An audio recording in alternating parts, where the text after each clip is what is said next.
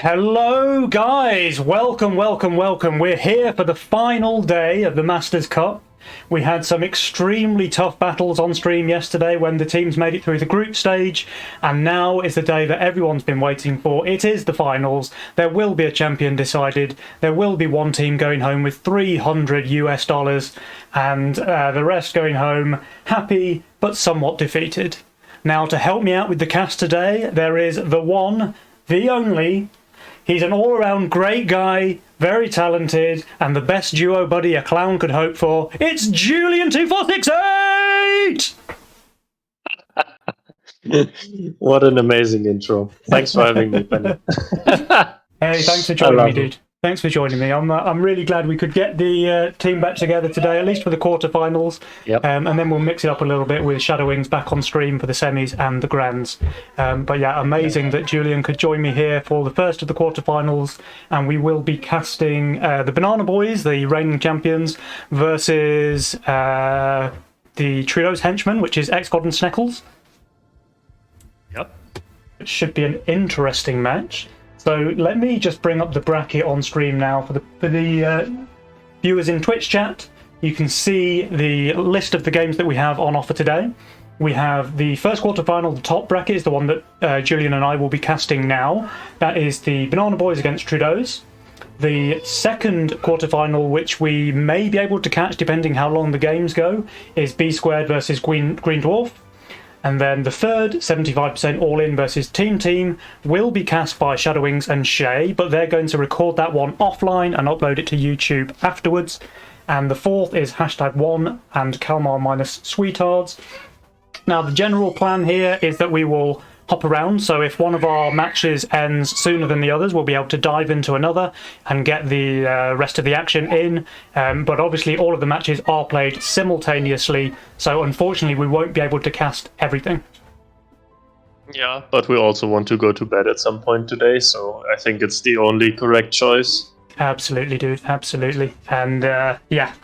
Yesterday's stream, I think, went on for about 5 hours, and this one has the possibility of going slightly longer, depending on whether all the games go to the maximum best of 3 or not. But yeah, we should be in for a hell of a day today. Like, all of these teams really are the best of the best. They proved that in the group stage, and it's going to be some really, really hard-fought matches today, I'm pretty sure. It'll be epic, and I'm happy to be a part of it. I mean, I can only cast the quarters, but it's gonna be a great series, I'm sure.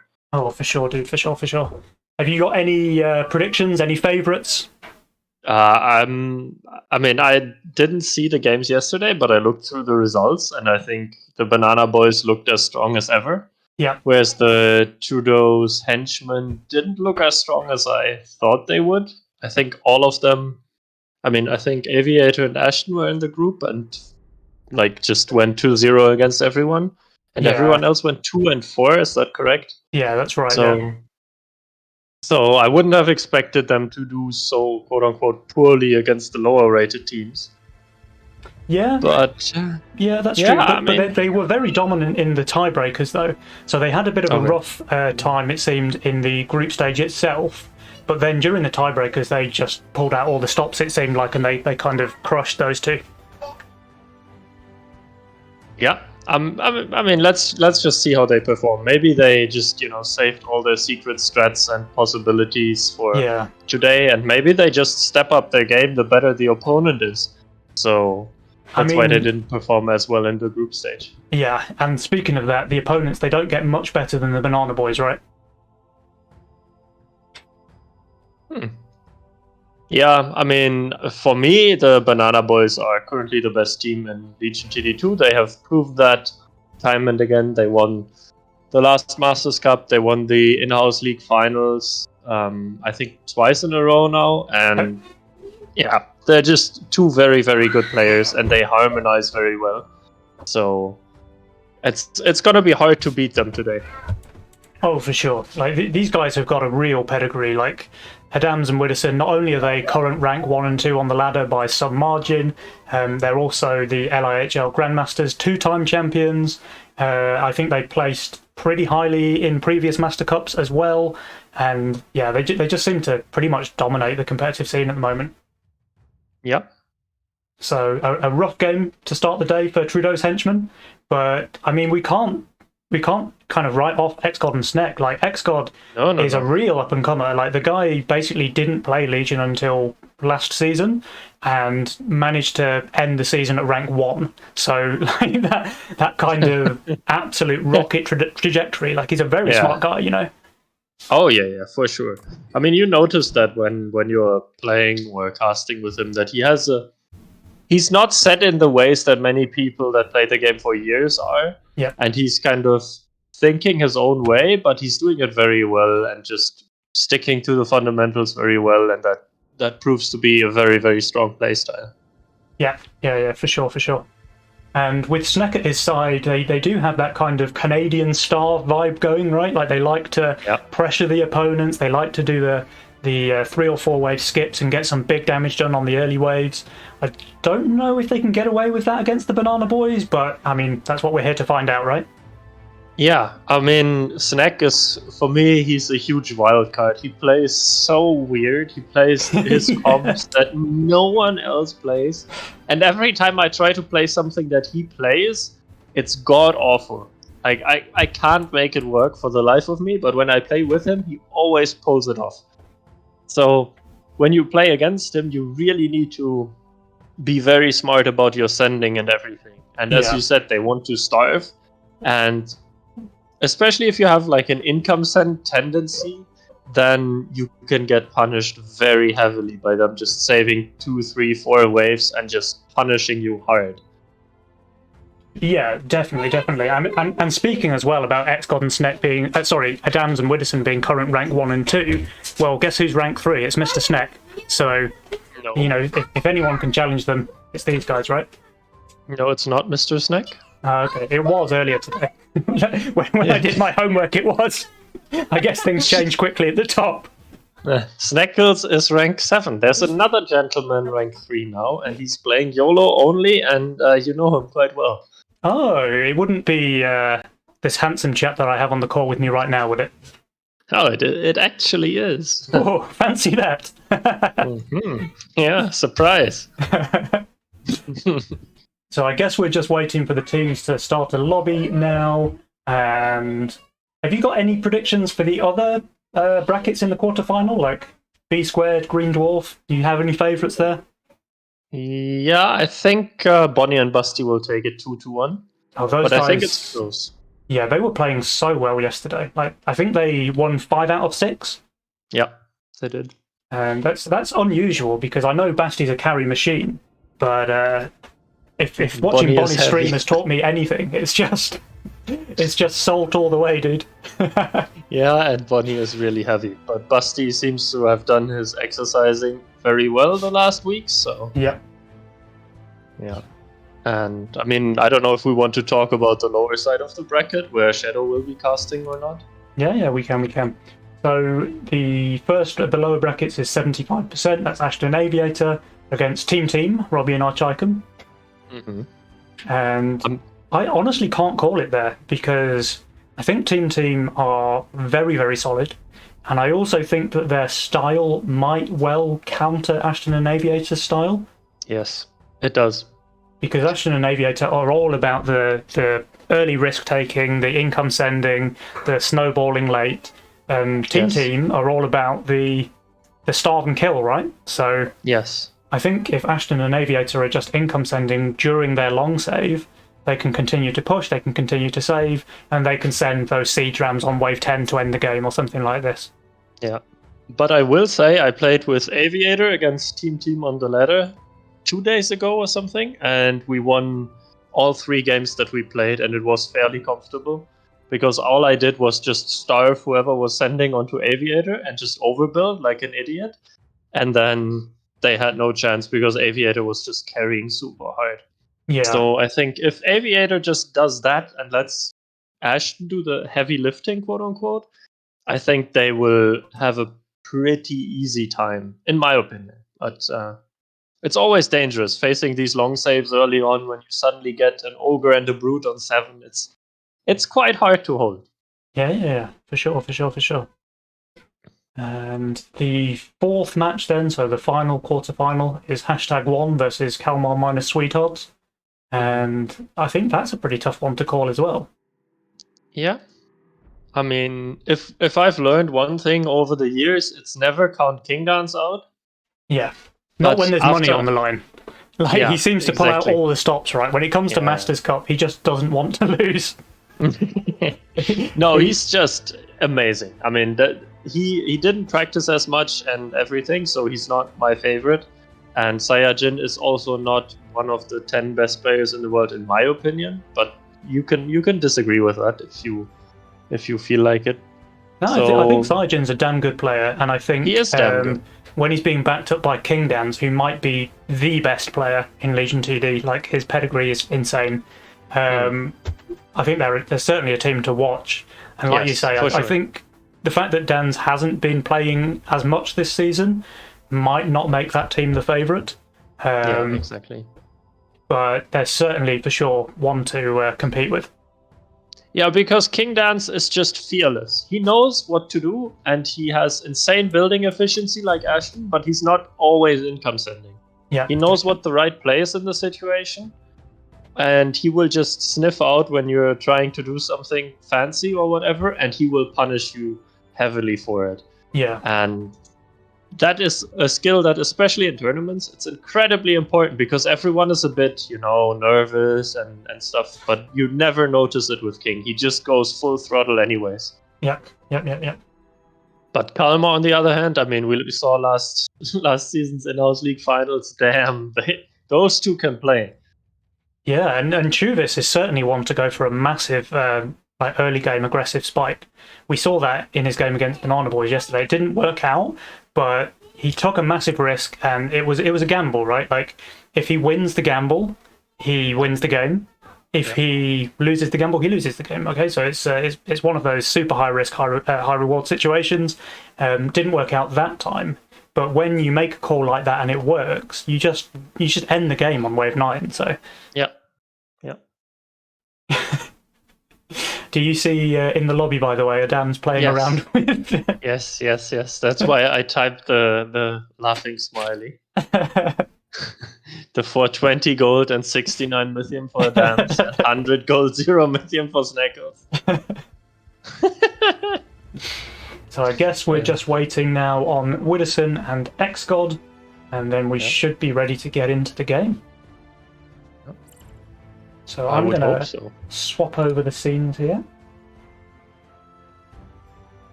And we can see my very handsome co-caster live on screen now for the first time. Wave to the Twitch chat. Hello. Yeah. And there's one person at least in the Twitch chat right now who will recognise what I'm wearing at the moment and the significance of it. Well, I won't ruin it for the rest of the chat. Okay, we have XGod here now. We're just waiting on Mr. Widders. I thought you Germans were meant to be all about the efficiency, dude. What is this timekeeping here? Yeah, I don't know. Widders is not the... I don't know if he's the most typical German, but... I mean, I can just jump in and play with Adams to make it a bit easier for him if Widders isn't showing up. So he has a good teammate for once. Yeah, I'm sure he'd appreciate that. I mean, you guys are the reigning Steenie Cup champions, is that right? Yes, that is correct. What an accolade, by the way. Yeah, man. Okay. Both members of Banana Boys are now here in the lobby, so we just need Adams to stop messing around with the starting gold, and we can get this show on the road. Yeah. That would be ideal if he stopped.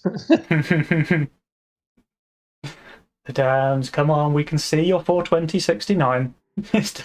It's very funny. Yeah, he's switched back to only 69 starting lithium. Okay. Okay. All right, I think our teams are ready.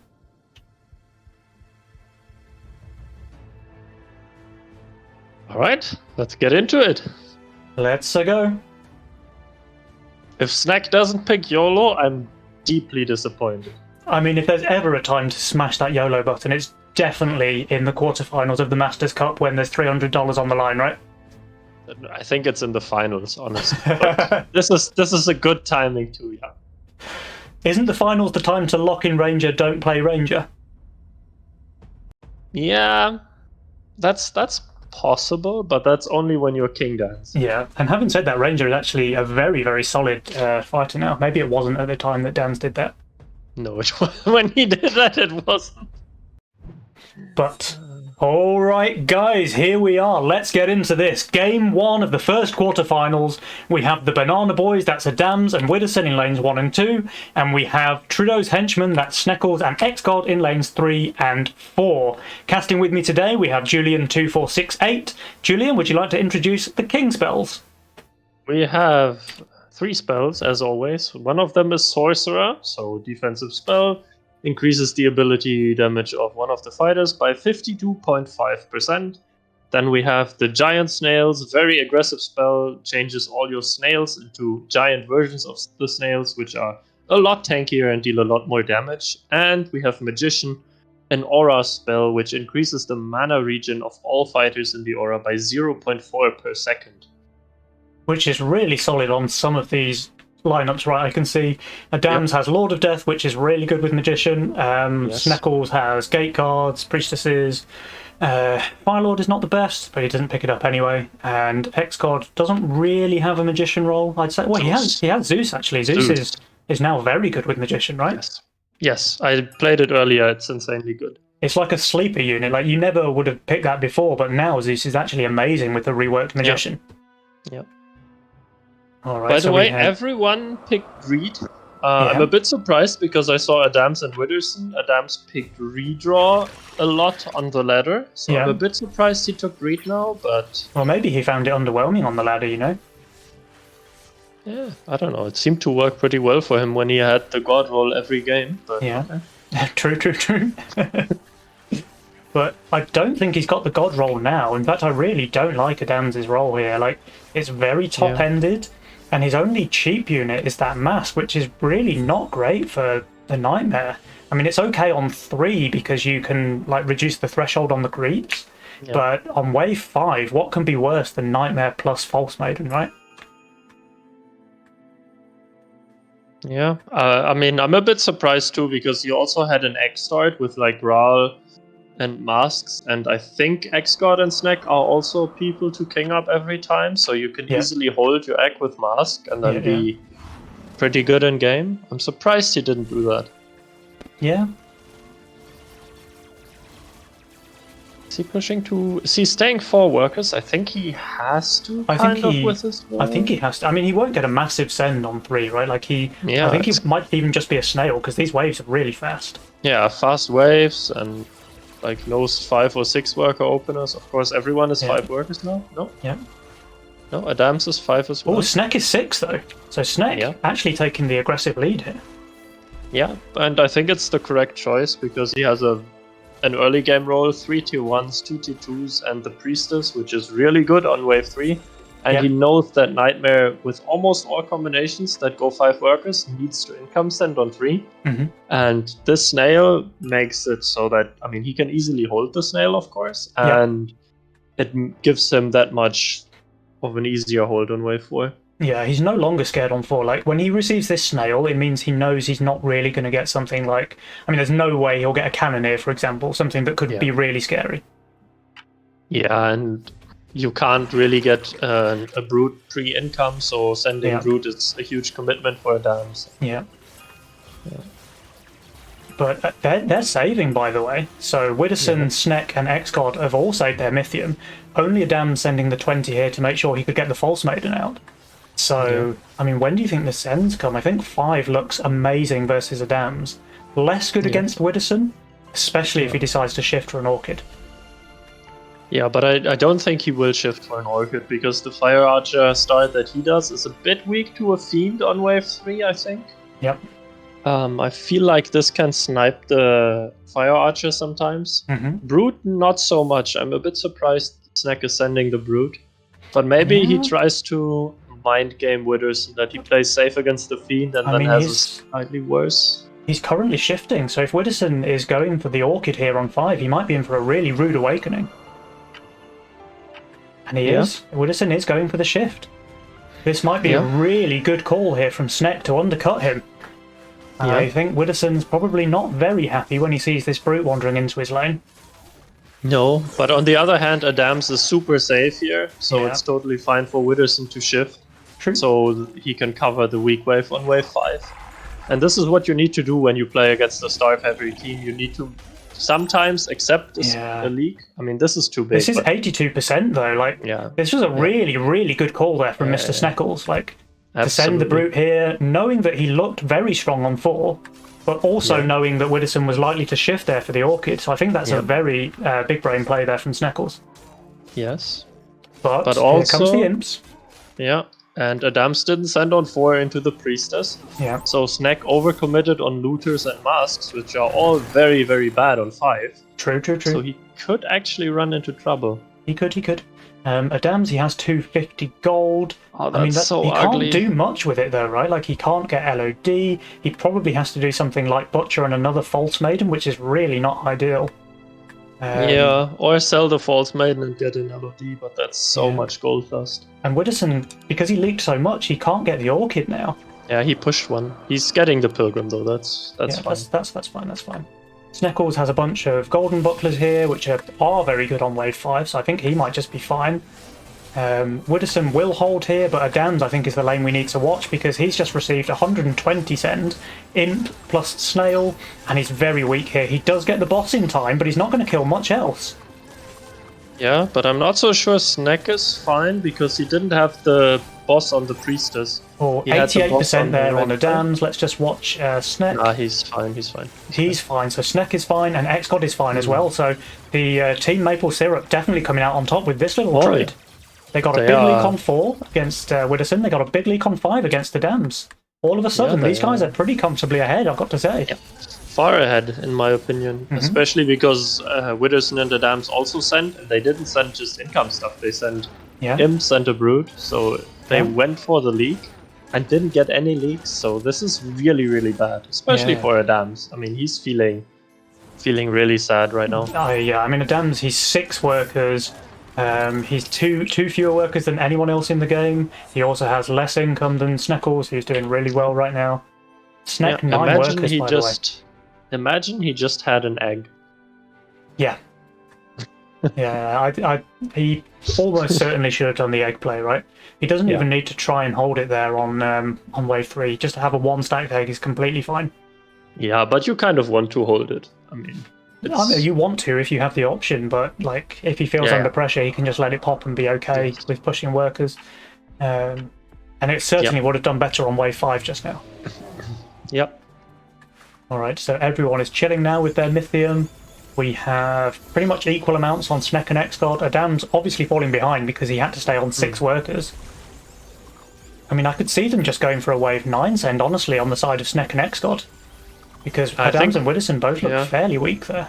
Widdowson shifted for a bunk here. He just didn't build anything, and he didn't get caught this time. Not this time. So he'll have bunk, which is good-ish, also on wave 8, and 6, 7, 8, 9. And he'll have the Chieftain for 9, so I don't think they are looking at a 9 send. No, they sent you. Oh, here come the Imps. It's wave 7. The pink boys are resurfacing. Okay. Yes. I mean, Widdowson, he does get the bunk, so he should be okay.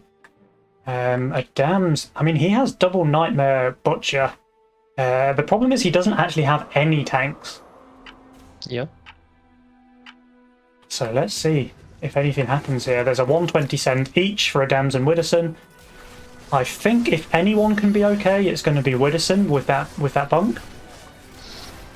Yeah, he should be alright with the healer, but the bunk is dying too early, I think. And here's Adams' problem. Like, Nightmare with lifesteal, usually fantastic on 7, but the fact that he has no tank value to speak of is just... I mean, it's not a big leak, but it is a leak. 55% there.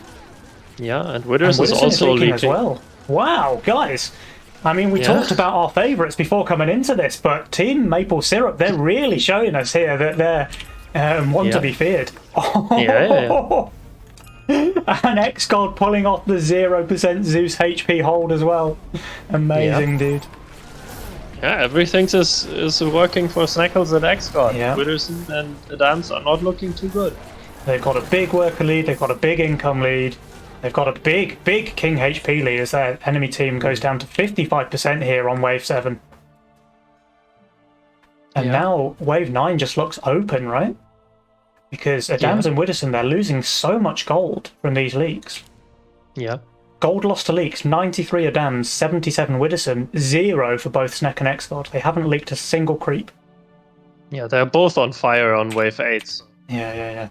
That's not what you want to see if you're in the Banana Boys camp. I mean, that's something for them, though. They can try and claim a shutdown, but yes, you never want to be seeing the enemy team on fire Wave 8. It just shows that you're really far behind. Yes. Snek shifted for his Azaria, which he should get if he income sends, I guess. Even though it's pretty close, his income is very low, and I think he only had 90 gold, and I think that's not enough. Well, I think they want to send on 9 anyway, right? So yeah, but even though, I mean, he's at 290 gold right now, the Drake puts him at 326. Yeah, he does send. Yeah, he sent the mole, so he needs to sell a lot of tier 1s if he wants the Azaria. I mean, he has plenty of those. He can sell these, like they're completely dead value on 9. There's no value lost if he sells that. Yeah, there you go. Yeah. When the Dam's going Mole Hermit, I don't think I like that against an Azaria, but I haven't seen it. So Adams goes for his head chef here, which is obviously a very good unit on Wave 9. I almost wish that X-God had sent the Imps again instead of the Mole, honestly. Yes, Mole is a mistake in my opinion, because you expect the head chef. And same here, I think Mole Hermit is not what you want to send. I think you want to go for more damage. Yeah. Because you need to get through the heal of the Azaria. Yeah, and also the fact that he sends here on Wave 9 takes a lot of pressure off Snek on Wave 10, and Snek had absolutely 0 chance of holding Wave 10. In fact, I'm pretty sure he has 0 chance of holding Wave 10, even to no send, so... Yep. But he's doing just fine here, so that's a hold from Snek, that's a hold from X-God. But it is also a hold, it looks like, at least from Witherson, and I think Adams is also fine. Yeah. He is, right? Yeah, he's fine. The head chef is too strong, I think. This is some much-needed respite, then, for Adams and Witherson, because if they'd leak again here on 9, you can pretty much just call the game over. Yeah, but you also really needed the shutdown, at least on Snek. Yeah. And I think with Mimic DT, he gets him, and he gets the shutdown. And, I mean, you can see Adams falling further and further behind in power score. He has no income, he has no workers, he went for the break and it didn't work. So he's feeling... I mean, his game is just so sad. I think he wants to forfeit the game. Maybe he should have started with 420 gold and 69 myth. The 420-69 definitely would have helped Adams out in this one. Yeah. But they're just gaining more and more power score. Look at that, there's a 400 power score gap between Snek and Adams. I can't remember the last time I saw Adams so far behind in a tournament match. Yeah, it's been a long time, certainly. Alright, let's see. Everyone is doing okay here. I still think that Snek might be feeding the shutdown here against no send because he's so weak. Yeah, might be. It looks like it, right? It's close. It is close. If Azaria gets off one more heal, he can hold. Oh! That was... It couldn't have been any closer. Oh, man. If everything goes against Withers and Adams, like, this just... If this happens, you know you lost the game. Yeah. Everything has been going against you. You got... Every time you got the send on the wave you were shifting or you weren't prepared for, you got the send you didn't expect or something. And then this happens, and then you just know, okay, yeah, this one. this one wasn't to be. This was. It's not our game. Yeah.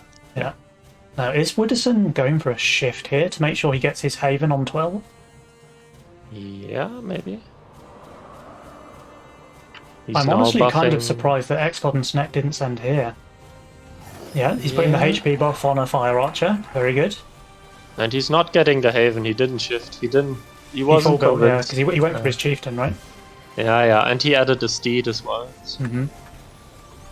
Alright, so it looks like there won't be any leaks here. The dams, though, look at that value. 1495 value, 9 workers, wave 11. He really is on the struggle bus, dude. Yep. I mean, he's nearly leaking here to no cent. I think if XGod had just gone for Snails here on 11, he would have leaked most of the wave. Yes, he would have. But it's also a case of XGod and Snack know that their weak wave is 12. Yeah. So they don't want to cause a long wave 11. It doesn't matter what they do. They are far ahead. They know it. So they want to make sure that they don't get like a 400 all-in play on wave 12. Yeah, and just give the game away when they're so far ahead, yeah. Yep, damn right. I mean, they're still looking fairly vulnerable here, honestly. XGod has... like the canopy is terrible here. He's got the 2 coilers, which are very good, but he just doesn't have much tank line to protect them, so I can certainly see XGod leaking. Sneck's doing a little better, I would say. Yeah, he should be fine-ish. He should be fine. Witterson does not get the Haven. Did sell the Fire Archer. He sold the Fire Archer, yep, so he did get the buff on the Banana Bunk for now. Adams, he got his Doppelganger out, but it's not enough. There's a big leak there on Adams. It's just not enough. He just has no tanks. That's most of the way. There's 110% leak there from Adams, and Witterson is leaking as well. Yeah, that's XGod feeds the shutdown, but this is just game over here on 12. Yep, GG. The GG, the FF comes out from Witterson, and there it is, defeat. Well played, Trudeau's henchman, Sneckles and XGod. Man, that is a surprise upset, I'm going to say, from those guys. Absolutely, and they did it very well, and I think Witterson, Adamus is like really regretting not picking redraw. Yeah. Because, I mean, Nightmare with Mask as tier 1 is just terrible. It's really bad. Yeah, but not only that, he didn't have any units between the Mask and the Groll. So he didn't have any tier 2, any tier 3, just something, you know, like something solid that you can place that's going to tank some damage, keep your Nightmares alive, and that you can actually play, like on wave 5. He just didn't have anything. And that really bit him here, as you can see. The wave 5, 88% leak, while staying 5 workers, 525 value. Like, his game is just rough as soon as that happens. Yeah. Then the re-leaks on 7. Yeah. Go ahead. Yeah, I mean, Witterson did start with this weird Fire Archer build that he loves so much, but he also had Bone Crusher Aqua start, which I like a lot, honestly. I mean, of course, it's weaker to Hermit, but still, if you have Bone Crusher and Fire Aqua for wave 5, you're kind of fine, especially with an Infiltrator. And then 6, Adams can cover. 7 and 8 both are okay-ish, especially with the bunk, Withers can hold there. So I would have liked to see that more, because you don't have to go for such a big shift on wave 4 or something. Yeah. You can play that build very safely instead of just having to, I don't know, YOLO it on wave 4. Yeah. And that wave 4 was a massive turning point as well, because Witterson's game was going okay until then. But Sneck, he caught him shifting. Like, he knew that Witterson was going to shift for an Orchid, and the 80 send there causing an 82% leak is just... That can't happen for Witterson. That just ruins his game, right? Yeah. That hurts so much, because he can't push. I mean, he still pushed one. Yeah. But it gives XGod the freehold, and it ruins his Orchid, and then he has a compromised build for the rest of his game, and it's just really, really sad. It's real sad, dude. Real sad. But really well played there from Sneck and XGod. Very good decision making, I think. Very good decision making. I'm impressed. I'm really impressed. Yeah. Anyway, hopefully the next lobby is up. There's the wave 12 victory. Solid there from Sneck and XGod. Yeah. Yes. Very impressive. But I'm very disappointed because Snack did YOLO. Yeah? I think maybe he does now? Yeah, or do you think they have a sniff of victory and they just don't want to compromise?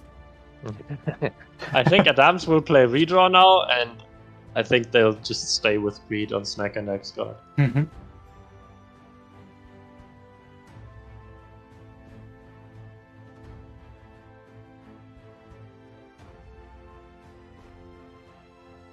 Yeah, I certainly wouldn't be surprised to see Adams go into a redraw, because he can't afford to have another role like that this game. And I don't understand. Well. You don't often see greed rolls that bad. Yeah, but I also don't. I mean, I don't understand why he didn't go egg. and I don't understand why he's not picking redraw. I mean, he knows, like, he feels like him and Withers are clearly the favorites. So, and they have practiced it with redraw, right? It worked very well on the ladder. I really don't understand why he's picking greed and taking this many risks. Just play it safe. Just stick to your game plan. Take the wins. Get yourself through to the final. Yeah, and especially, like, you want to start off a best of 3, and especially you want to start off the day with a good feeling.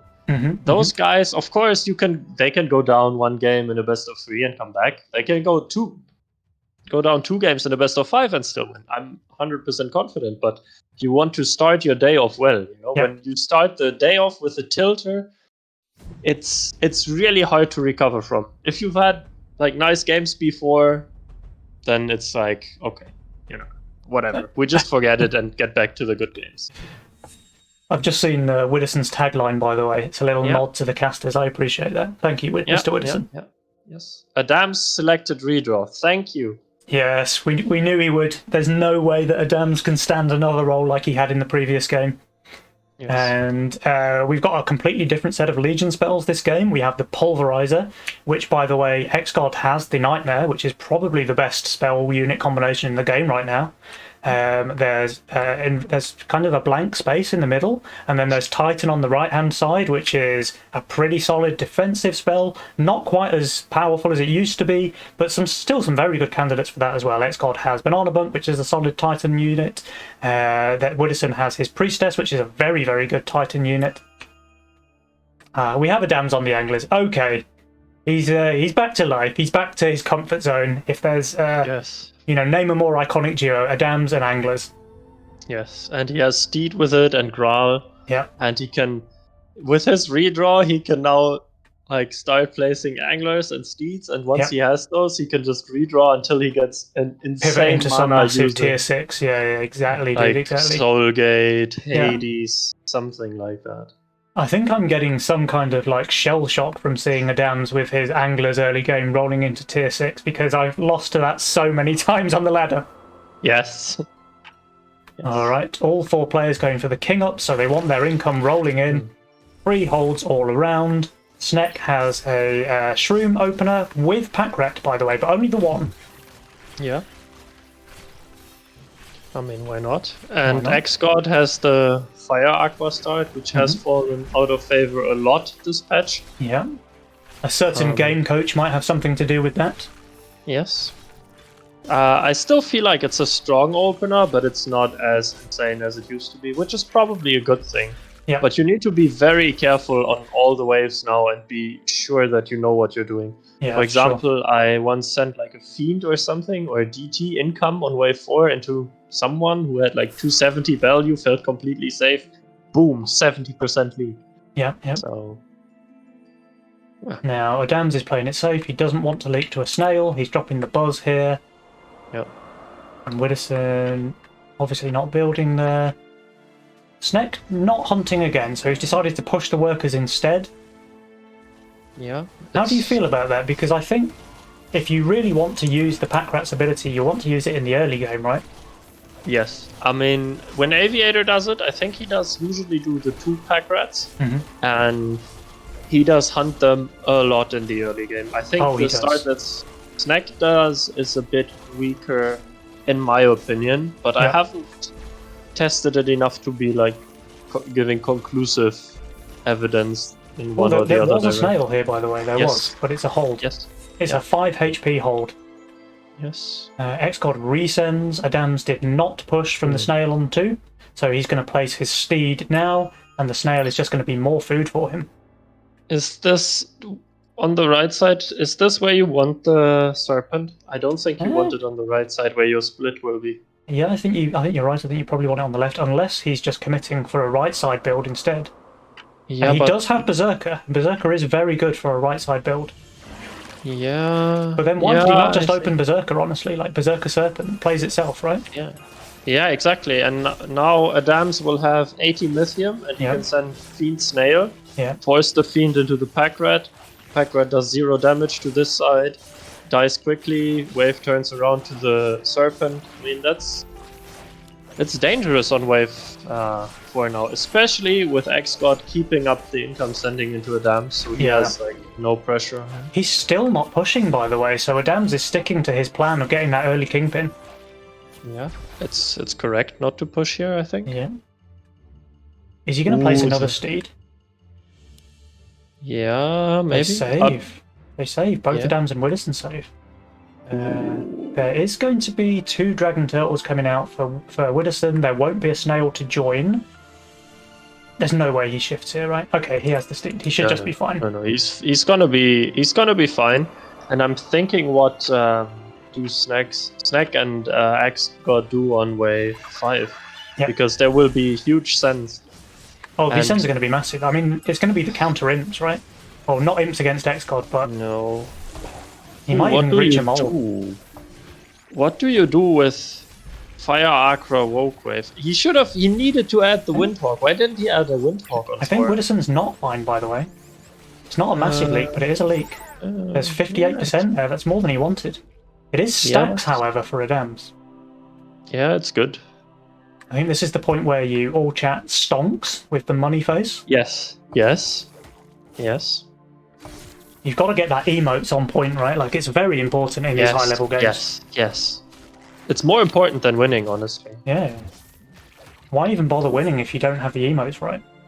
Is Widow skipping income for a mole to ruin X-God? I think he is, yes. They're pretty mad about losing the last game, and they just want to crush these guys early now. There's his 120. He hasn't sent yet. He might just go 6, you know? That's a mistake if he does. He should definitely go here with Adams. Who is sending imps, by the way, in a lot of natural armor of the infiltrators, shroom, and rats. Yes. Which all have natural armor, as we well know. So, I mean, they have insane DPS, though, and they do deal 100% damage against the swift armor, at least. Widow didn't send... I mean... He went Mudman and Hardened, so he's gonna be leaking everything on next wave to the mole that is gonna be coming out. It can be mole and brute as well, right? Like X-God is in a world of hurt next wave. Yeah, but I still think it's a mistake to not go for the king damage. But okay, that's okay. You can make a point for why this is. No, that's so unlucky. He leaks both imps on like 10% HP. That really sucks for Snack. And Adams is already counting the looters and saving up for a mimic. 100% is counting them and making like a list. How many last hits will Oh, talking of mimics, dude. Talking of mimics. I mean, it's... I don't like it, actually. I think Mole and Brute is just straight up better against what I think so too. Against what X-God has. Especially if he goes for another Hardened Mudman here. Yeah. Which he does. Or even Mole and something to tank. Yeah. Like a Fiend even. It sounds stupid, but then the Aquas can't kill the wave without their bounces. But this Mimic's just going to go and chew on a hardened column for a while. Yeah. So he will at least be able to kill some things. Yeah, I think he'll be clearing a lot of the wave, honestly. And he's going to get a big leak, right, because of the Mimic. But there just won't be king damage because Snack's going to cover. So X-God covered the previous wave, and now Snack covers this wave. But you know why the Mimic is good? Because Snack has a million looters. He does have a million rats, yeah. So it can go mid, and it can snack on all of these little rats. So that's good. Witherson shifted here with a Priestess... Oh no, I think he can get his area if he wants to, right? Yeah. He can definitely get it. Look at all these tasty +3s here. Three. Most valuable Mimic, dude. And you get oh no, but that is a lot of gold there for Widdowson. But here come the friends on 7, so the counterplay from Snack and X-God. Widdowson will get his area. Don't do it. Don't do it. Just get your bunk. Get your bunk and do something else. Adams has his Kingpin, but it's not highly enough stacked. So I think the brutes here it's a shame X-God doesn't get the third, because a third brute would for sure make a pretty big leak. I'm not sure whether 2 will be enough. Oh, Withers. Yeah, let's see. Is this enough? Azaria is so weak on 7 now, and it's tanking so little. Yeah. I mean, the Steed's just going to die in seconds, and then both of those brutes are going to sit on top of the Azaria and reduce her DPS massively. I am so worried for him. Yeah, I think this might be a fairly big leak. If he gets lucky and snipes out a brute, he might do okay. Yeah, but they are full HP, so he can't. Yeah. They are full HP, and there's enough. How's the Dam's doing? His Kingpin's getting low. There's still one brute alive. Azaria, oh, it didn't quite get the heal, and the Dam's is leaking too. 62, 57%, 12 creeps going to the king, 3 full HP brutes. This is going to be big, big damage, dude. Big damage. Why you don't go Azaria, but you go Bunk. He also had such ugly gold. He had 60 gold, and what does he do with 60 gold? He then ended up placing one poly and shift 47 gold. If he just extends his split with the polys, if he just commits, he holds. Yeah. And that mistake is costing them 50% of their king's HP.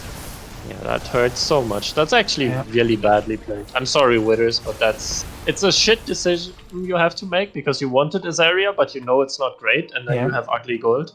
But it hurts. It's really hurts. It really hurts. And now the guys are looking fairly vulnerable on, say, 9 or 10 maybe. Actually, Adams is solid on both, but Widdowson for sure looks weak there. And maybe with a big enough send, XCOD can make something happen there against Adams. Yeah. I mean, and I think Adams is probably looking at a wave 9 send now. But I'm not sure Witherson wants to join because like there are 2 Mudmen, there's an Antler, and XCOD has a lot of value. Snack also has 1 million value. He's 6 workers, by the way. He was 6 workers the entire game and gets what was it, 70% leak on Witherson on last He has wave? been using his pack rat for Mythium at least, so his 6 workers is a little bit misleading, but not that misleading. True. And Adams, he now pushes up to 10. He has 220 in the bank. He sends the Mimic, so he wants those little tasty rats. That's a good send. Very good send. That Mimic is going to generate a ton of gold. I'm not so sure about the Fiend, because the Fiend goes right. I think I would have preferred a Brute to go left and kill the Canopy. And force the Mimic into the split.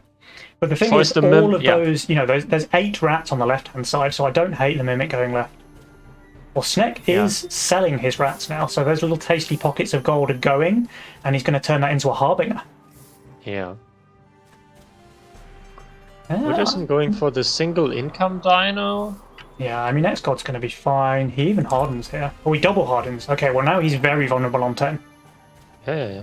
Alright, so let's see how Sneck deals with this. He's very high value, but it is a 260 Mythium send. And that Mimic is killing the Canopy very quickly, +6 already. It doesn't get the one there. The Harbinger now tanking. Does it summon again? It does summon, I think. Yes, it does. That's pretty clutch. Yeah, that makes a big difference. Yeah. He's still leaking heavily. Yeah, I mean, but it's a leak of a Mimic plus 1 or 2 creeps. It's not that bad. It's definitely not that bad. Adams needed to get more done than this. And again, it's 0 king damage because they don't send together. Yeah.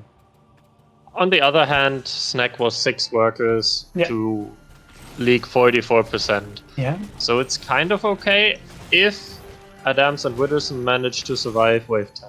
Yeah, I mean, XCOD is very, very vulnerable on wave 10. But Snack can cover because he has the decoilers.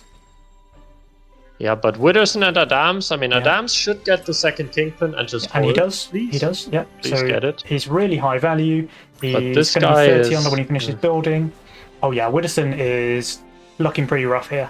He can add another alpha male, and I think he definitely should. Halo, I think he's gonna go Halo and add a work, because if he doesn't, then the boss won't go left. That's a fine play as well. Yeah. That's a fine play as well. So Sneck will have a Dragon Turtle before income ends. Yeah. He sent a Lizard instead. I'm pretty sure you want a Dragon Turtle there. No, I think you don't, because maybe not, because it allows them to focus the pack leader. Exactly. Yeah. Then you get the retargeting stuff. The Ogre is not taking focus over here, but Adams, I think he's just completely fine with his double Kingpin. Witherson, Is he holding? Is he just holding? I think he's just holding. He's just holding. That's clutch. That's clutch. Super clutch.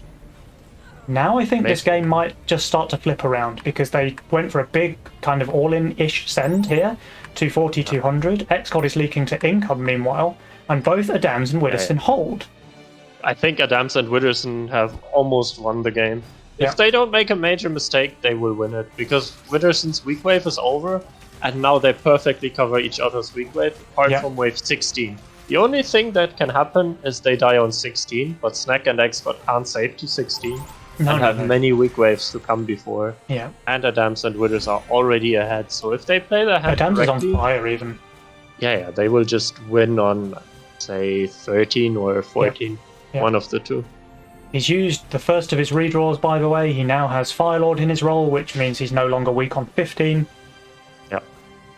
And he's also good on 16 because he has Steeds and Firelord, so Phoenix with Steeds is an insane tank on 16. Oh, yeah, You can't imagine how long a Phoenix with full mana tanks on 16. It's ridiculous. Oh, yeah. Oh, yeah. And Adams is taking the Pulverizer, which is a fantastic spell on top of the Kingpin. Snack and Xcod, they both take Titan.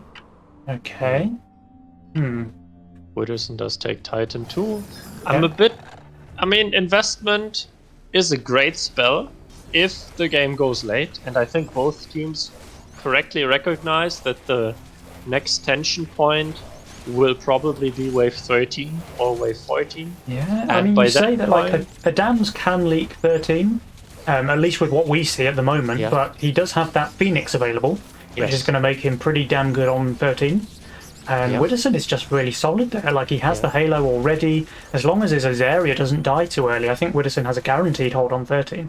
Yeah. But I think Snack and Xcod, especially Xcod, is weak on 13. Yep. Snack isn't looking too great. So both Adams and Widdowson will be looking at a wave 13 send to kill, and Snack and Xcod will probably look at Income King there to cover their weak wave there. This is why I'm saying 13 is the next quote-unquote focal point, and by that point, investment hasn't paid off, so I think everyone is taking the other spells to have more pressure or a bigger chance of survival there.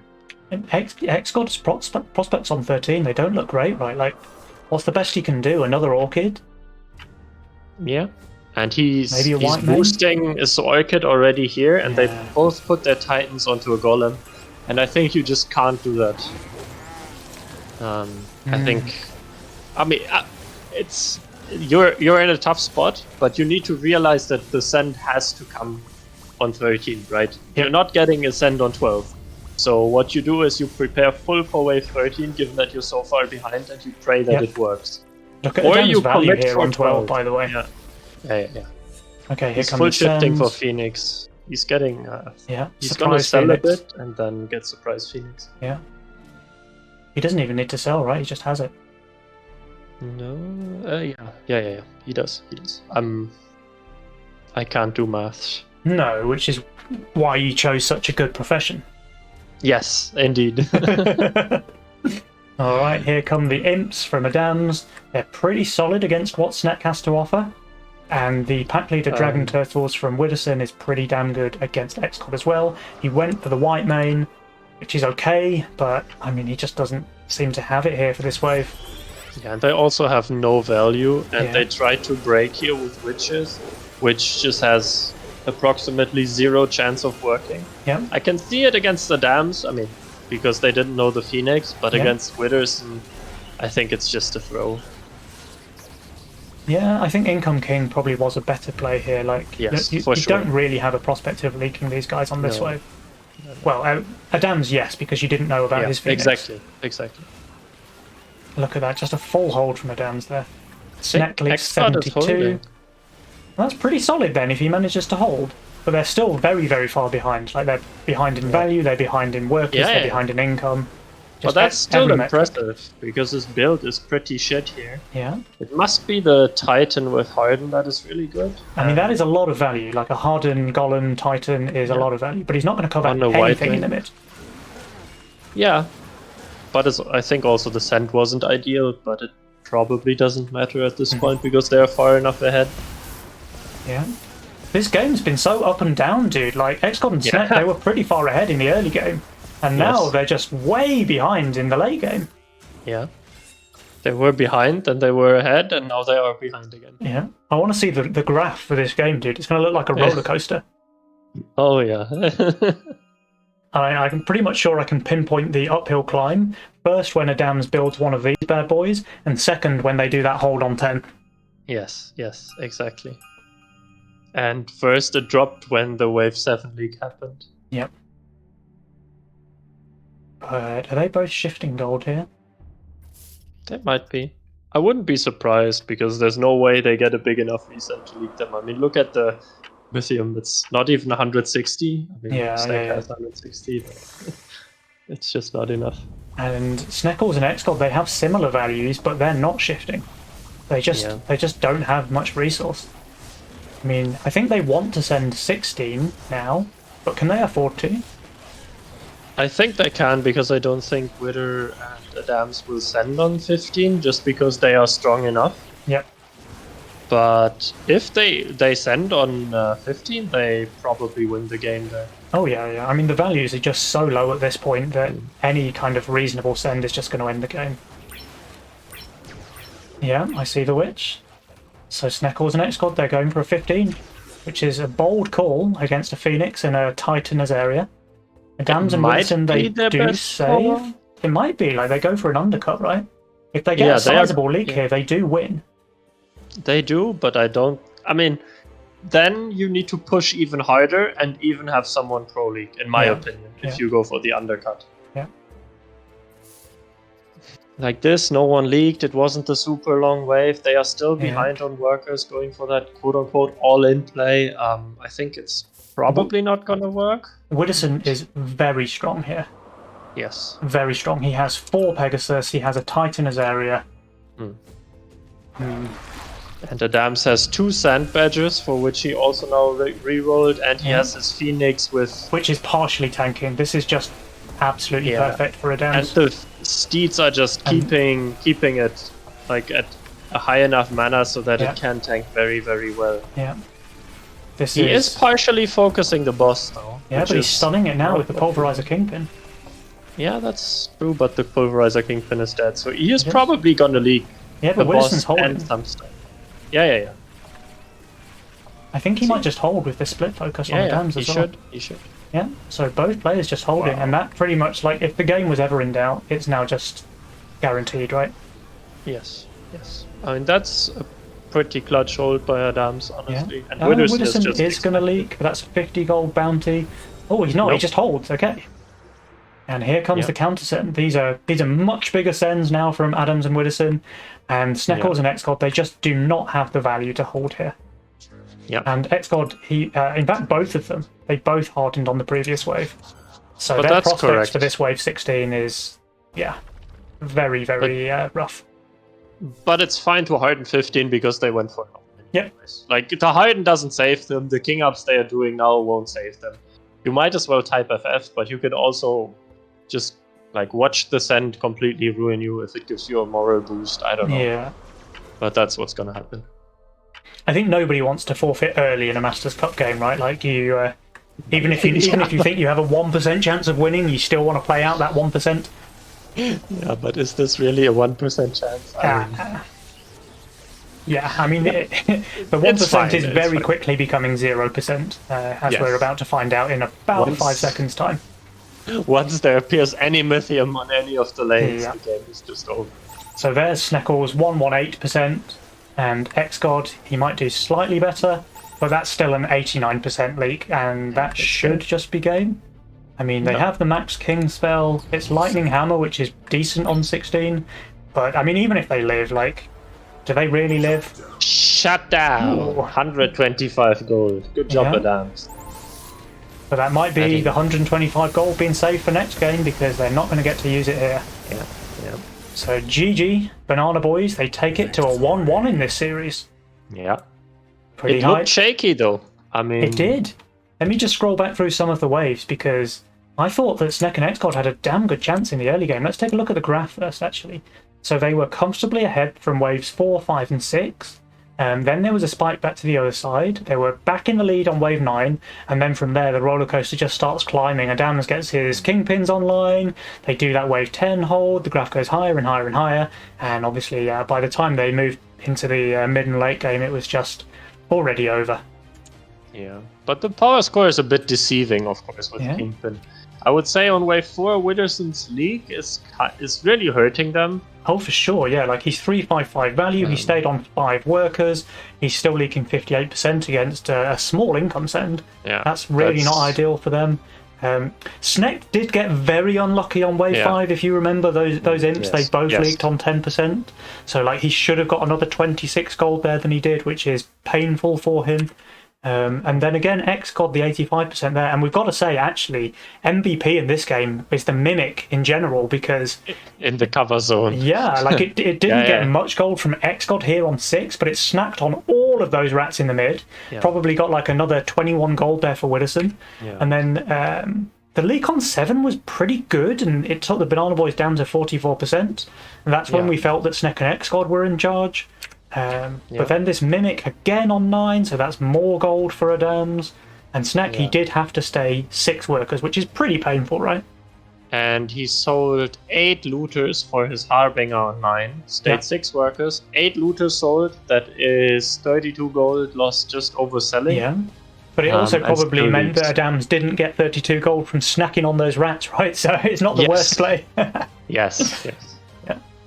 Yeah, and the 10 hold obviously is just really clutch, because it's the last wave where Withers and Adams could both leak, or at least Withers can really leak, and then afterwards it's just smooth sailing till the end of the game. Yeah. Like the fact that they both hold there as well. Like if they'd got a leak on Widdowson, then maybe things are different, but the fact that both of them hold here is just absolutely crushing for Sneckles and X-God, I think.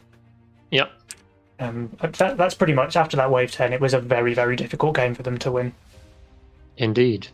And they didn't. X got a nice hold on 13, but it just wasn't enough. Anyway, let's see if the third lobby is ready. Yes, it is. It is. Lovely, lovely.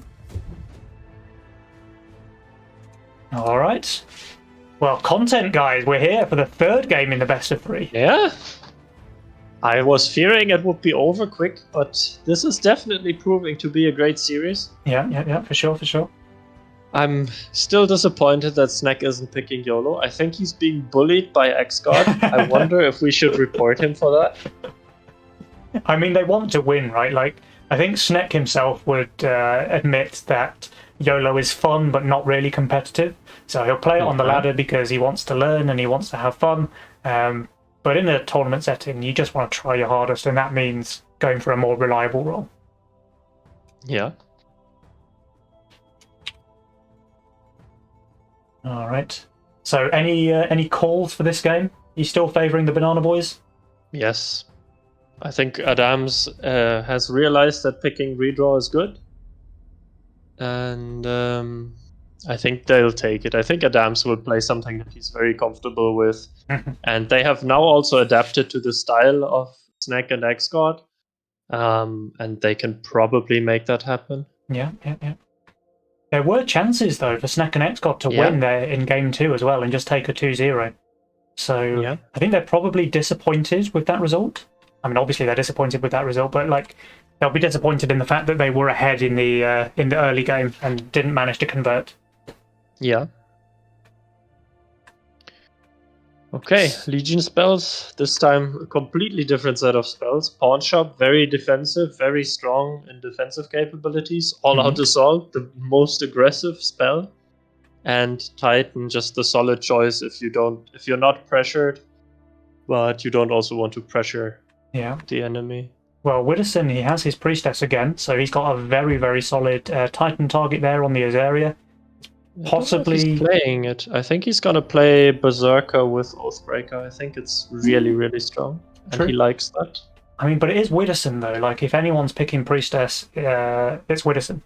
It's Yog. Oh, well, Yog as well. Like, Yog is obviously a one-trick poter.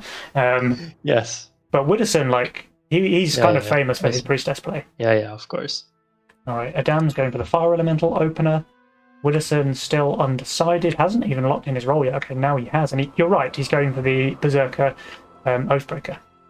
And we have an egg on Snack. We have an egg. We have an egg, ladies and gentlemen. We have a snail fire elemental. And now you wish you picked effing YOLO, because now he's gonna be stuck at 49 gold for being a massive pussy X-God. That's what you get. That's what you get. Very true, very true. Alright, and the king up on X-God there is nice, especially while Adams is doing a slow-ish opener with the fire elemental. Like, he won't be able to really send... he certainly can't send 80 on free. He might still be able to reach 60. If he goes 6 workers, he probably can. But with redraw, you have a bit of ugly breakpoints. So if you go 6 workers, you can't afford fire elemental and a small aqua. Yeah. But the good thing is that Snack has nothing to really hold an egg. No, he doesn't. He doesn't have anything to hold the egg. I'm kind of surprised he doesn't build here, honestly, with those harpies in his role. Yeah, I think he doesn't want to show it. I think he wants to pretend it's just a normal egg. Yeah. And they are kind of lucky that Witherson has a Berserker, and unlucky that he has a Berserker, because Berserker makes super slow rounds and gives Adams like the easiest 60 send on wave 3 that he ever had, probably. Yeah, but he also can't push to 6 workers. Yes, exactly. Especially not with Ranger and Chain Fist. No. He definitely has to say 5, otherwise he will just leak wave 3 to a no send, and certainly to a snail. Push! Yeah, X-God is 6 workers! I think Snack should be pushing. I think Snack should definitely be pushing. No, Withers is gonna send like Lizard or DT. Yeah, DT is probably better. But neither of them can get the rest of the send out. It will only be a 40. No, he can. He can. Oh, okay, yeah, Adams did push the 6th worker. Yeah. So he will get there just in time, right? Yeah, and I think he's only getting the snail by X-God, I think, unless he wants to go Lizard after the income. And the snail from Adams is going to push the Dragon Tail into these gargoyles. Yeah, snail, come on. Yes, good job. There it is. No, it doesn't push it over. I think can leak to a Dragon Tail, right? Yeah, but the DT did not go into the gargoyles. Okay. So the Harpy is killing that, right? Yeah, it is. Yeah. The gargoyles are tanking very nicely from Mr. Snackles. Very nicely. Ooh, this is so risky. I don't know. Oh, this is close. Well, X-God holds. X-God holds, yeah. Snackles, I'm not sure. I think he's fine. He is fine, right? Fine? Yeah, he holds. Is he fine? He holds.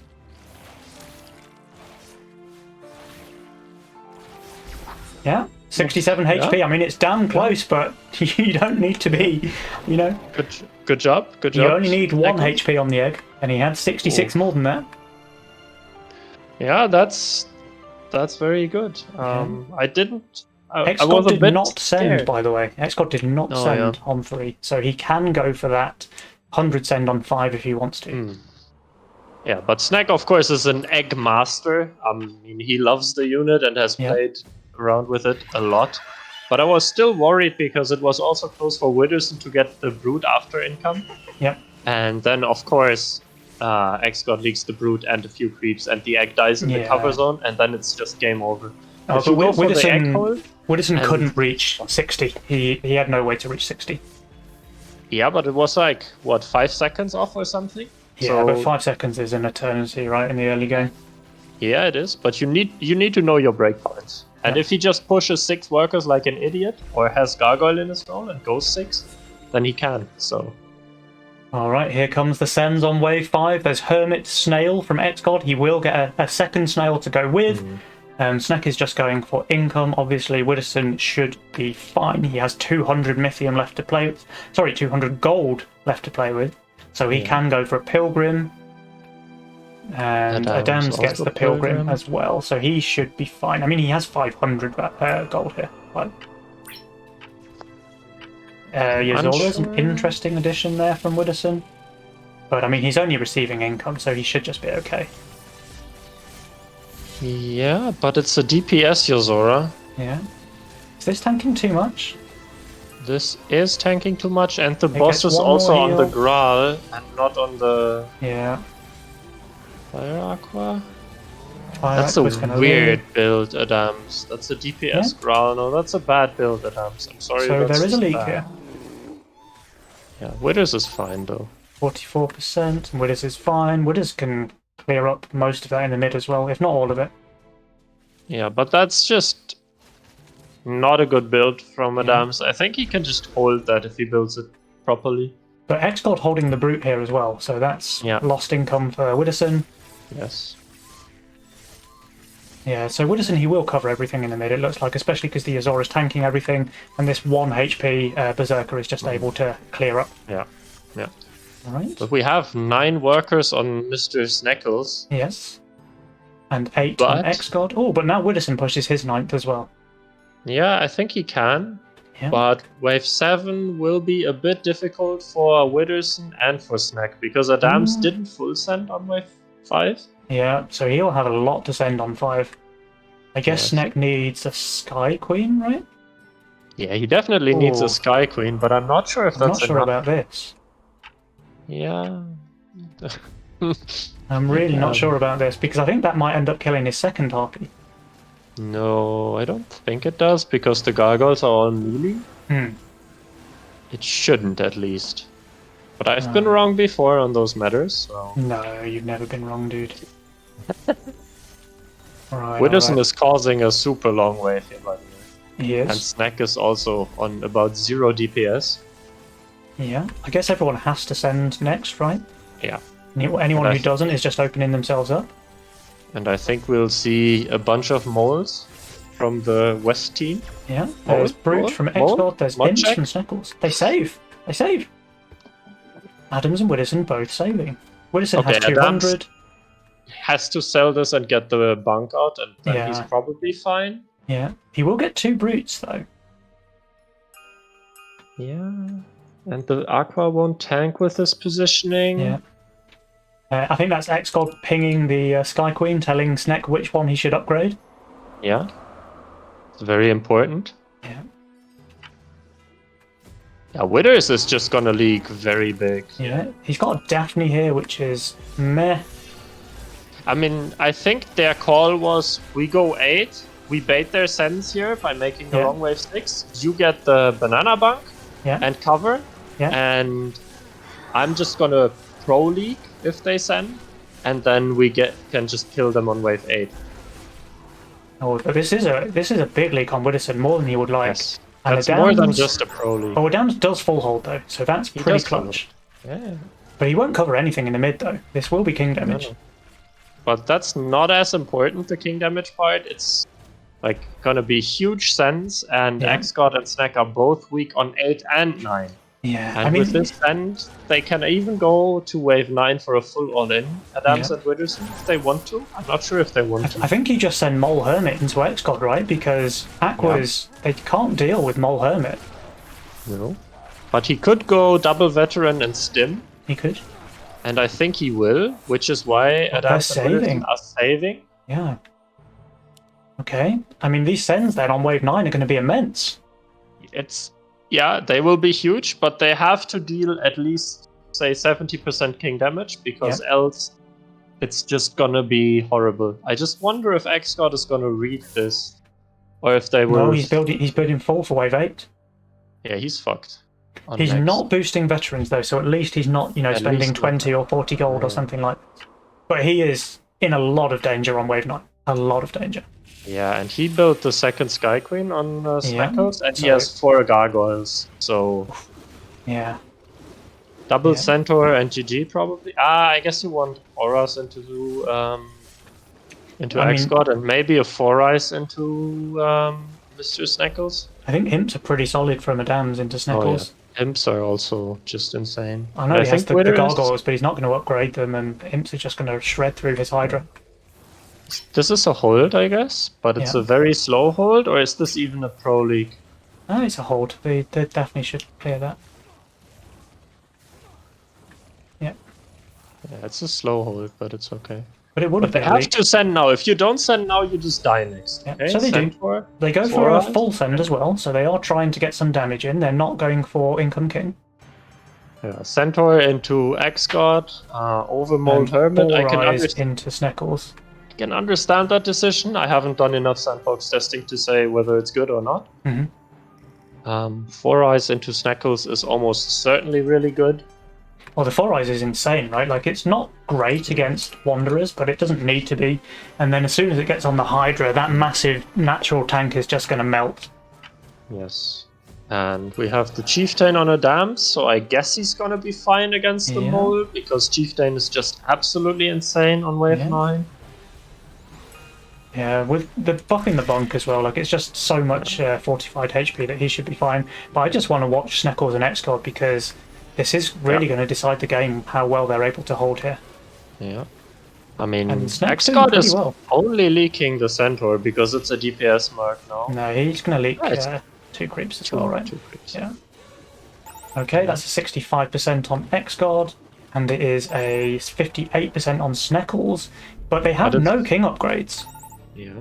But it's also 50% on Withers. Mm-hmm. That will be king damage because the dams won't hold all of that. I don't think that's enough. I don't think that's enough for the long save and the leaks. But this is a lot of king damage. Like, this is a full HP 4 eyes and Centaur versus an unupgraded king. Yeah, this is like 70% insane amounts of damage. Yeah. I guess it's only 50%. But... Yeah. 54. Down to 46, 68 on the left-hand side. Sneck on the worker lead. But the Banana Boys, they do have the income going for them. They do have a small income lead, but they are far behind on value. Yeah. And I'm not sure if the sends were correct. I think against X-God, Auras would have been better. But of course, it's really hard to make that call. If it was the old Centaur, this would have been probably a lethal agenda to send the Centaur. But... Yeah. But new Centaur, especially when he had so much fortified and natural HP. Yeah, and so much AoE clear. Yeah. But the both members of Maple Syrup, they're on top of the power score now after that wave. Definitely. I mean, that wasn't worth it money-wise. It was kind of close, but not quite worth it. And now the question is, what are we looking at? I think X-God is going to leak to the no send here because he's playing Aquas, right?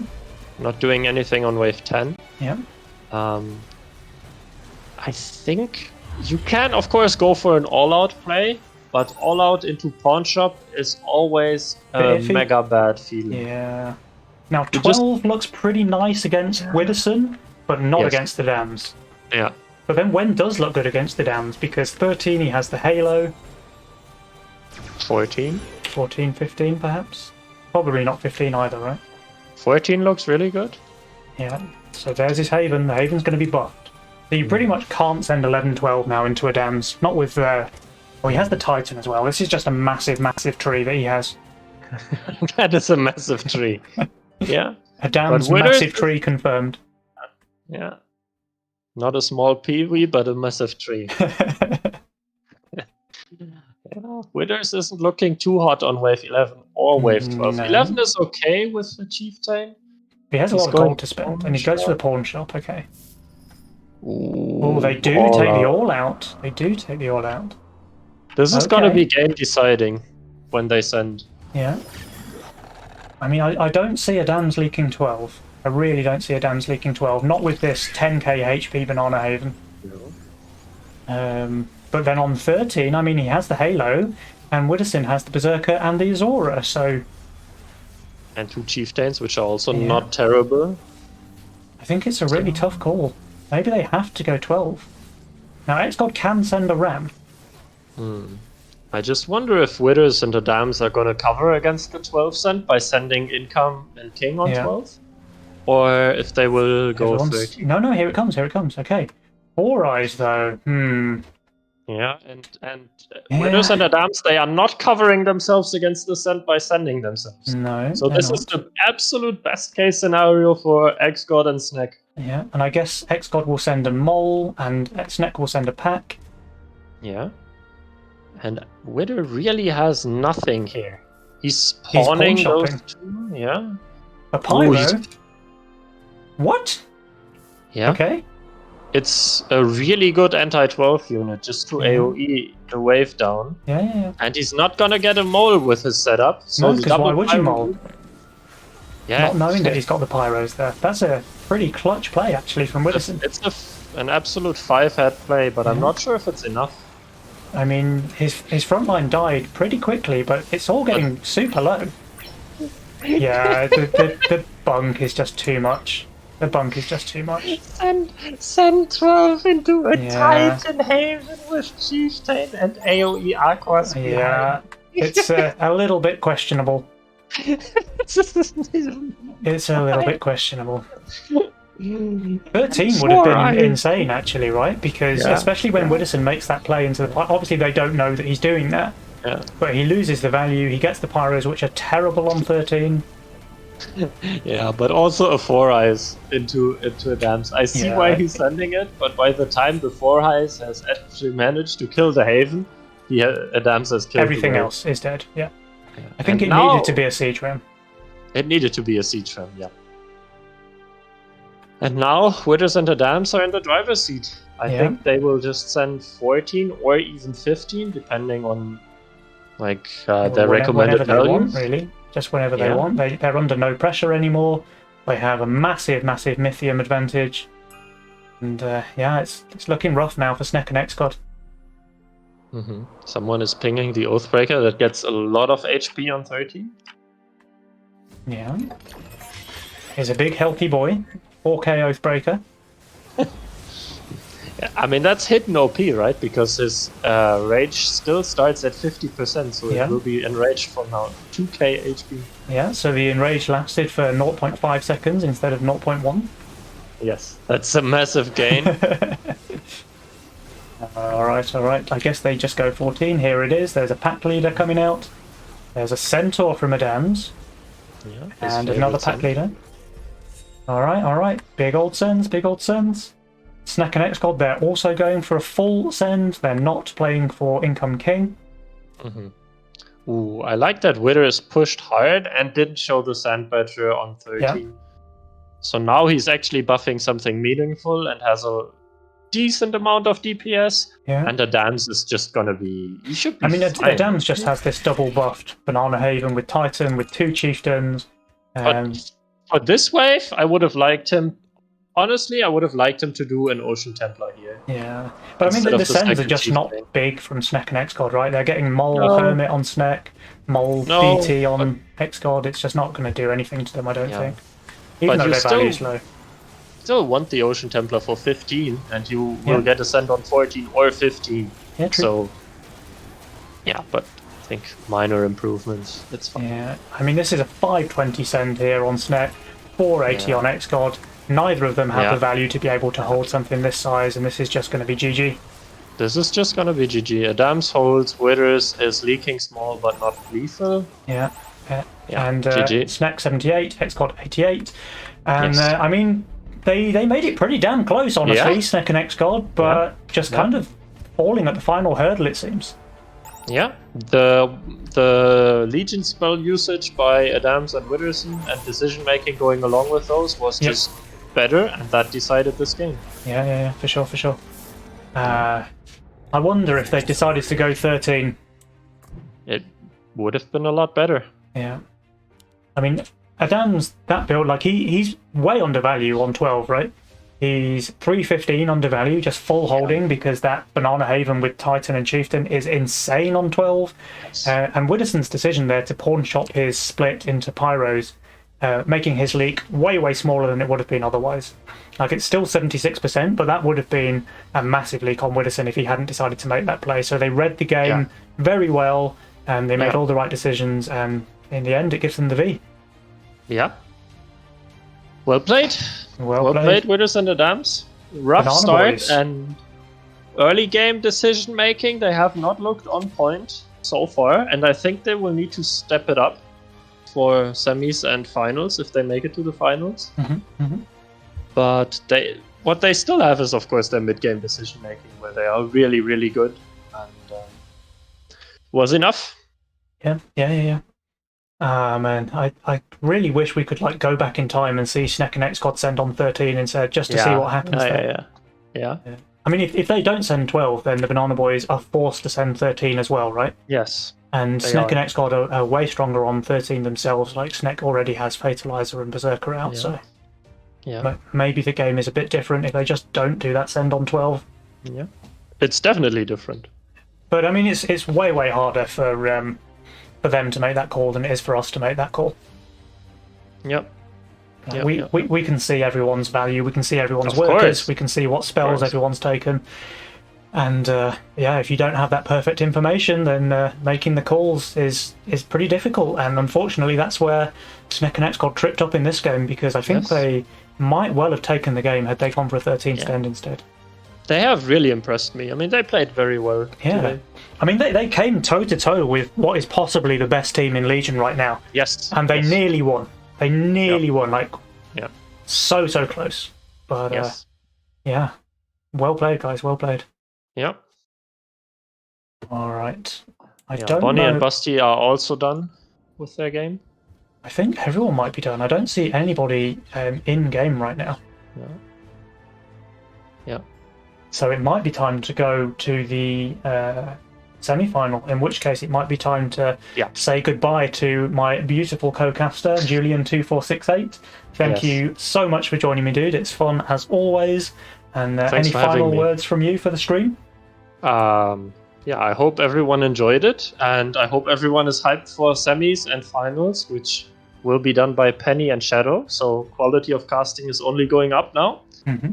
And I'm hyped for it. I'm not sure how much I can watch today, but I'll definitely watch it tomorrow. So everybody enjoy. Thanks for having me and giving me the opportunity to cast such high-level Legion. Awesome, dude. Awesome. All right. Well, I'll say goodbye to you, and goodbye. Enjoy your evening, dude. Thanks. You too.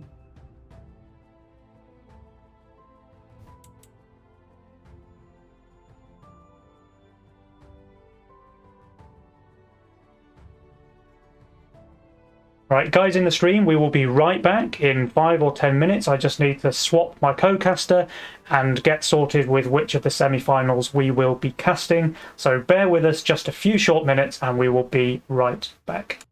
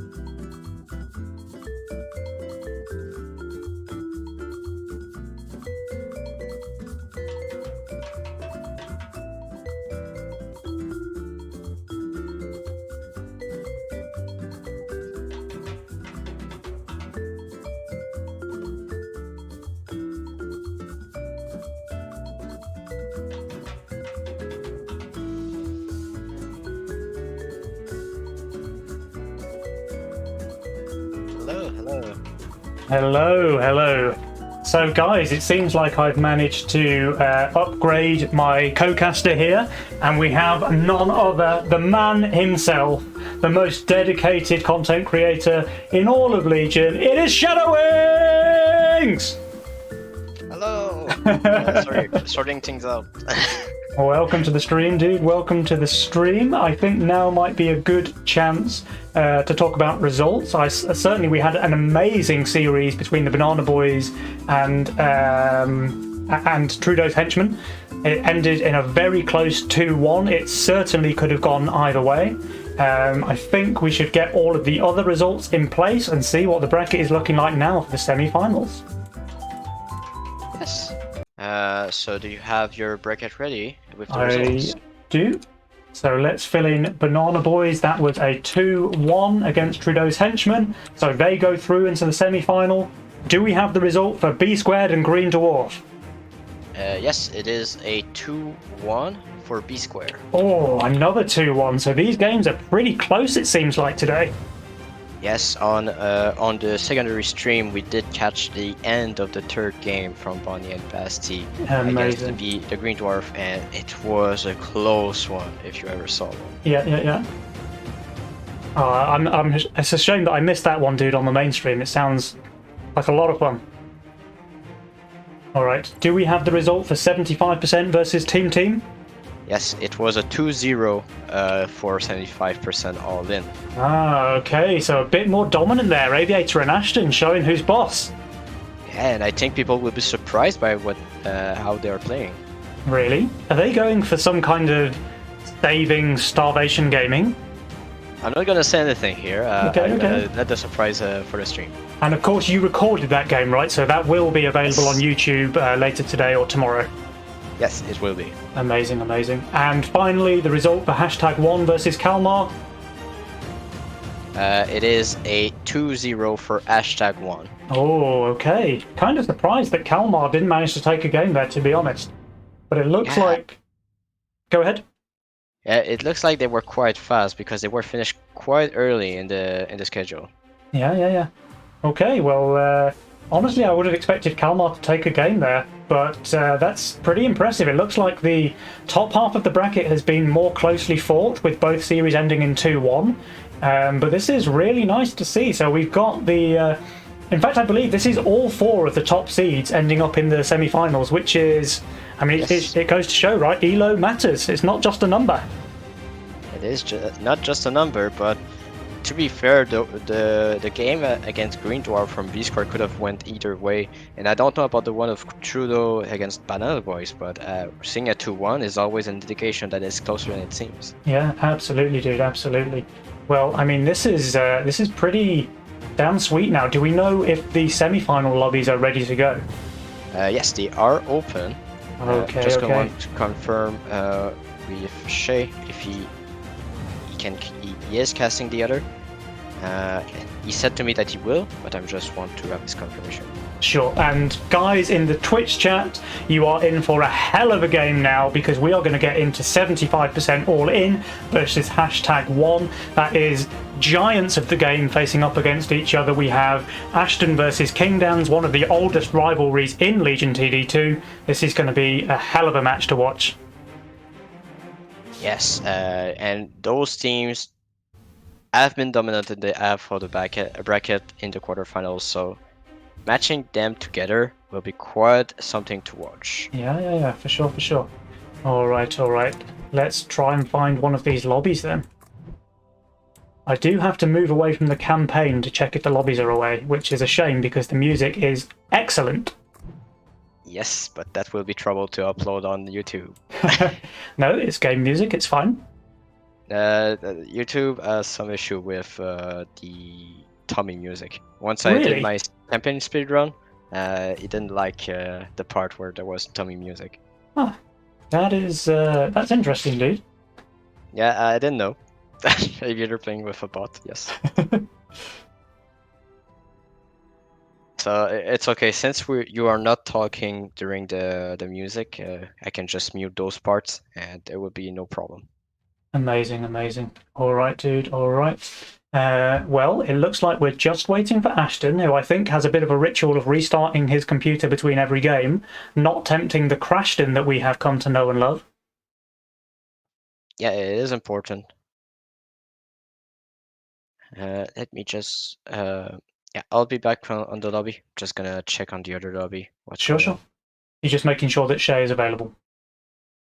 Yeah, that's the only thing. I don't know if he went away or something. So. Okay, okay. Well, in which case, I will keep the stream entertained talking about the players. So I can see on the West team that is #1, that is King Dans and Sire Jin. King Dan's probably the man who needs no introduction. He is one of the longest running, most successful players in all of Legion TD history. He is just he's won, I think, nearly every Masters Cup that there has been so far. He's always been at the top of the ladder when he's been playing, and he just has a very decorated history in the game. Sire Jin, also an extremely solid player, and these guys have just gone from strength to strength when they've been playing together, so definitely a team to watch. On the other hand, we have 75% All In, which is made out of Aviator and Ashton Butcher, both incredibly strong solo players on the ladder. And certainly when we watched them in the LIHL Grandmasters, the concern was maybe that they were struggling a bit more in tournament play compared to their successes on the ladder. But I think so far they've really proved us all wrong, because I don't think they've lost a single game yet.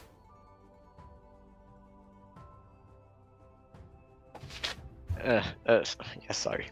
Was sorting things out. Shay is on the other lobby, so he's fine. Okay, okay.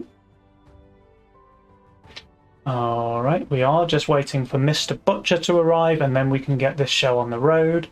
Do you want to give us any stories about the cast that you were looking through before you joined this stream? Yeah, well, we can do that. Yes. So it was pretty much team keeping themselves to their normal rituals with the saves and things like that. But they did go for something that we did not expect, and made the sends maybe a bit bigger than what Ashton and Aviator were expecting. Yep. But still able to recover from this early lead they take game one. Yeah. By just countering with a strategy of their own, and the same thing on game two. That sounds pretty sweet, dude. Pretty sweet. So they're maybe trying out new strategies that they haven't been so used to in their solo play, but it certainly seems to be working for them right now. Yeah. So that's what we discussed. Also, like it felt like Ashton and Aviator were not showing everything yesterday. Yeah, because yesterday they definitely stuck with at least the games that we saw. They stuck with what they're used to, with the mega hard income scaling and snowballing late game, right? Yeah, income sending was the most important thing for them. Yep. And just looking. Okay, looks like Banana Boys has started their game. We are still waiting on Ashton. We are still waiting on Mr. Butcher, and I think he's not in the game right now, so he probably is doing a full restart of his PC, I would say. Yeah, it looks like Aviator does not know more than us what's going on Ashton Land, but he has written to him. So yeah, so let's just discuss a little bit what we are expecting to see. We are expecting to see, I think, a lot of income sends from those two teams in the early game, but it's all about the mid game, I presume, for them. Yeah, for sure. I think But during the mid game, they should be going for a long save at one point, one of those teams. I think King Dans and Saijin are more susceptible to go for a long save than Aviator and Ashton are. yeah. But as I said, they've come up with some fancy strategies. Yeah, for sure. And I'm definitely excited to see Aviator and Ashton trying out a new game style, because, I mean, they're scary enough when they go for their snowball play. But if they're going to try some crazy all-in star plays as well, then I'm really excited to see how they handle that. Yeah, it's all about handling the unexpected. And looks like Ashton is coming back. Yay! The computer has survived the tumultuous lands of the quarterfinals. We have a butcher on the way! Which is good, because I think I've discovered I'm not the best at just filling dead space. So I'd be very welcome when he gets into the game and we can actually start talking about gameplay. Well, that's fine. I can cover the death space. I can really speak nothing and about nothing for a long time, and filling just space, just repeating the same thing without repeating the same thing, and just not arriving to a conclusion to anything, while still asking you a question of what you think about this bot here. I think the bot might be, I mean, certainly more reliable than Ashton, because the bot was here on time for starters, and I for one have never seen a bot crash, whereas Ashton, he's been known to crash once or twice. Fingers crossed, no Crashton today. Didn't you see some bots crash earlier in the game history where they just do pulverizer looter? Yeah. Oh, let me just change the title on the stream. I've been reminded to do that by Julian, so thank you very much, Julian. Helpful as always. We are ready to go as soon as everyone here is ready to go. Yep. Okay, that is starting, and let's see how it goes. I know that Cyajin was excited for us to cast this game yesterday, and was sudden that on round 6 we weren't casting his game, but now he has redemption, going on the semifinals, and guaranteeing us that we spectate this game. Amazing, dude, amazing. Alright, guys, let's get into this game. We have #1 King Danzan Cyajin versus 75% all in. That's Ashton Butcher and Aviator. And this is going to be one hell of a game here for the first semi-final in today's Masters Cup. Shadowings is my co-caster today. Shadow, would you like to talk about the Legion spells? Yeah, of course. So we do have very passive Legion spells, except from the Lizard Army here, that can count as aggressive spells, but can be perfectly countered by the Pound Shop and the Dark Ritual, which give a lot of gold to counter the aggressive Mythium generation of the Lizard Army. Absolutely, dude. No big buff spells, which is something that's certainly missing in this game. Like, they have some pretty nice unit compositions. There's Nightmare Butcher on 2 of the 4 players, but there isn't any like hero or vampire or pulverizer spells, that kind of thing, right? But I think that is one of the game where Ashton's gonna falter a little bit. This is the proof that greed is not that YOLO is not often the right decision to go for. Oh, he's taking YOLO against King Danzan Cyajin. Good Yes. God, man! Ashton has some absolute brass balls going on there. That is, yeah. I mean, this is a YOLO roll as well, if I ever saw one. He has no unit cheaper than 80 gold. Doesn't have really mega synergies going on there. I mean, probably his only synergy is solid tanks with an APS Halo, and he does have the steed. Has to be. Yeah. But I mean, yeah, it's really not an ideal role for sure. It's not ideal. He has to play around the Halo APS steed. Yeah. That's the core of his build. That's the only thing he can make work. But it's such an expensive combo as well. Like, he won't even get it online until well into the mid game, really. Yeah, and he's just going to be so risky. Vulnerable, like on those early game waves, right? He has to play risky. He doesn't have a choice. He has to push those extra worker. He has to play for income.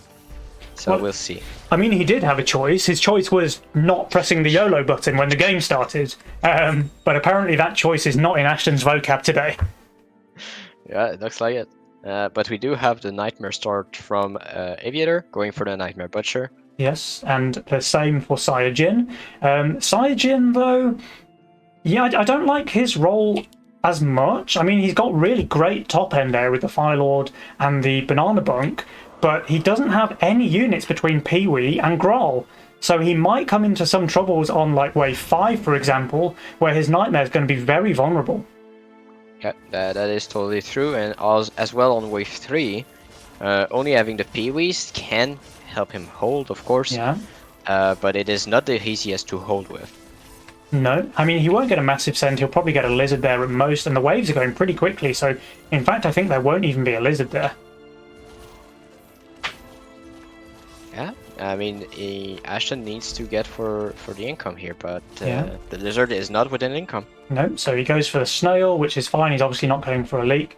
I was talking about Cyajin's nightmare roll. Now, aviators, I think it's better, but it's not much better. Like we saw earlier in the cast that nightmare and mask actually pairs up very poorly because it just doesn't cover you on the waves where your nightmare is weak. Like the mask is terrible on 5 where the nightmare is terrible. The mask is terrible on 9 where the nightmare is terrible. So you really want a different tier 1. And then he does have a mid-tier unit with that Necromata, but again, it's still another Pierce unit that's weak on the same waves. Okay, I'm gonna stop you right now because we have 2 rerolls coming in. There's Cyajin having to reroll here. Oh, that Wanderer is a lovely pickup for him, actually. To go for Wanderer, and Fire Lord replaced by an LOD, so very good units to replace.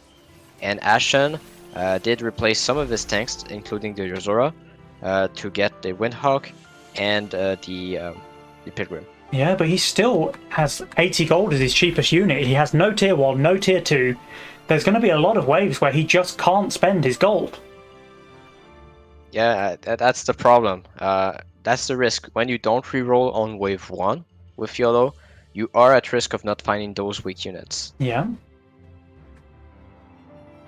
I think Ashton's going to have to play this one absolutely flawlessly if he wants to take a victory, because he's going to need to know exactly how much gold he has at the end of every wave, because if he pushes one too many workers and just sits there with 70 gold in his bank looking stupid, then he's going to really struggle, right? Yeah, he's already struggling right now because you have Cyajin and King Dance going for a long save here. They are adopting the same strategy as Team did. But the problem is now Ashton does not have a very good roll for wave 5 compared to the games he had against Team. And he can't afford the Violet, right? There's just no way. He's 24 gold short, so he can't take that. I mean, the best he could do would maybe be a Hardened Mudman, but that's terrible against Imps. Yeah, Pilgrim's the best. Here. No, he does go for the Mudman. Aviator going for the Butcher. That's a bye-bye. That's a bye-bye Ashton. Well, they're both going to leak hard, right? Like, really hard. Yeah, the Imps are destroying the Butcher. Yes, not looking pretty. Yeah, I think this might be a really big leak here for both Ashton and Aviator on wave 5. They both have very, very high value. 500 Ashton, 510 Aviator. But Imps on 5, guys, they're no joke. And we're going to see... especially I guess what we see right now. A lot of nature defense, a lot of fortified armor, not a lot of damage from Ashton. A bit more damage on Aviator, but Aviator's Nightmare, it just ran in there and died. Like, it died when the Butcher was pretty much full HP. So there's a 57% leak on Aviator. Let's see how Ashton's doing. It does look like he's doing a little better. He's going to kill all of the wave at least. Aggro. Yeah, that was a good aggro from Ashton. Was good. Everything attacking different units on his side, while he was targeting every single unit. But King Dans and Cyajin, they both hold their income sends, they're able to push, and meanwhile there's 4 little pink boys reaching the king. This is going to be some damage. Yeah, those pink boys have the highest DPS per Mythium, which means it's a lot of king damage early game, and that's what we see right now. Oh yeah, I mean this king is already at 62, 60, 59. The Imps are still hitting. 56%, so that's 44% damage done there with a wave 5 send. That is not ideal for Ashton and Aviator. And Ashton pushing heavily here, despite the dehardened Mudman. Yeah. He knows that with his role he needs the income, so he's gonna try and greed as much as possible, but Cyajin is right on his toes here. Yeah, Cyajin is not slacking. He's absolutely not slacking, dude. He has a lot invested into these Peewees and Veterans though, so maybe wave 9 could be an option. But Cyajin's just going to be able to keep on pushing when he gets these income sends from Ashton, right? Yeah, but do you think that Cyajin will probably shift on 7 to get a double on wave 8? That could be a play. I mean, he definitely doesn't need to build, so he could either go for the shift or he could just go for the full push. But he's going to leak here, right? I guess he kills 2 more. Yeah, he is leaking, so the sand from Ashton is enough. Yeah, that's 54% there for Saiyajin, but it won't be any king damage because King Dans can easily hold this in the mid. It won't be any problem for him there. And again, these guys, they're saving. Yeah, and Ashton, Saiyajin did not full push here, so this means he's gonna shift a small amount or build something bigger here. Well, he has 100 gold, so he can just go for another veteran if that's what he wants to do. Or, like you say, he could shift. Ashton, let's see what he does. Resins. So if he wants to double, he needs to shift... Oh no, that's way too much. He needs to shift everything. He needs to shift everything for the doppel, yeah. And I think if he shifts everything, he might be in trouble against this lizard recent. Unless he grows. He could grow. He could grow. He could grow. We know that grow is not the best here, of course, he's not shifting. So with this Wanderer, he can now no longer get the doppel on 8, but he also doesn't really need it because Ashton is not saving. Yeah, that is true.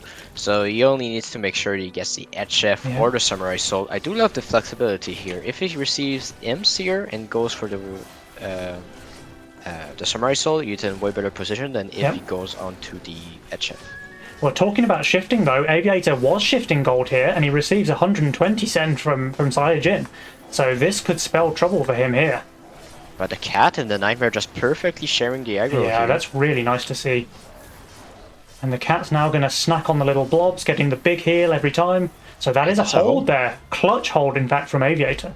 Holding 120 send with 630 value. That's nice, dude. Nice. But King Dans and Saiyajin, they'll both hold their resends. And everyone pushing the workers. So yeah, it's way closer than what we see here in terms of King HP, because if we look at the lost to leagues, I mean, yes, Ashton lost, it says 16 gold to leagues and Aviator 36, but Saiyajin lost 40 to leagues. Yeah. It's way closer than what the game shows here in the King HP. But King Dans and Saiyajin, they have gained a lot more because of all that pillage damage on the King. Yes, if we look at, but not that much, honestly. Yeah, it adds up though. It adds up. It does add up, but if you look at top, we have equal workers, except on Aviator, pushing one more worker, and that 100 gold difference, that's only a 50 gold advantage on King Dans and Saiyajin. Yeah, is anyone leaking these resends? I think King Dans should be fine, Saiyajin should be fine, Ashton should be... Ashton's not fine, right? He's pretty damn weak on this wave. Well, is Violet is still alive, and Violet is no joke on Dust Wave because of its spell. It does protect the APS, so it might be a small... He is just fine, yeah, he is fine. Yeah, the spell of the Violet underestimated on wave 8 often. Yeah. Oh, fair play. So Ashton now on 12 workers, but Dans is matching. Yeah, Aviator is matching as well at 11, and Saiyajin as well, but Saiyajin's going in. Here come the brutes, dude. Aviator, he cannot afford the head chef. He needs that head chef. What's the other options here? I mean, what else can he do with 240 gold in this role? Like, he can he can add a Grawl and a False Maiden, but that's not something you want to do to hold 2 brutes. 3 brutes, in fact, because Saiyajin will reach the 3rd. Oh, that's a reroll. Reroll into Angler spam to try and have some fortified armor on the wave? I guess. But this will be... effective. No, this is going to be a massive leak here for Aviator, I'm pretty sure. Yeah, I don't think there's any chance here. Yeah. It's all a question of how long does the Nightmares are staying alive. Yeah. He's at least going to clear the split, right? He's always focusing both brutes in the split, in fact. Okay, so that's something. I think that's the best case scenario. The Nightmare are still not targeted. Yeah. But they will be now because everything else is dead, so... This is the end of the road now for Aviator. He does get one last Scorpion, 69% leak. Nice for Saiyajin, less nice for Aviator. You know what's less nice for Ashen and Aviator? That's a 15 worker push of King Dans because of the pressure Saiyajin did on Aviator. Yeah. Oh wow, yeah. So King Dans is taking no prisoners here. He will be able to get the Kingpin out on wave 10 with this gold that he's going to get in the middle here. And Saiyajin, he holds. He might go for income, King Dans. I think he might. I mean, Ashton's looking pretty weak on 10. Like, very weak, in fact, on 10. He has the Halo, but King Dan doesn't know that, and I just don't know the Halo's going to be enough. It depends on the send. If it is all small stuff, then it is good against the Halo, but if it's range stuff, then the Halo has a chance to do good. Well, Dan's is going with income send, and there is some small stuff there, so that will distract the Halo, and he does get his Kingpin here. I think he might even push another worker. He does. So 16 workers, King Dan's wave 10. Impressive, dude. I mean, this is minus 165, but he does not care. He has the lifesteal Kingpin, a lot of hidden value. And I think Ashton might be in trouble here, dude. He has got the Halo out, it is on the APS, and he does harden as well, but, I mean, his units are far from ideal here. Yes, indeed, and... Aviator going for the Growl here, meaning that he will shift for the bunk on wave 11. Well, he needs it, because he's looking pretty vulnerable on wave 11. Now, Ashton, obviously he's cleared the frontline stuff now, but do we think he's going to get through the boss? No, the Violet is now getting targeted, and that's the last line of defense before the Halo. Well, he's racking up some serious stacks on the Halo, though, but it's not going to be quite enough. No, so but that's a 49% leak there from Ashton. It could have been worse, honestly. Yeah, it could have been worse. That was my point here. It's better than nothing. With the units he had, with the value he had, I think it's a very good thing what he did here. And that was a bit of an RNG leak there from Aviator, because if his full HP Nightmare had tanked first, I think he just kills the boss there.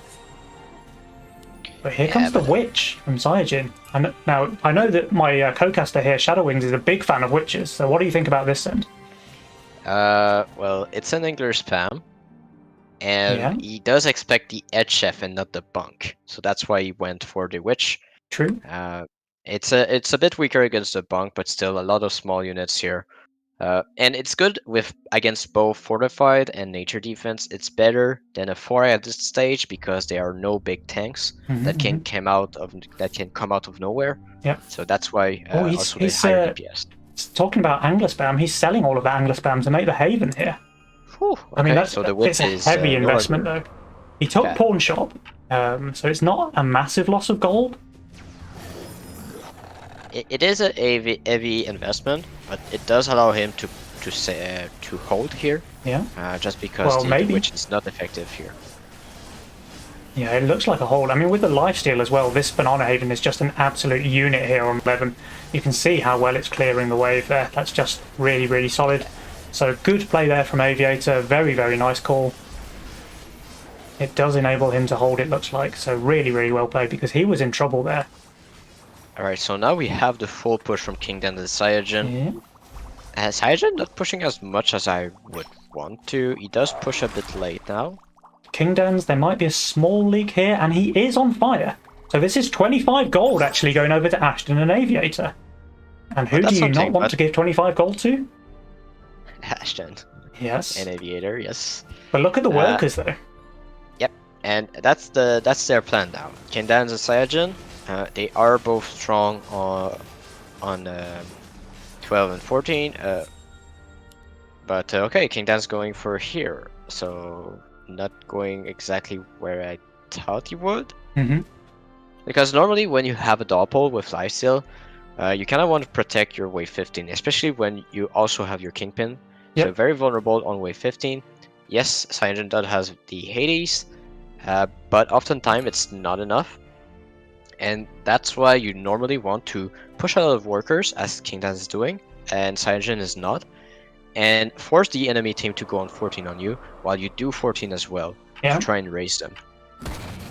But here comes Mole and Four Eyes, and did you see that absolute last second harden there from the Butcher? Maybe making a big difference here, because this is a nasty send, 360 here from King Dan's. It might make a difference. He is very weak on that wave. He does not have any pierce damage. He does. He has MPS and APS. Like, you can't ignore that. It's a serious amount of damage. It is the MPS DPS, and he does clear pretty well. It will probably be only the 4 He's full holding, dude. He's full holding. It is a full hold, indeed. Insane. So now Ashton will be able to push, but Dan's 24 workers. He ain't slacking. Yeah, it has to be 14 now. Yeah. I don't see them going for 15. Well, seeing Saiyajin what goes Ashen here on has. 13, knowing that Aviator has the living egg on board. So Okay, what's but what are Aviator's play? those asynchronous sends here from Kingdoms and Saiyajins? Just Yeah, it's interesting for sure. It's interesting. I just feel like they're giving a way back into the game for Ashen and Aviator. Yeah. Now, I think with this mask here, Aviator is intending to kill his egg, but I mean kill as in make it tank. So it will die, Yeah. but it gives him a much better chance of actually holding here rather than leaking the wave itself. Yeah, and I mean, forcing a send here is just exactly what they want here. Oh, it yeah, just for sure, reduces the dude. pressure on the Nightmare player Yeah. on wave 15. Oh, the egg actually only pulling one golem. I thought it might pull a bit more, so this might actually be bad for Aviator because he kind of needed that to tank a little more and give his main split time to kill the wave. This is actually Yeah. looking pretty bad for him. He's not getting anything except Yeah. 1 or 2 golems. Oh, he didn't even get that one. That's painful, dude. The 7% HP there. Like 1 or 2 more swipes from the doppelganger kills that one.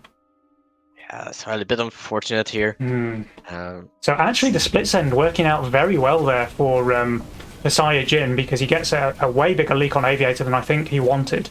I know you say it relieves the pressure, but not when you leak No. so much. yeah, exactly. I mean, I would have expected it to be a better hold from Aviator, but the problem is that he didn't have the head chef because of that egg. Yeah, so maybe a little bit of a misstep there from Aviator thinking he was stronger than he was. And now Kane sending on 14. Yeah, they're just leapfrogging each other, dude. You send, I send, you send, I send. But they won't get king damage doing this. The one thing they Yeah. will do is cement their lead because they are way ahead. Look at King Dan's on the power score charts. 600 power score ahead of Ashton- Aviator. Ashen is not that far behind because Ashen and Aviator are saving.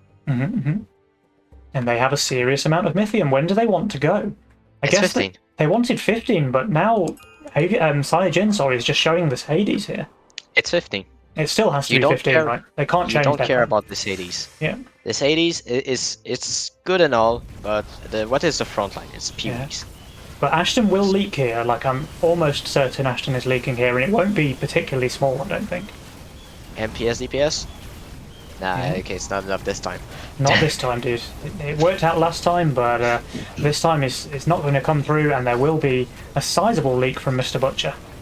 Sizable, but still not a lot of wave crew going through again, here. one more attack from killing that one. But that's 96% of a leak on Ashton. And every It's time 96. this happens, it's just Yeah. chip damage, right? It's less gold for Ashton and Aviator, more gold for King Dans and Saiyajin. Yeah, it's ship damage, but now it's just how does this big save Yeah. come out for Ashen and Aviator? They're saving. And They don't go 15. They're going to go 16 against King Dans because King Dans is pretty damn weak there with Kingpins, with Canopies, with Halo. Like, all of those things are really weak on 16. The problem, though, is that Saiyajin has these fellas, and they are not weak 16. They are, in fact, very strong on 16. that's what you think, because you think about a normal Sen. But Yeah. if you go double Centaur pack leader against that, there's nothing stopping the Centaur killing those very fast. True. Because there's nothing protecting the doubles. Yeah, and actually, because Saiyajin goes for the second Hades here. So you're right, like, he just doesn't have any value in tank. Those doppelgangers will be vulnerable, right? On 16. Yeah, and the Centaur just perfect against those LDs as well. Alright, but there might still be leaks here on Ashton and Aviator versus the income sends because their values are really starting to fall behind. And Yeah, so and it's look all at a this. question of them not leaking too much. The Halo is attacking now the boss on the side of Ashton. Yeah, and it's getting it. I think that's a leak though. I think I've seen this weekly challenge before. There's a that's leak on what- Ashton. And it's going that's to be a a leak on low Aviator as HP well. Yeah, it is low HP bosses, so it's not lethal. So it's more time. And look at the Mythium. They need to go now. They have to. I mean, this is, you say it's not lethal, but these bosses are still going to do some damage against the king. And they have no Yes. upgrades. They will go down to 30% approximately. Well, here comes the but centaurs it's- that you were talking about. Both players sending them. Aviator sends 2. Ashton sends Ashen 1. needs a second one. All right. Their king, it's dropping low. They can't afford another mistake. They're at 31%. I told you. Well, you said 30. It's 31, Shadow. Now, accuracy is very important on this stream. All right, sorry. Miss it by 1%. We're on the official stream now, Shadow. Come on, we've got to get things right. Yeah. Okay. But here, Ashton going for 2 witches instead of 2 centaurs, which I think it's a big mistake in that situation. I mean, it's going to be a lot of added pierce damage, which is not bad, but you're right. I think the double centaur would have been pretty clutch against Saiyajin. Now, both players, they have insane value. There's 4.3 on King, there's 4.2 on Saiyajin, but these Sens, they're very, very big. And Saiyajin is also going for the Mole Hermit here against the Mask. So here's an 860 against Dans, there's a 980 against Saiyajin, but we have to watch these waves as well, because if these guys leak, then they're just dead, right? Yes, but we do have the Doppel with life steals down. now. Second Doppel is down. Third Doppel is down, so this will be a decent leak now from Saiyajin. And over on Dan's lane, his Kingpins are now falling, and he will leak really big as well. So that's 106% against Dan's, 101% against Saya, Ashton leaking 44, Aviator can cover, so that is very clutch, the fact that Aviator covers. That is very, very important for this team. Okay, so that's a lot of unison to the King. They do have Max King spell, but it is Chain Frost. Chain Frost, the worst spell against Wave 16. So let's see. I mean, a lot of those units are lizards and frogs, so I think it's less dangerous than it looks, but... Oh, I think they're going to survive. They do. They survive. They do survive, yes. 20% HP. I mean, this game really is on a knife's edge. It can totally go either way. Dans and Saiyajin, they're comfortably ahead in power score, but Ashton and Aviator have just shown us that they know how to make things happen. It's 18. It has to be 18. Yeah. Do you think one of these players goes for a full push? I think Ashton needs to go for a full push if it's 18. And if they do decide against 18... then Ashton needs to be the one holding and Aviator pushing. Yeah. Because you need those hardened golem on 19. Yeah. Now, but looking Ashton... at what people do, it looks like they are preparing for 19. Yeah. I mean, Ashton's solid on 18, for sure. He has Arc Tear, he has Halos. Aviator, less so. He's almost entirely pierce damage.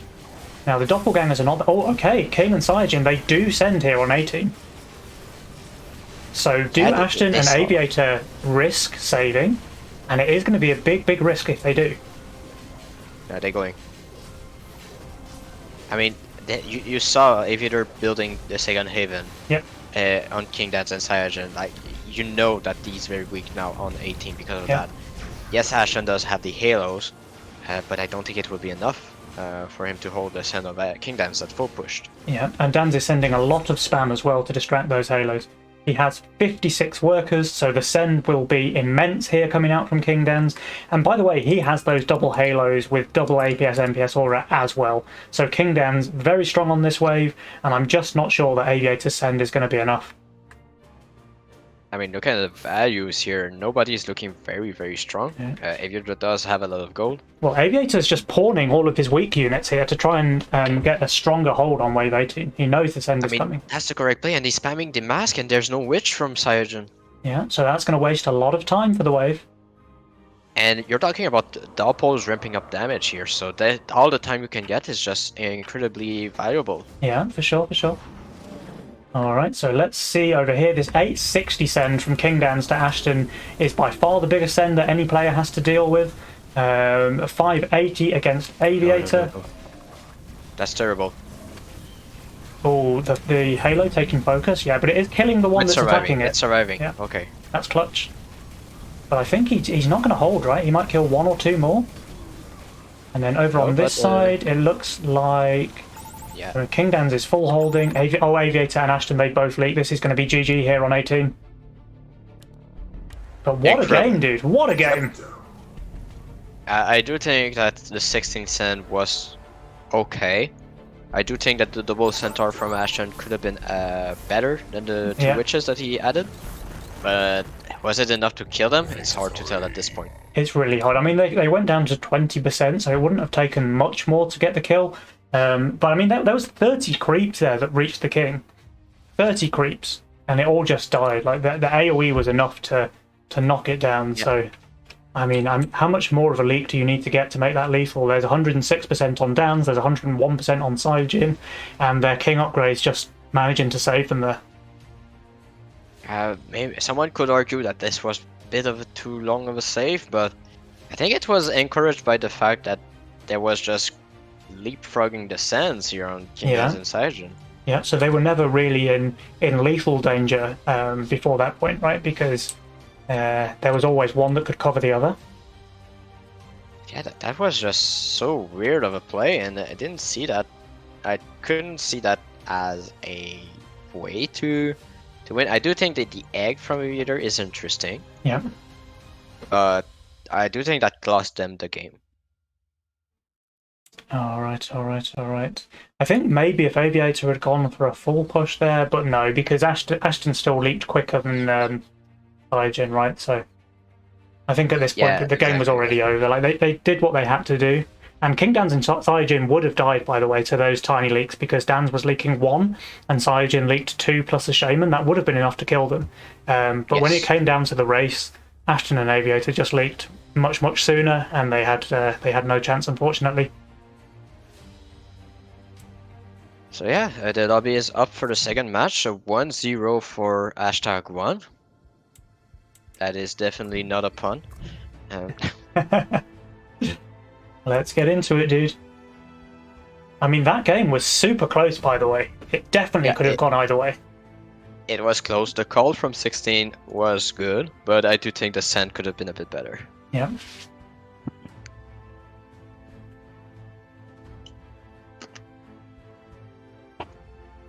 But no matter. Now the second game is on, and now you see the special trick of Ashen and Aviator now. The long save in the mid Well, game. that's not even right, is it? So Ashton and Aviator had position priority last game, didn't they? But King Dan's and Saiyajin had position priority this game. Yes. Alright.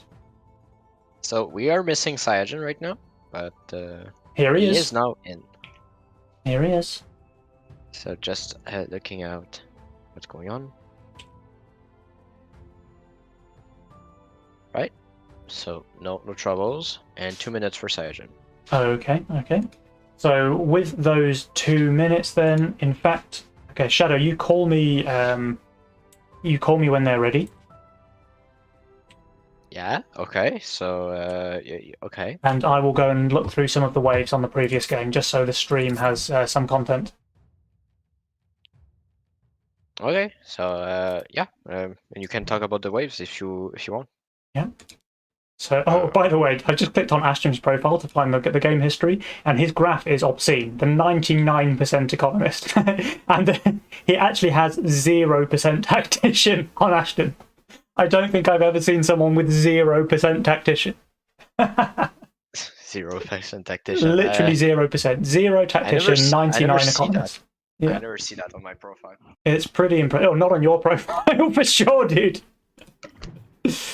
Okay. So let's go through some of these waves. We had the King Ups on 1, which is pretty standard. We had Snails on 3, which did mean that King Dan's and Saiyajin had that much less pressure. They were able to save to 5 and get that first big damage in with their Imp Snails against Ashton and Aviator. Both of them leaking. That was 45% King damage done already on wave 5. Then Saiyajin... Looks like Sai is there. It looks like Sai is there. Okay, well, in that case, I will come back. We don't want to hold up the games anymore.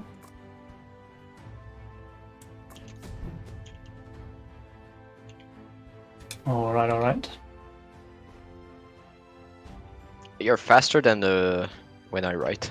That shows just how slow I am,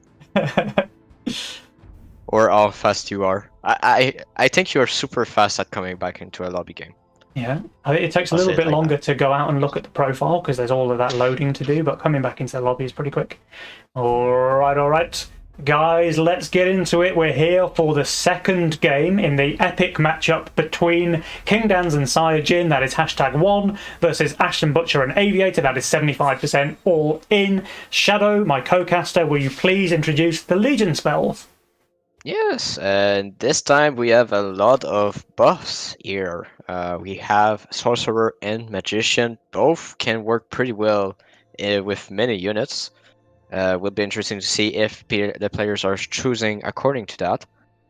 But we also have the embargo for an aggressive mid-game play if they decide to do so. Yeah, yeah. I mean, Ashton has a solid magician role. He has both. He's YOLO again, by the way. Like, Yep. this is his elimination match from the Masters Cup. Does he play it like relatively safe and take greed at least? No, he doesn't. He's Ashton. He smashes the YOLO button. He gets one more income at the risk of having an unplayable role. And I mean, this role, I can see some pretty glaring weaknesses already. Because, like, how does he hold 7, for example? How does he hold? Well, for 7, it's easy. You just go the Bold Sky Queen or Hardened Mudman. So, I mean, that's pretty easily covered. No, Like, the okay, no. Mudman is... Yeah, but the Mudman is pretty much equivalent to one, even the Yozora. So I don't think you need Arcane Defense with the build he has right now, the roles he had, sorry. And you do have on Aviator side a Nightmare also, again. Oh, Aviator is very good on Wave 7, so that's something. But he's getting snailed here. Oh no. Oh no. That's a rough start. This is, if I yeah. ever saw one. When you get snailed on your shroom, I mean, the saving grace is that he didn't push 5 workers, he's doing pack rat play instead, so he's not dead on wave 2. Like, the risk when you play wild shroom and you get snailed is that you can't afford your Windhawk or your Warg that you needed to hold wave 2, and your game is literally over on wave 1. But that's not the case here for Aviator. But this long wave while he's on 2 workers, I mean, it's not game over, but it's really bad for him. It's really bad for him. Yeah, so now this means that Aviator will fall behind. Will he be able to recover with those pack rat here? That's the problem. I mean, the wave just taking so long while he has 2 workers is really, really bad. It's really bad. He will still come ahead in Mythium though, in the long run. Yeah. So 10 more Mythium than the others. He gets his 3rd worker now. But that's so much gold lost already. 16 gold, 8 gold apiece going over to King Lands and Saiyajin. I mean, that is... Yeah, that's really not ideal. At least it's not King HP that he lost. True. And leaking on wave 1 is not the end of the world if you have a correct answer here. And he's predicting the non-recent here, so he'll be fine with the pack rat here. Yeah, yeah. And he'll get his Mythium from the rat. I wonder if he goes for a 5th worker or if he just keeps relying on his rats to generate Mythium.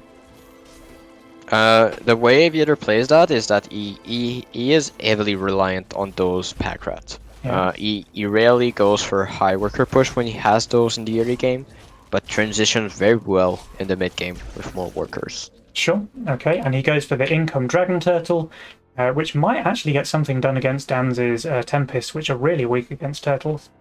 He does, though, have a Seraphim that he can build if he wants to, which is amazing on wave 3. Yeah, it will be the Seraphim in the split here. Yeah. There it is. There it is. But and the lower split is important here. Yeah, so if do you know how this positioning works? Like, if there's a snail, does the DT still go into the Seraphim or no? So that's the thing. The DT will go onto the side of the Tempest. Yeah. Well, I mean, Aviator's saving anyway, so maybe he goes for a double DT resend on 4. Okay, so that could be deadly. Yeah, absolutely. Now, Saiyajin, he only receives a snail. Aviator receiving a 60 here. He's still double hunting, though. I mean, he's on 6 worker value, like he's 230 value, receiving a 60 send. That's super dangerous for Aviator. Yeah, but that just got like positioning here. The Pilgrim just taking the right amount of units. This is actually beautiful. Like, this is incredible positioning here. This is like an aggro masterclass here from Aviator. He's holding a 60 send on wave 3 with 230 value. Well, I said, okay, he's not holding. Okay, all right. He's not holding. He's not holding. But that's because the Pilgrim did not cast his spells at max mana. I saw, dude. I saw. The Pilgrim had max mana. He's just like, should I cast? Nah, think I'll leak. But it is a small leak, like considering the leak he had on wave 1 and the aggressive treasure hunt that he did. I do think he came out ahead on this one. But guess what? Because he can't afford the second Dragon Turtle. And King Dan's, I think he's not really worried about a single one. Yeah, indeed. He's not able to push the worker here. And Aviator is shifting, that's why also. He did not push the extra worker. Yeah. He's shifting for something. And Dan's, he has the 100, he has the magic number, the 100, to send the imps on 5 if he wants to. The imps on Ashton, Yeah. that could be lethal. Yeah, I mean, he has Wargs as his front line. He has the Imp is also the Sky Queen is also natural. I think Imps are, and oh, it goes for a Drake though. So Dan's deciding. That's more income. Yeah, it is more income. It will give him more scaling. It will be a Hardened Mudman on Ashton, I believe, this wave. But Dan's quite comfortably holding the single Dragon Turtle. Can you just imagine if that was 2 though? I think if it was 2 turtles, he'd have been in a world of hurt. Yeah, and that's a canopy on Aviator. Yeah. There it is. But Treasure hunting 1? Okay. is this still able to tank anything here on wave 5 or no? With that, yes. Okay. I So need to this take little notes rat when is I watch important. Aviator play because his positioning is just godlike. Yeah, and though it is a small details, like this is more important than people think. Like Oh, if yeah. he doesn't do that, there's nothing onto the pilgrim. For sure. So Aviator probably will be okay. His Pilgrim now tanks the split.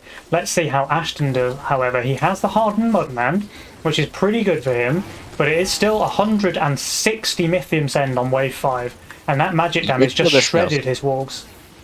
Yeah, he did kill the snails. Now it's just a matter that, oh wait, there's one remaining, but it's just a matter, does he kill the wave or does he not kill the wave? I think he's going to be close to killing the wave, but he's definitely not getting the Drake. He doesn't get the last snail either. Okay. Aviator is holding, and he will be able to cover. I don't It will know. be a slow cover. It'll be a very slow cover. Canopy versus Drake. That's like that's a proper anime style battle, right? Like the two overpowered participants that just have no way of killing each other. Look Yep. at them go, dude! Look at them go! Close up, close up. Close-up time. Here we go. Let's take a moment, everyone in the chat, to just appreciate the beautiful artwork that the devs have put into this game. Now, there is a resend from Dan's. It is only Snails, so Ashton should be okay. I mean, I say he should be okay. He's not playing safe at all. He's pushed up to 9 workers. He has a D-hardened Mudman, and all of his DPS is Pierce. So maybe he's not okay. So the only thing he needs to do right now is kill 3 Rokos before the Rokos reaches the Sky Queen. That's the only thing that he needs to do. Can it happen? I mean, it's. I think it's asking a lot, dude. Like with It's that, asking a lot, but it is plausible. Let's see that. Aviator is getting fed though, so more income sends against him while he saves and his treasure hunting. So let's just focus on Ashton because I think if anyone leaks, it will be him. So there's 5 Rokos remaining. And when do they want to send, by the way? Like, probably 7 against Dan's. He has the Orchid, he has the Devilfish, but the Tempest Circle is pretty powerful on 7. Yeah, and there will be 2 Rokos leak here, or maybe only 1 on Ashton. Who said that Sky Queen wasn't overpowered, by the way? Just look at this beauty tanking here. Nearly killing the 3rd Rocco there, so he's only leaking 2, and he very nearly got the 5th Rocco. That's because there were 4 Rokos going onto the Sky Queen before anything. Okay. So that's the threshold was not met. It was close though, so that's why it was 1 or 2 to leak, depending on the crits. Here comes a Mimic from Aviator. Now, what do you think about that? Because it's very good against his Orchid, but absolutely trash against Leviathan Tempest. I mean, it is very good if you predict only Swift Armor. Yeah. Which is the case here, so very lucky.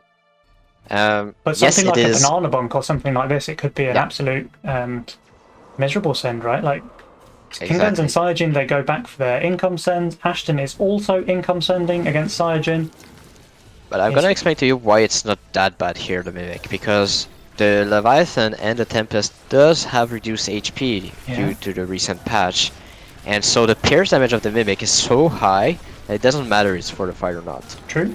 But the Mimic is only attacking the fortified units. It won't get on the Orchid until everything else is dead. So, I mean, this is probably the best case scenario here for King Dan's. But it is generating a lot of +3s for Aviator as well. Yeah, and this would be a leak because the Orchid is on the Mimic. So 70%, but not much king damage. In fact, maybe no king damage because Saiyajin holds with both of his archers on full HP, and that Mimic is very low, so he might just be able to fully cover in the mid. Yeah, but the name of the game here for Aviator and Ashton, what they switched up, is that the goal is to control King Dan's. Yep. And to let Ashton push those workers more effectively. He does have a better role this time to do so. Oh, that Mimic just not dying, by the way, so it is going to be a little bit of king damage. Just a tickle. Yeah, but it is all the +3s also from Aviator that he got. True. So all of those +3s, they add up. I think Aviator probably got 15 to 20 gold in that wave. Look at this. Oh, Chieftain on a canopy. That is going to be one healthy floating blue mushroom, dude. Yes, it will be. And does it do good on wave 9? I mean, a canopy on 9 is actually a very solid unit because it does a lot of damage and it can regen. As long as it doesn't tank too much at once, it can actually get a lot of bonus. So let's just see. It depends on the split now. Yeah. So canopy, it's a 4k HP canopy. You can't ignore it. You can't ignore it, and it is a 6k total health, so this means a lot of regen when it's... And Aviator staying 8 workers, but keeping those rats underground pretty much every wave so far. So those are called underground workers from Token. Underground workers, nice. Ashton going for income again on wave 9. I think he could have sent full here. I think something like Imps is pretty deadly against Saiyajin. Yeah, but now they're going back to the income send a little bit here. Yeah. To go possibly for... If they go for a long save in the mid game, it has to be something like 14, right? Against King Dan's and Saiyajin. Yes. I mean, yes, but Saiyajin has Trinity Archers, which are insane on 14. King Dan's has Tempest Leviathan, which is insane on 14. I don't think they're that weak there. Yeah, it's very hard to see what is the best play here. Maybe you ignore the Phoenix possibility and you go 13. So Aviator has 3 brutes to deal with here on wave 9, so let's answer that question of just how good the canopy is, although actually he put the buff on a warg instead. Okay, I don't dislike that. But the warg with the buff is not tanking. So if this canopy dies, I think he's in a lot of trouble. If the canopy lives, because now the split is all on the warg, and it lives, he's going to be fine. That is so clutch. 70 HP on the canopy, the difference there between a sizable leak and just a full hold. Aviator's just flexing. What a god, dude, what a god. Why can't I have this RNG in my games? Because your name is not Aviator or Ashton Butcher, so your RNG will always be wrong. Okay. You might want to prepare something like a scoreboard so that viewers can follow what is the score also. Sure, I see that in the chat as well, yeah. Alright. We have Saiyajin and Ashton both 15 workers. Dan's and Aviator on less, but Aviator, remember, still using 2 pack rats every wave, so his worker count is a little bit misleading. Yeah, the worker count is misleading, but I must say that the pack rats are diminishing in importance now. They get less and less powerful as the waves go on, because when the waves last longer, the Mythium to gold ratio gets worse and worse on the pack rats, right? Yeah, but this one is a fast wave, so this means that it will not be terrible. Yeah. Okay, and here comes some more income sends on 11 against Dan's and Saya, who I think will just be completely fine. Meanwhile, they're taking the embargo, which signals to me that they want to go for a really big 13 send against Ashton and Aviator. And I do think that Ashton and Aviator will also go for embargo. Yes, they did income here, but they don't seem to have anything to go for Sorcerer or Magician. Alright. They haven't taken the spells yet. Now, Ashton could certainly use Magician on his Harpy Circle. I think that's very powerful. Aviator going for an egg, so he's called the embargo perfectly there. Oh, Aviator. But that egg is dying, no? I don't know if it does. I think it's fine. On 12 it's dying because of the chieftain. On 11 it will survive. Yeah, maybe, yeah. But, I mean, that's just a perfect call there from Aviator. Knowing that there's no send coming on 11, going for a unit that is extremely powerful on wave 13. Yeah, and he has embargo as well, so he will be able to send big against King Dance. Ashton did take a magician though. But where does he place it? Because does he want it on the gates or does he want it on the RPs? Yeah, he has options, right? I mean, it's kind of difficult for him to use it on both gates and harpies at the same time because you don't really want your gates right at the back of the lane. Yeah, because there's just too much time before the units come back to the lane, right? He's doing it on a Sky Queen here, so that's going to be a magician, I'm pretty sure.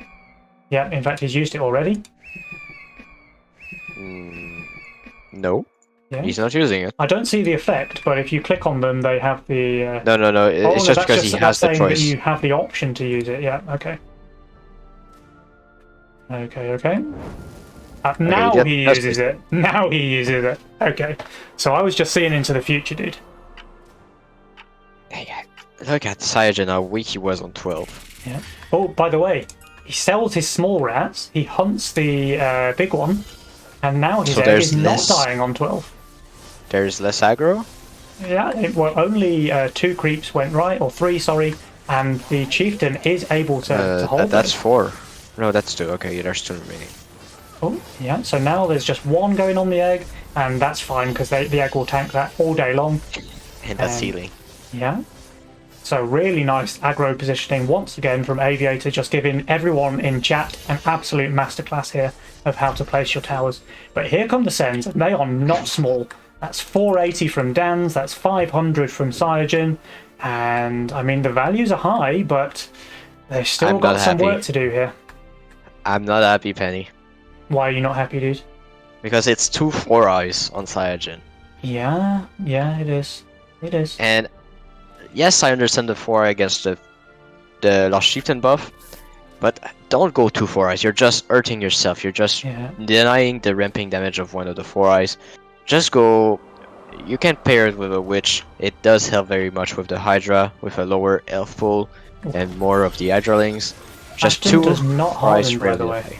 No, I know you're absolutely right. I mean, the 4-eyes is coming in really clutch here against this this warg, which is receiving the buff, so it's killing that very quickly, because otherwise that would live for days, right, against the impact damage of the wave.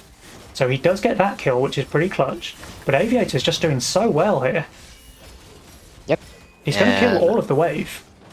All of the wave. Oh, but Ashton leaks hard, really hard, 100% there from the Butcher. So he clears the wave, but the 2 4-eyes are going to the king. Yeah, 67% from Aviator. They did at least do some king upgrades, but this is actually going to be a lot of damage. That's 3 4-eyes. That's 12 eyes, dude. 12 eyes reaching the king. Yep. But still, I mean, yes, if the 4-eyes reaches the king, it's very strong because it's better than a witch in that case. I mean, I just feel it could have hurt Aviator a bit more if it was a bit different. But I mean, this was damn near lethal. Damn near lethal. They're down to 23% here. Yeah, and so we do have the worker lead again on King Dan the Cyanogen, really making a statement here. Like Ashton and Aviator were very dominant in the group stage, as well as against Team, and now just controlling the pace of the game so well on King Dan the Cyanogen's side. Aviator's going for another egg here. Well, that's their only avenue back into the game, right? Is using those eggs to get extra value and things like that. Isn't it a bit of a desperation play though? Because can't they just straight up lose on 15? Yes. But when you're behind, that's what you need to do, right? True.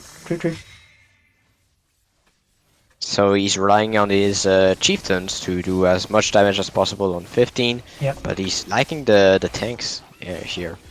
Now, Dan's and Cyanogen, they both look pretty solid on 15, so I don't think Ashton and Aviator can break them there. They might feel forced to incoming king.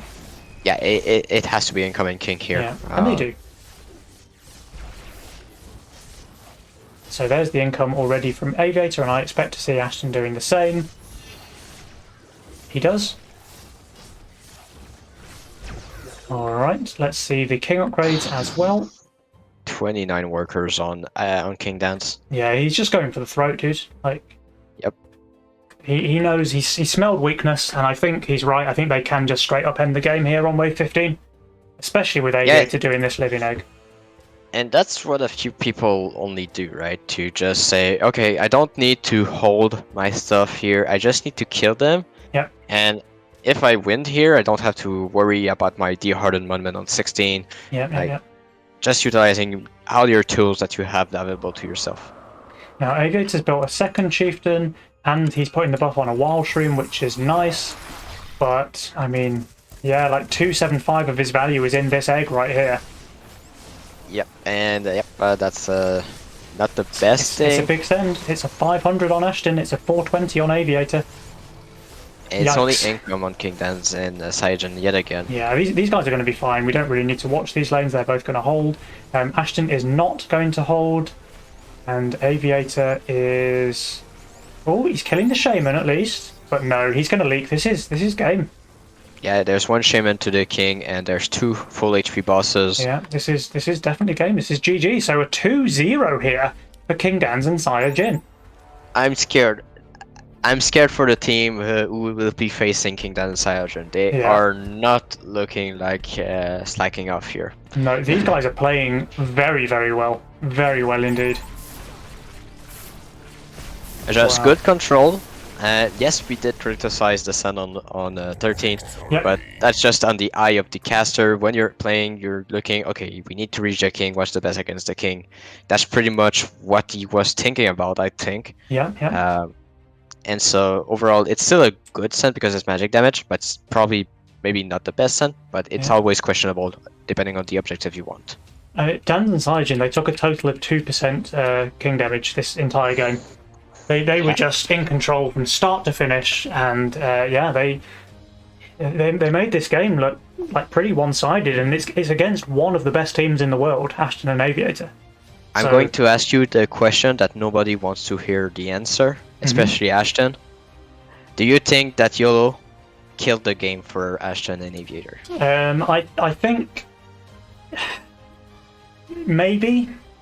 I don't want to say it killed the game because Ashton still played very well, but certainly like his build had weaknesses that it wouldn't have had if he'd picked Greed. Like for example, he had no arcane and no magic damage, and we saw the game end on wave 15, right? Yeah. So I think the YOLO certainly is putting weaknesses in his build that don't need to be there. But you know, if he wants to have fun and play YOLO, he can have fun and play YOLO, right? The problem is there's money on the line because King Dans and Saiyajin have now secured $200 minimum second place prize. Yes. And Ashton and Aviator, they go home with nothing because there is no prize for third and fourth. Yeah, but I mean, yeah, if it is, of course, if he wants to have fun, yes. But in a tournament play, those are the questions we are asking ourselves. Was this decision lethal for Ashton and Aviator? Yeah. Hard to say, as you say, because he still played well. But it is just about the weaknesses and how well the enemy team can exploit those weaknesses. Yeah, and King Dans and Saiyajin, they just put on an absolute show here today. They played so well and just dominated Ashton and Aviator, which shouldn't be possible because these guys are amazing players in their own right. Alright, and it looks like the other semi-final has been completed as well. Oh, and wow. That will be quite an interesting match. Alright. So, shall we update results? Yes, I suggest that we take a 5-minute break after that. Well, let's do results and then we'll take a break. I think we should probably take a 10 minutes so that the guys can actually relax and rewind and, you know. Yeah, sure. Let's do that like that. Alright, so we do have the 2-0 from #1 against 75% all-in, as you saw. Yes, and on the other side... The other side is Banana Boys 2-0 against B Square. Oh wow, so two 2-0s. And I mean, these two teams are definitely looking dominant here. Wait, what? That doesn't... Wait, that doesn't seem accurate. Let me just review that. I don't think it's a 2-0. Okay, sure. By the way, viewers in Twitch chat, some of you with a keen ear may well recognise this tune. It's very fitting. This is the King Dan music from the campaign, so absolutely perfect to listen to after we see the display that they just put on. I understand what happened. Yeah, it is a 2-0 for Banana Boys. Okay. It's just Bonnie trolling a bit. So okay. Right. In that case, I think we should take a 10-minute break before the next match, and then we will be back with more coverage and the absolutely incredible final game.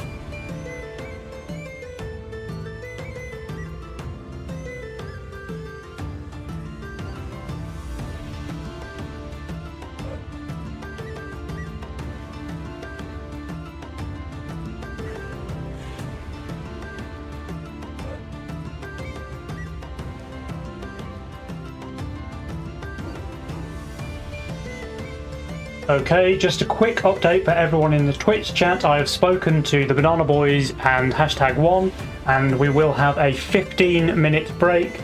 The next match, the grand final, will begin at 20:45 European time, so that's in 15 minutes from now. So we will be back then.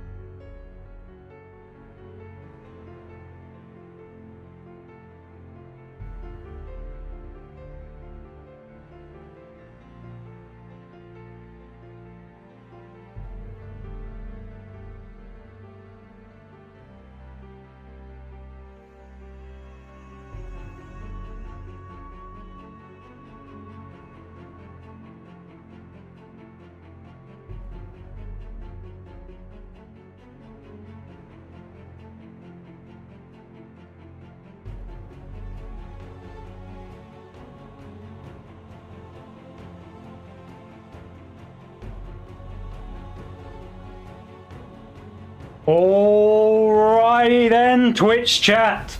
The moment you have all been waiting for. We are here, and we have some very special news for everyone here. It seems that by popular vote, the grand finals will now be a best of 5 between these two amazing teams, the Banana Boys and #1. This is going to be insane. Shadow, what do you think? I agree. It will be quite interesting and very nice to see. So yeah, in the rules it was a best of 3. The teams have agreed to a best of 5, just to please the audience, which is very great for the audience. But that means that Penny and I needs to work a little bit more here. I mean, I've just got myself a nice cup of tea, and I will switch back over here to the scene where we are live. Get your camera sorted out quickly, and there we go. Alright, so guys, I'm not just having any cup of tea, I am having my Legion TD Best LTD2 Player mug, specially bought for me by one of my friends for my birthday. Very, very grateful for that. So this is the British Fuel, the good old cup of tea that's going to get me through this epic best of 5 grand final. We also have some amazing music. We have the Shadowings soundtrack going on at the moment, so pretty hype, getting the tension ready. Let's get into this lobby. Shadow, is everyone in the lobby? Yes, no, there's missing Cygen, but Adamus and Vincent are kinda memeing around a little bit. Alright. I tell you what, if you let me know when Cygen arrives, and then I will come to the lobby, just because I can't swap now without losing this amazing campaign soundtrack, so... I see. Yeah, I'll see what it does with the YouTube. I'll deal with it, so maybe it will not be tonight that we will have the full day, but we will have it at one time. We've got some pretty sick trash talking going on in the Twitch chat as well. King Dan says this won't be that entertaining, it's going to be a quick 3-0. I mean, I'm not sure about that one, dude. These two teams are absolutely on the top of their game right now. Yeah, but if we saw how King Dan and Cygen played last game, that was pretty impressive, to be honest. Oh, for sure, dude. These guys are just showing a real masterclass. Like Aviator, Ashton Butcher, you cannot fault them. They are both amazing players in their own rights. But King Dans and Cygen managed to make that game look one-sided. But to be honest, I did not watch any games in which Adamus and Vidderson were in it today. So I do not know for sure how they do. I mean, these guys are just always on form, right? They're amazing players. They're a fantastic team, and this is going to be one hell of a grand final matchup.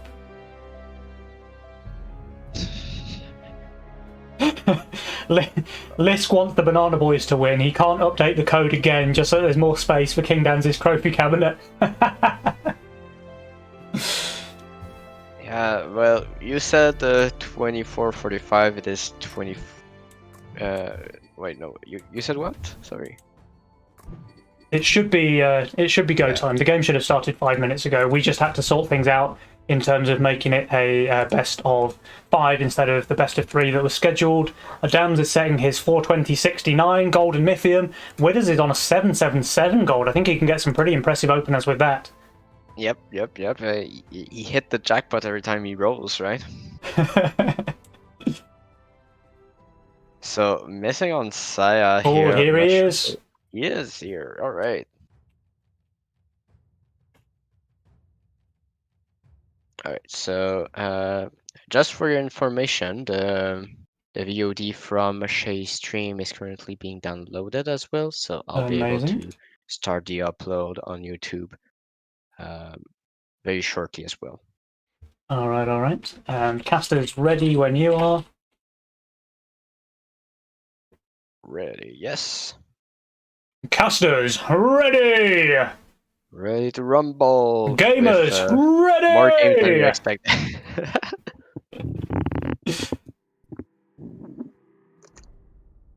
We are a team of our own, right? So it's like we need to be prepared of placing our units and stuff like that, right? Damn right, dude, damn right. I mean, I assume that flask is full of maple syrup, yes? Yes, yes. I mean, that's how we work in Canada. It's maple syrup or nothing. And I assume your suit there is either beaver fur lined or moose? Look at the tagline of Wilson. You love to see the appreciation. What a guy. What a guy. But guys, Twitch chat, here it is, the moment you've been waiting for. The grand finals is about to begin. We have the Banana Boys, Adams and Widdowsons in lanes 1 and 2. We have #1, that is King Dans and Saiyajin in lanes 3 and 4. Shadowings, will you please introduce the Legion spells? Yes, so we do have, let's say, no aggressive spells to speak of directly. But we do have Sacrifice that can do a lot of mind games here with that spell to be good on 11 and 12 and then sacrifice a unit that is good on one of those waves and go for a 13 unit. You have Hero, better scaling I think with that for sure with the bonus stats. Yep. And Venture, the favorite of many high heal player. Yeah. We have Dan's, by the way, opening with a elite archer, so making himself pretty vulnerable versus a snail. I just don't know if Adams and Widdowson want to take that gamble here on wave 1. We did see that Saiyajin and Dans went for the gamble in their last game just now against Aviator and Ashton, and that 67% leak against Aviator's Wildshroom on 1 actually made a huge difference to the rest of the game. Yes, and King Dans do love his Trinity Archer start. Yeah. I mean, he just plays it so aggressive and he shifts on so many waves with that unit. And so it allows him to be extra safe. And everybody going for King Ups.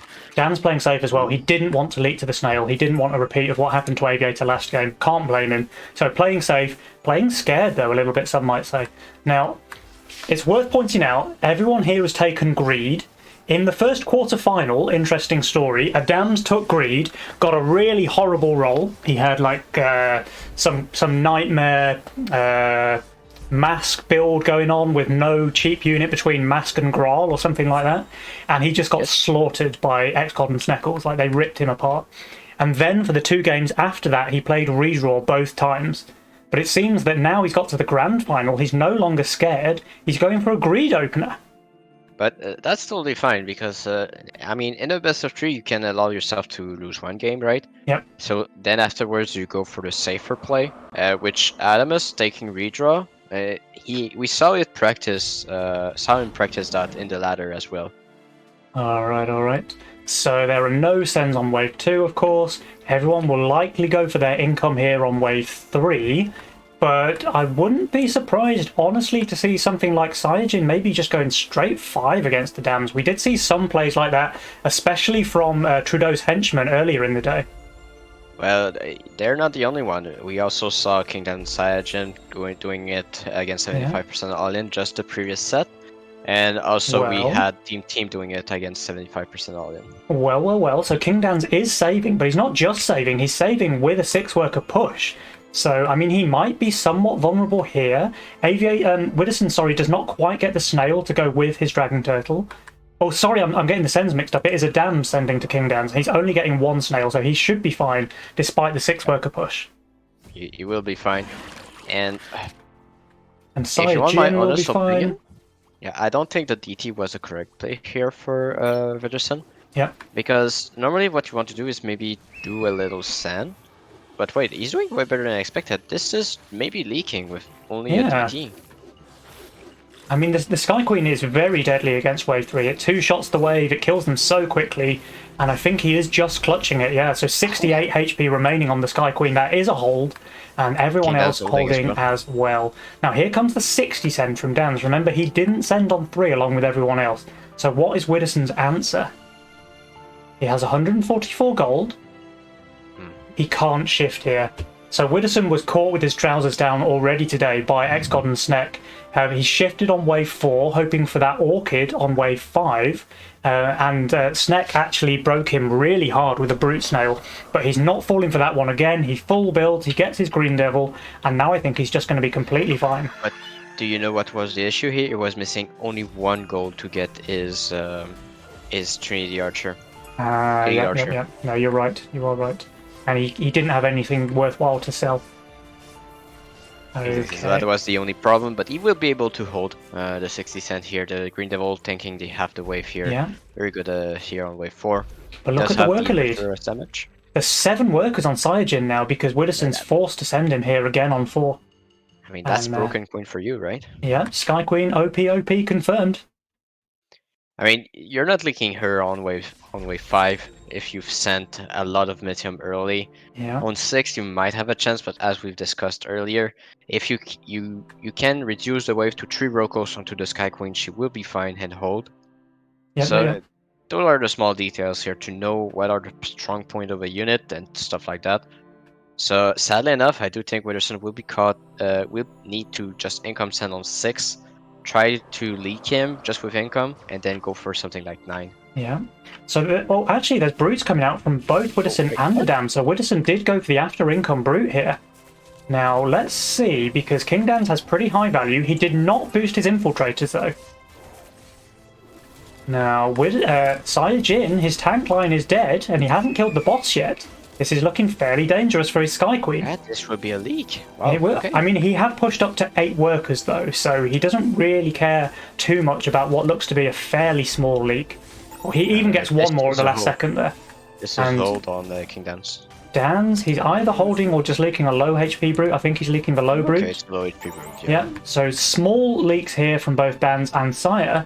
Meanwhile, the Banana Boys, they did send full here. This was their power play with brutes on 5, and I think they wanted to deal more damage than this for sure, because... Yeah, I mean, the after income brute not working out for Widdowson. Yeah, really as not. what we wanted. It's just allowing Cyajin and Kingdoms to just be safer on the following waves. Yeah, and Dan's continues to save. He has 120 Mythium now. And I mean, Widdowson looks really vulnerable on wave 7. Really, really vulnerable. Yeah, he needs to, exactly. He needs to bet and try to go for the elite archer here. Yep. And he needs to shift. Oh no! Widdowson, he flipped the coin and he got it wrong. Ah, you hate to see it, man. Yeah, but at this point, can you blame him? It's like, it's so uncharacteristic of King Dance to not send for that Yeah. one. So now Widdowson is in a lot of trouble. King Dan's will be able to send a Mimic on wave 7, and I just don't see how Widdowson answers that now. Like, maybe if he'd done for the Elite Archer here, he could have upgraded that into a Trinity and been okay on 7, but with an Orchid, he just has no chance against the Mimic that we know is coming. Yeah, it has to be a Mimic, right? Yeah. You see the Green Devil, you see the Orchid, like the best you There can it do is probably Oathbreakers. Yeah, and they're Yeah. not famous against the Mimic. There it is, there's the Mimic. Both Dan's and Sire on 8 workers. They're knocking the aggression up a notch. Cyajin is sending brutes. He will get a second one after income as well. How do Adams and Widdowson plan to hold this? I guess Adams goes for a second Nightmare. He does. Yep. Widdowson, though, 167 gold. Okay, he's got one Elite Archer, but isn't Elite Archer going to be enough? Well, he needs to somehow snipe the Mimic as yeah. soon as possible. But an Elite Archer can't snipe anything. It's that diffuse damage, right? It does a lot of pierce damage versus Wave 7, but it can't focus down single units like that Mimic. Will be interesting to let's see. check. And I think- 2 brutes here against Adamas as well. Yeah, I think this is going to be a lot of king damage actually on the side of Banana Boys.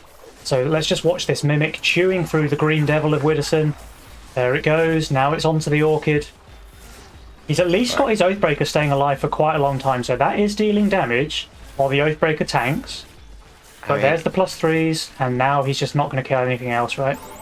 That's He got one more, 76% but and 59 on the dam. This will be some damage here on wave 7.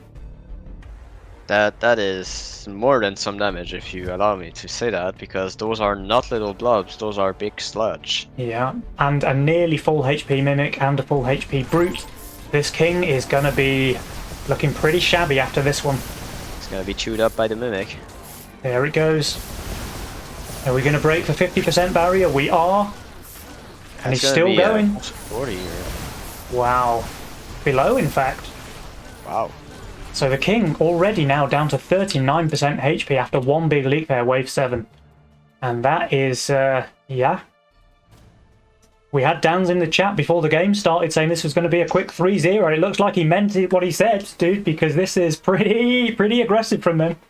Yeah, but all the different strategies they are using here, King Dan saving or Cyanogen saving, the one who's pushing, and Yeah. who's like shifting. It's just so much variety from Kingdoms and Cyanogen. Yeah. All right. Widdowson actually leading in workers though. And now the Banana Boys have the advantage because they both have 200 Mythium saved up.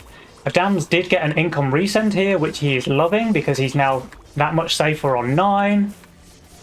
And when do you think they want to send? Yeah, what wave do you focus on? Because I now think you they need want... Sorry, you go ahead.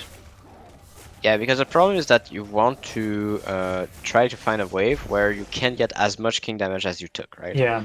So, I mean, looking at the units, There we go. exactly. I was gonna say it was looking like 9 because a lot of pierce damage on King Dance, but he will have... Wait, no, he doesn't get the bunk here. He does not. Bunk is not that good on 9, honestly. It just does... It's tanky, but it does no damage. Yeah, exactly. So that's why you want it on the split here on wave 9 Yeah. normally, and then have your Orchids kill half the wave with the Trinity Archer. So what I was going to say is that Wave 9 was looking very appealing against Cyanogen, but he placed that Red Eyes, the Great Boar, sorry, on Wave 8, and that is obviously one of the best units on Wave 9. So Widdowson is reading it correctly, sends an Ogre, which is pretty damn solid, but Cyanogen has the second. So I just don't see him leaking Wave 9 with 1240 value and 2 Great Boars. Yeah, it's a lot of tank value, but very low damage. Yeah. Like the only impact damage he has died, but the Sky Queen can do very well, Yeah. but it needs a lot of time. And the Great Boar is exactly what he needs to give time. But look at Kingdom's lane. Yeah, King Dan's will leak. Not massively though, honestly. Like, they need more return damage than this after that big Wave 7 King that they took. So there is a 53% against Dan's, and there will be a leak against Cyanogen despite having those boars. Adamas have this one as well. Adams leaks to a Snail, and Widdowson's leaking too. So, I mean, their king, which is already on 39%, they can't afford to keep losing HP like this. Let's go look on this they cannot side. afford, but they need to push those workers to try and keep up the pressure and punish. If you stop pushing workers in a game like this out of fear, you might as well just give up right now. Okay. Yeah, so the aggressive push comes from Adamas and Widdowson. Yeah.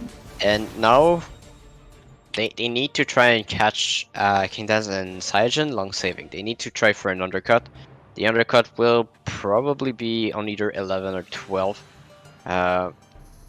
Nobody will take Venture, for sure. I think this game, nobody will be in a strong position for that. Maybe Cyanogen. Cyanogen might risk it because he has the double boar, he has the harpy. But that is probably one way for the Banana Boys to come back into the game, is to catch them with Venture. And if it is Venture on Cyanogen, if he greets it, they need to send on 11. Yeah. That's the only way you can catch Cyanogen. Oh yeah, you are not leaving Cyanogen on 12. Venture or no Venture. Okay, now, so the Banana Boys, they do have more workers, but their value is fairly low, and they really cannot afford another leak. They're on 26% King HP already. One more leak, even a very small one, will end the game here. But we can't say the same on the side of King Dan and Cyanogen. Like, if they leak, Adams that is will leaking. be not so good. Adams is leaking. Widdowson holds, but only with a very low HP Orchid. This boss might actually reach King again. Yeah, it has to be an 11 send here. I think everybody will send 11. Yeah. Cyanogen just going for income. And look, this King now down to 20%. They save. No. The Banana Boys are saving, okay? I think they're just all in at this point. Like, they know the position they're in. Oh. Venture. Okay. The Banana Boys... Unless... Wait. Could it be a send after income here? It could. I mean, there's not really a big thing that they're looking for, because they won't reach Ram after income. So I'm pretty sure they just have to go 12 now. 12 they can't for Ram, 13. but they need to hold. They need to hold, yeah. They need to hold, and that is actually a pretty big ask, because Adams will receive 160, and this is not his strongest wave. He does have the hero, at least. but he's Venison very is low looking value. not too bad here. It's not looking too bad. This is dangerous here for the Banana Boys. There's 220 on Adams, 200 on Widdowson, both of them very low value. And Adams at least has the hero, so that's something. But again, all it takes is a very, very small leak here to end the game. Yeah, so they are playing with fire. Looking at the units here that are still alive. Widdowson still have his Widdowson's orchid. doing okay. Widdowson will clear. Yep. He has that full HP Royal Guard and the Orchid dealing damage behind it, so he's fine. Adams, though... The Gates Minion are doing still work. So that's a hold from Adams as well. And here comes the 12th Send. Can they catch #1 unaware while they venture? Widdowson needs to have the Siege Ram after income. He cannot go if he doesn't get that. He does. No, he does not do it. There's his pack leader, there's his brutes. Yeah, I mean, Saiyajin, he has the triple Great Ball. He needed to get Now the ram. 4. If he doesn't get the ram, he doesn't leak Saya. Yeah. That's 4 Great Balls on Saiyajin. Wait, that is so that much might HP. be too much investment into the Great Boars though, so it might be better what he did, exactly. I mean, yeah. Widdowson will get another brute. Adams will also get another brute. But isn't 4 Great Boar enough to clear all the brutes? I mean, let's see, because this is going to be some serious damage when they hit the waves. Bang. Yeah, look at that. The whole wave just loses like 10% HP immediately. And Wave 12 has been nerfed across the patches, but I mean they are still undervalued. But Saiyajins are so good on 12. Well, Dan's is leaking, so there's that. And Saiyajin is just holding, right? Saiyajin just holds, and that's a big leak on King Dan's. That's 82%. I mean, can he kill this Sky Queen? Because that is most of his damage, okay? It is dead. The Sky Queen is dead, so it will be a small leak here. I think it's a small leak. The veteran can't win the 1v2, even with the boost. But now the venture kicks in, right? Yeah, but they needed to win here. Like, the fact that I think this is not enough to kill them, and I'm pretty sure that just means that Dans and Saya win the game. Because they're way ahead now in value. They're about to get a load of gold from Venture. Yeah, Saiyajin holding strong. I mean, maybe a ram could have helped a little bit against the Sky Queen, buying a lot of time. It's really hard to say. I mean, it's such a hard call to make. Like, how do you break Sky Queen and 4 Great Boars on Wave 12? Widdowson thought he had the answer with 3 brutes and a pack leader. It turned out didn't quite work. I mean, maybe Ogres could have done something, but I mean, it's so hard to say, right? But and now look at the workers and look at the values. Yeah. Dan's now 19 workers, Saiyajin 16, they have way more value, they have more income, and yeah, I mean, it all shows, like, Saiyajin's on fire here. Saiyajin on fire, that's not good. When you have a Sky Queen player on fire, you know that's not good. Yeah. I could have seen a case for a resend here against Saiyajin, honestly, even with the Venture. Yeah, I mean, with that much Great Boars, that is not good on Wave 13. Well, Saiyajin was all in on holding 12, which obviously was the right play, because had he not done that, they probably would have just lost on Wave 12. Yep, that is correct.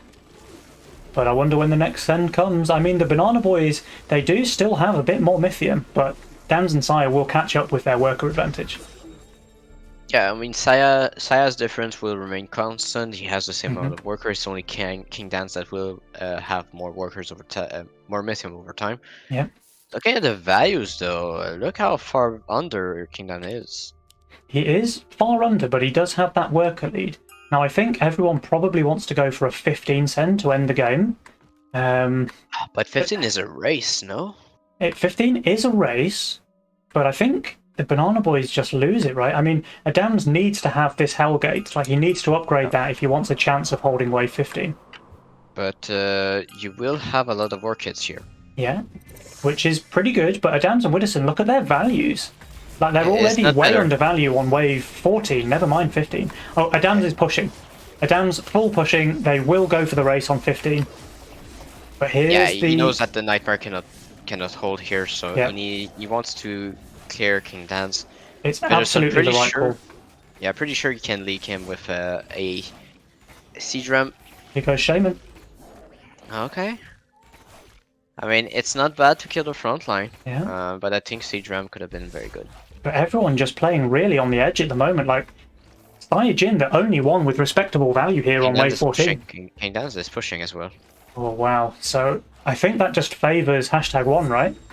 Yes, because Adamus is just sending to the one who's just full pushing. Yeah, and Widdowson has to hold descends from King Dan's. Meanwhile, Saiyajin actually has very high value and a ton of arcane armor. He has veterans, he has sand badgers. Limit selling. Like his DPS is not great, but I think he just holds longer than Widdowson in this case. Mind you, Widdowson just sacrificed his Haven, dude. Did you see that? He held the sacrifice all up until now.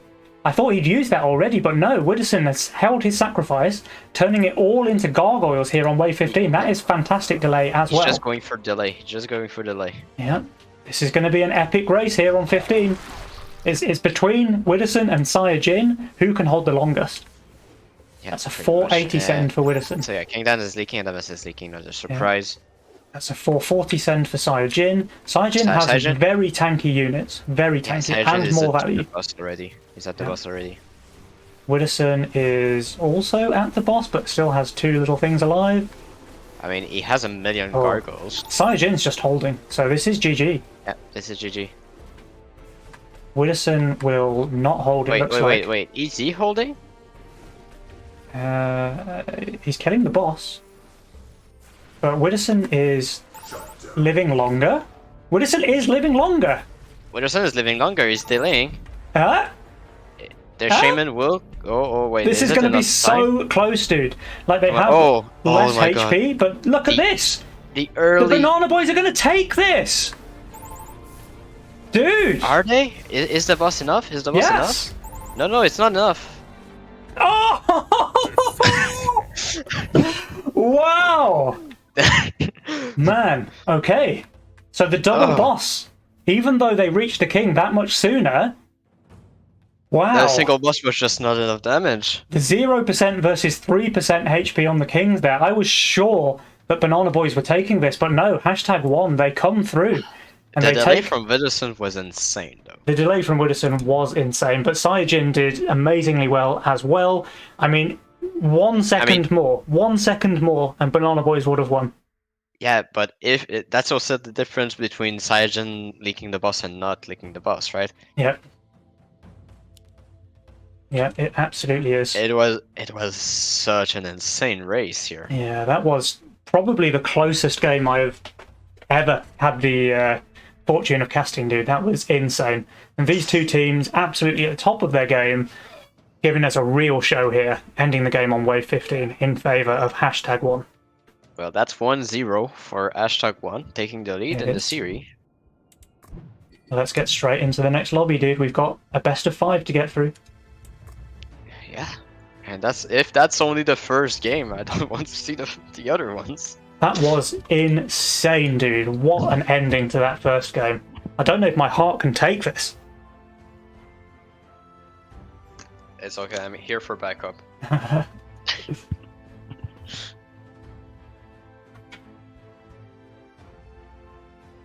Yeah, after seeing this, I mean, that was yeah, it's just a question of seconds here. So impressive stuff. I mean, we had everything in that game. We had a long save from King Dance to try and shut down Widdowson. We had Saiyajin scaling a lot with Sky Queen. Let's see what the next game give us. Yeah, that was an absolutely nutty ending to the first game. Guys, let's get into this second straight away, because we need to determine a champion today. And it looks like they will be starting. Yes, they are starting right now. And so the second game of the semi-final, of the final, sorry, final best of 5 will go on. Yeah. Alrighty then, guys. We have a 1-0 advantage in this best of 5 between Banana Boys and #1. We have Adams and Widdowson on the left, and we have King Dams and Sire Jin on the right. Mr. Shadowings, will you please introduce the spells? I like this. There is Sorcerer and Vampire. Yeah. Paired with a Giant Snail here. Yeah, so you've got those two buffs versus the offensive spell. Always a classic matchup. But the thing is that Vampire, I like it very much when Butcher Nightmare. Saijin has an insane Butcher Nightmare roll. He has Oathbreaker, Butcher, Nightmare, Priestess, or Firelord for the magic damage that you will need later in the game, and Buckler just for that cheap, effective tank. Yeah, Saijin's picked an amazing roll there. Very solid roll. To be fair here, King Dams and Widdowson both have some insane Sky Queen builds also. They do. Now, Widdowson, I mean, yeah, he has the Sky Queen, but he's kind of lacking the easy frontline tanks to go with it. I know he has the Wanderer. You have the Gargoyle for the early game, you have the buff in the Leviathan. You can reroll in the mid game to get maybe a Swift Armor tank. That's what he's lacking, of course. But he can do it early with the Devilfish without any problems. Alright. Okay, wait, what? He's taking the Tempest, but not the Sky Queen? Interesting. Maybe because Dams is on the Bounty Hunter train and they don't want to be too weak on the same waves. But I mean, this is still PS fortified as well, so doesn't really achieve that. Not just yet. So, okay, so it would be interesting to see what he goes for. I don't really understand the idea behind this role right now. But King Dance does go for the Sky Queen role that we saw. Alright. Dams 5 workers. He can't add a tier 1 here, so he will leak to a snail. Widdowson, this is unorthodox Tempest positioning here from Widdowson, I think. Do they still share aggro or not? No, they do not share aggro. It will be this one tanking more. So he would leak to Ascend as well, probably, right? And certainly on 3. Yes, definitely. Even on 4. Yeah. There is no... Oh, there is a snail from Saijin, so Adams will leak this now. This is 5 creeps, 42% from Adams. Yeah, 42%. It's still not the end of the world. You miss out on some stacks, but at least you have the worker push. Yeah, and we see here with Widdowson's positioning, his right side Tempest full tanks. So that might spell trouble for him later in the game. Yep, so... I mean, in question of scaling, I mean, the early game is pretty much on the side of Saiyajin and King Dance in terms of push. We can expect them to have the higher push if they do decide to greed. But I'm very curious on what's the idea behind the build of Widdowson here. Yeah, I mean, it's a weird one for sure, dude. I don't know what he's doing there. But we'll see how this develops. This is Widdowson after all. He will have an answer. He will have an idea of what he wants to do. Will he though? It's Widdowson, man. Come on. Yeah, okay. Maybe the Gargoyles here in front. Or, okay, the Devilfish in the split. Yeah, Seraphim in the split. Okay, I would have went for the Devilfish here, to be honest, but no. I mean... No. It's always Seraphim on 3. Just the fact that it 2-shots the creeps, it just kills them so quickly. You pretty much never want Devilfish on 3, unless you only have like glass cannons as your other units. Yeah, but I think Tempest is exactly the glass cannon, but it does work in the end here. Yeah. And everyone is saving, so Adam's Widders, they both have 70 each. I guess they want to go straight 5, right? They did only send on wave 1.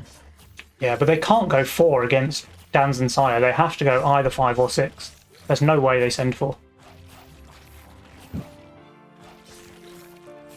Yeah, it will be wave 4. No? Okay, no wave 4. Yeah. Against the Tempest, no wave 4. Yeah, I think 2 Dragon Turtles could really be dangerous for Widdowson here. I mean, he's going for the Fault Maiden, but that just makes him really weak on 5, which it looks like is when the send will come. Okay, so both teams were saving for quite a long time. Only Saiyajin did send an extra 20, so very low worker game here. I'm actually very surprised that Dan did not send 2 Dragon Turtles here on wave 4. Yeah, I'm quite surprised as well, but now wave 5, Sky Queen. He does have the Yeah. Hardened Mudman, possibly. I mean, the Hardened Mudman is very, very solid on wave 5, but he will be receiving the Pink Boys, and we know the Pink Boys on wave 5, really dangerous, dude. I mean, it will be imps on every lane. Yeah. Except Imps all Cyajin. around. Cyajin going Dino. Yeah, which might be the saving grace for Adams, because I think imps are pretty deadly against what he has, honestly. Yeah, but that's because Cyajin went for the extra 20 on wave 2. He couldn't afford the imps. Yeah. Now, Cyajin adding bucklers, obviously very good on wave 5, but not very good against imps, and that is what he's going to receive. So let's see what happens here. I think Adams should hold because he receives only an income send, whereas everyone else has some imps to deal with. But what did he build? He built impact damage. It doesn't seem very good. The imps of Widdowson are shredding through Cyajin, but he does have 530 value, so you can't count him out just yet. Meanwhile, 530 value all weak to the imps. Meanwhile, on Danz's lane though, like his Hardened Mudman looks like it might just be enough. I think he just holds, right? With the sun almost holding here. Yeah, Widdowson leaking only low HP imps. Adams will clear. But so does Sire. But so does Kingdoms. That aggro on Widdowson. On Adamus, sorry. Yeah, Adam's aggro is perfect. Depending if the angler tanks first, he might even be able to kill these imps in the mid. And it does. Yeah, he kills one, the other will go through. Okay, he doesn't kill one. Okay, so there's even king if damage. he dropped the spear onto the imp, it doesn't work. Yeah, but 1% damage on the left side versus 9% on the right.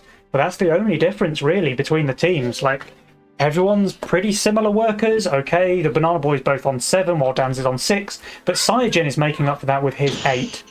So yeah, that's the power of Butcher with Nightmare, right? For sure. It is like an early to mid game powerhouse, one of the most classic combos in all of Legion. It does fall off though, but that's where his Firelord comes into play. But you can work around it, like the heavy push in the mid game into the long save and ending the game on 14 is normally a classic play. Because you're pretty much susceptible to a leak on wave 50.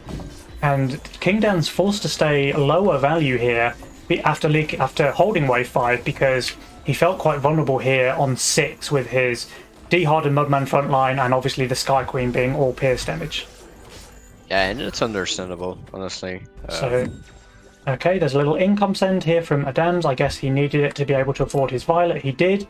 So there is that. And nobody else is sending, so everyone's holding on to their Mythium. Widdowson, it looks like, is shifting. So he has options for 8. He can either bunk. I would personally go for a Leviathan, I think, on 8 with this, because with already 4 flying units around it, the Leviathan aura is pretty high value. Yeah. I mean, the positioning is quite weird on Widdowson right now. It is. But yeah, I want to say pretty uncharacteristic of the players right now, what we're seeing here. Yeah, but Dan's will now be able to push. He loves to see this Fiend here. That's going to let him go up to 8 or 9 workers for sure. But 9 worker could be a trap here for wave 9. So 8, I think, is the correct play here to stay on. Yeah, I mean, who do you think has the biggest chance of leaking 8? Maybe Adams? Unless he gets a Kingpin. I mean, Cyajin's definitely not leaking to Dinos, right? Adamus is not getting the Kingpin right now. No, he's too far away. He doesn't have the income for it. So he's 50 Cyajin shy. does send here the Mole. Yeah, and everyone knows Mole on 8, dude. It's a pretty powerful send. Yeah, but... So Adams not against what Adamus has? I mean, it still tanks, like... All of his damage is pierce and impact, so the Mole still tanks. And what can he do? I mean, he has... Okay, he's actually sold a consort for the Kingpin, so now he's going to be fine. Yeah, oh, but wait, the Kingpin is full tanking here. I don't think it's that great for him. And that is a 160 send. Okay, it's not full tanking at least, okay. Oof. And that is actually pretty painful for him to have to sell the consort there. You lose a lot of gold by doing that play. Yeah, you lose a little bit of snowball, but you do hold the long saves. Yeah. It's 50-50 to know if it's worth it or not. The Kingpin is dying though, so he will not be able to clear. Oh yeah, that will be a leak now. The Violet and the two Anglers just have no chance of holding by themselves. The Violet might kill a couple more. Yeah, it will kill 2. Saiyajin holds, King Dans holds the income, Widdowson holds. He didn't receive anything. Does it get another spell? It does. Oh, okay, so 3 very again, low the HP animation, creeps. I think Adamus needs to study back his animation cancelled. Yeah. Have bonus damage. He's quite far behind now, I think, on Adams, because he was forced to sell there, which costs him how much? It cost him like 40 gold, right? Because consort 105, you lose 40%, so that's 41 gold that he's lost there from that play. 42. But it was the best play he could afford to do. Oh, for sure. Like, he's leaking really heavily if he doesn't make that play. So it is the best play he can do, but still a painful one. Maybe there was something else he could do with, like, full stacking his cat, keeping the consort alive, either upgrading this or building another cat, something like that, you know? See here? King Dans and Saiyajin are doing the leapfrog again. They are. So let's see if it works. Can Widdowson hold or can he not? I mean, he has Mask, which we know is trash on this wave, and the Tempest are really hard counted by Mole Hermit as well. Yeah, and the reduced HP on the Tempest now, it's not looking pretty. Oh no, this is going to be leak. a big leak. And Widdowson, by the way, had to stay 8 workers for this. Look at this, Saiyajin is standing on 10. Yeah.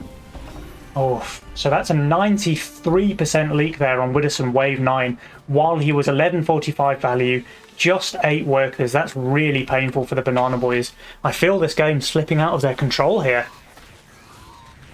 Yeah, and with the Kingpin exposed from Adamus, these brews will do work. Well, Adams has raised his split at least, so the boss will go right, so the Kingpin won't take focus immediately, but he probably wants to put some protection in front of it so that the Brute doesn't take its HP away.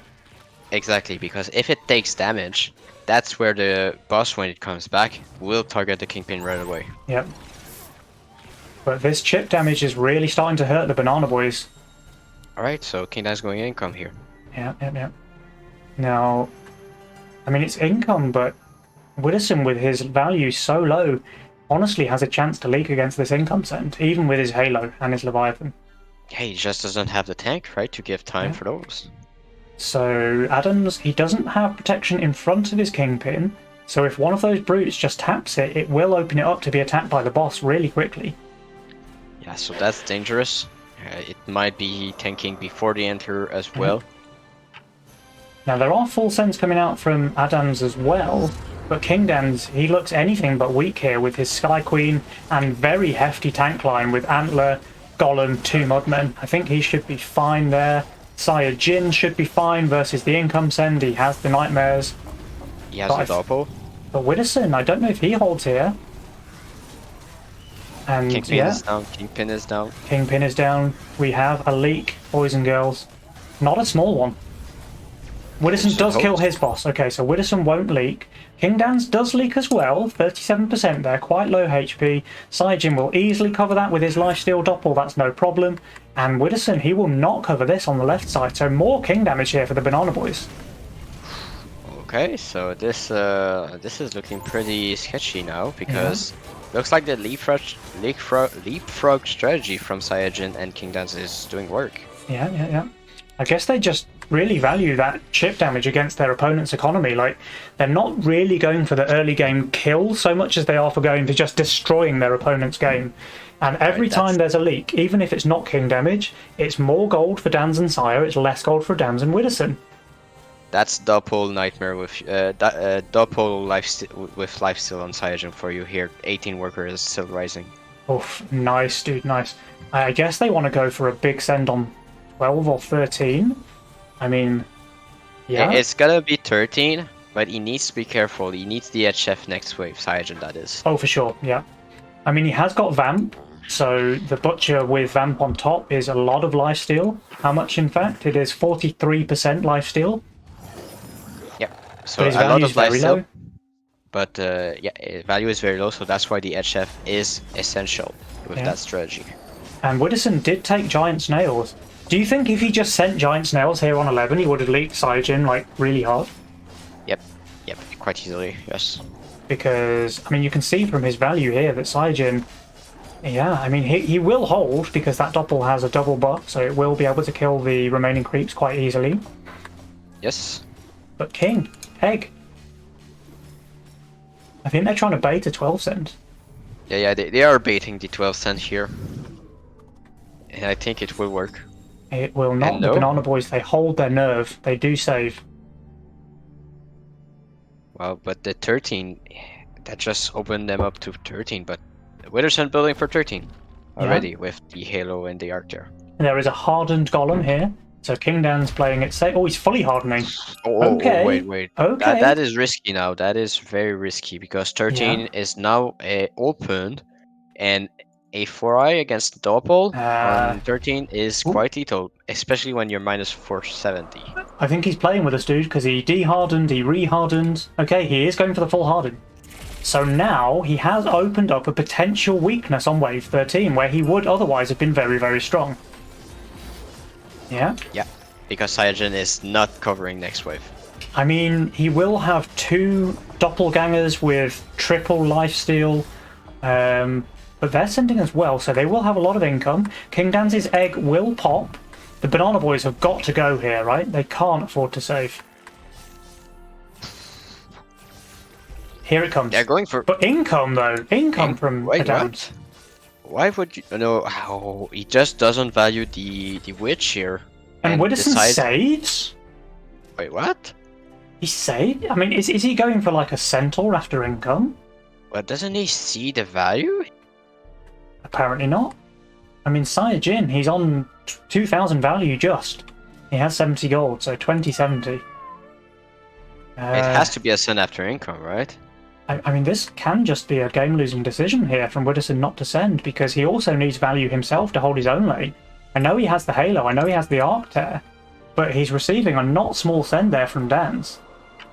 No, he's just going for the safe here. Yeah. So I guess they want to end the game then on 15. They want to end on 15, but when you see a full deharden, and normally you want to count the value at this level of play, and you see the amount of value that Saiyajin has, that's not a lot. Yeah. I mean, Four Eyes and Giant Snails would for sure be like a lot of danger against Saiyajin here.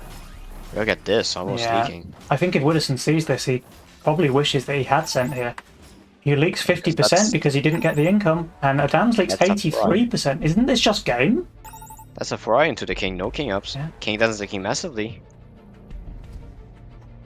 I think the Banana Boys needed to send here, dude. Yeah. Nicely rolled, says Widdowson. He's calling the game on the rolls. I think it's the decision here. They could have won here on 13. Yeah. I think they just needed to the send. game is not over, I think. I mean, it's going to be close. There's still 2 alive. They have 7%. 9%. There's one left. Oh, one more attack. They die. He just died. Wow. I mean, Dan's, he said he wanted a quick 3-0. He's certainly on his way. They have 2 points on the board already. I mean, I think Widdowson reviews that game and sees the value from side. I think he kicks himself a little bit here. Yeah, he needed to send, dude. He possibly could have held as well with the extra income because he had 300 Mythium. He can send his 4 Eyes. He can send those Giant Snails. His Giant Snails, yeah.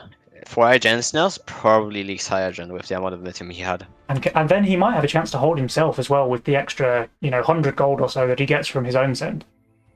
And then Adamus, maybe, yes, I do prefer the Drakes here in that situation. But I think he just wanted the income, and I think if he didn't want the income, he would have went for 4i as well, and this would have been a race. I think Adams did not send after income either, so he sent those 2 Drakes and Snail before Ink. He probably had another 40 or so to send, which, okay, it's not much. But yeah, for sure, they both could have sent 4 Eyes and maybe turned this into a race, but yeah. I think he's just overestimating the power of Doppel here, honestly. I mean, it's an amazing combo, and it's a very, very hard call to make, because if Saiyajin is on value, he holds easily. Like, against the 300 send from Widdowson, he holds easily, so it's a tough call to make, but we can see, like, we have God mode, right? We can see everyone's value and workers and roles and all the rest of it. So it's easy for us to make that call. Way harder for Widdowson. But Yeah, of course, I don't say it's an easy call, but you have also on your side the value of Adamant. Yes, it's not that far under, but you have to compare it with your own. yeah. And you we see have 100 more, so you have to expect Cyanogen push quite a lot. and And hashtag also you one. saw 11 going slow on Cyanogen, you saw 12 also close holding. Hashtag one, they're taking the lead. We see they have 2-0 on the scoreboard. This is a best of 5, so they do it's need game one point. more victory. Yeah, it is game point now. Yeah. They just need to win one more. Let's get into the next lobby.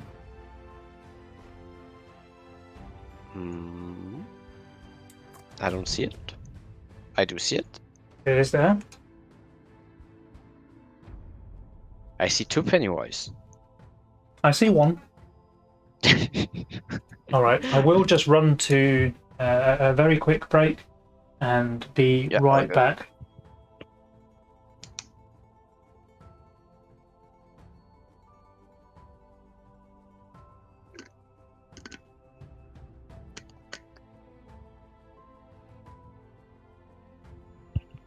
So I do think that now that it is a 2-0 now for King Dance and Cyanogen, we will be seeing Widdowson and Adamus maybe going for something a bit safer with the redraw.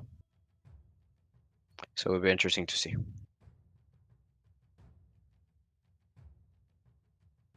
Might be time for the reverse sweep.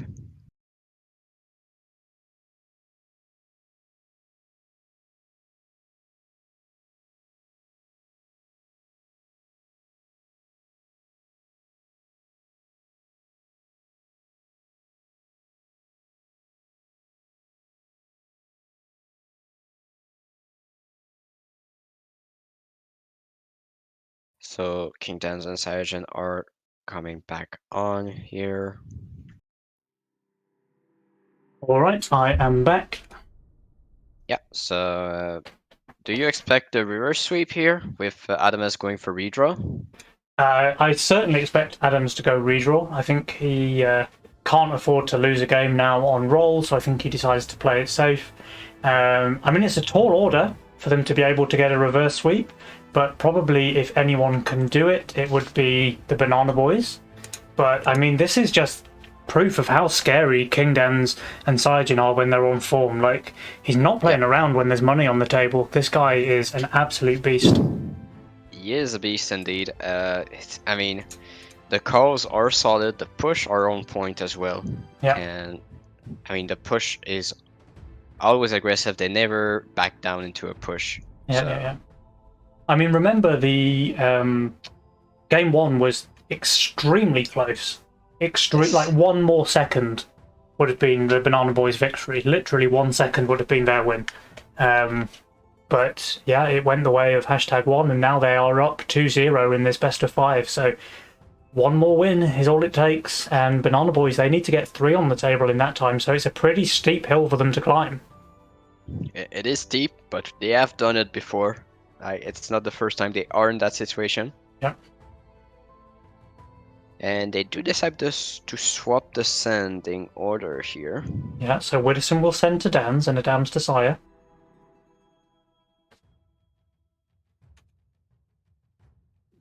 King Dan's talking with us.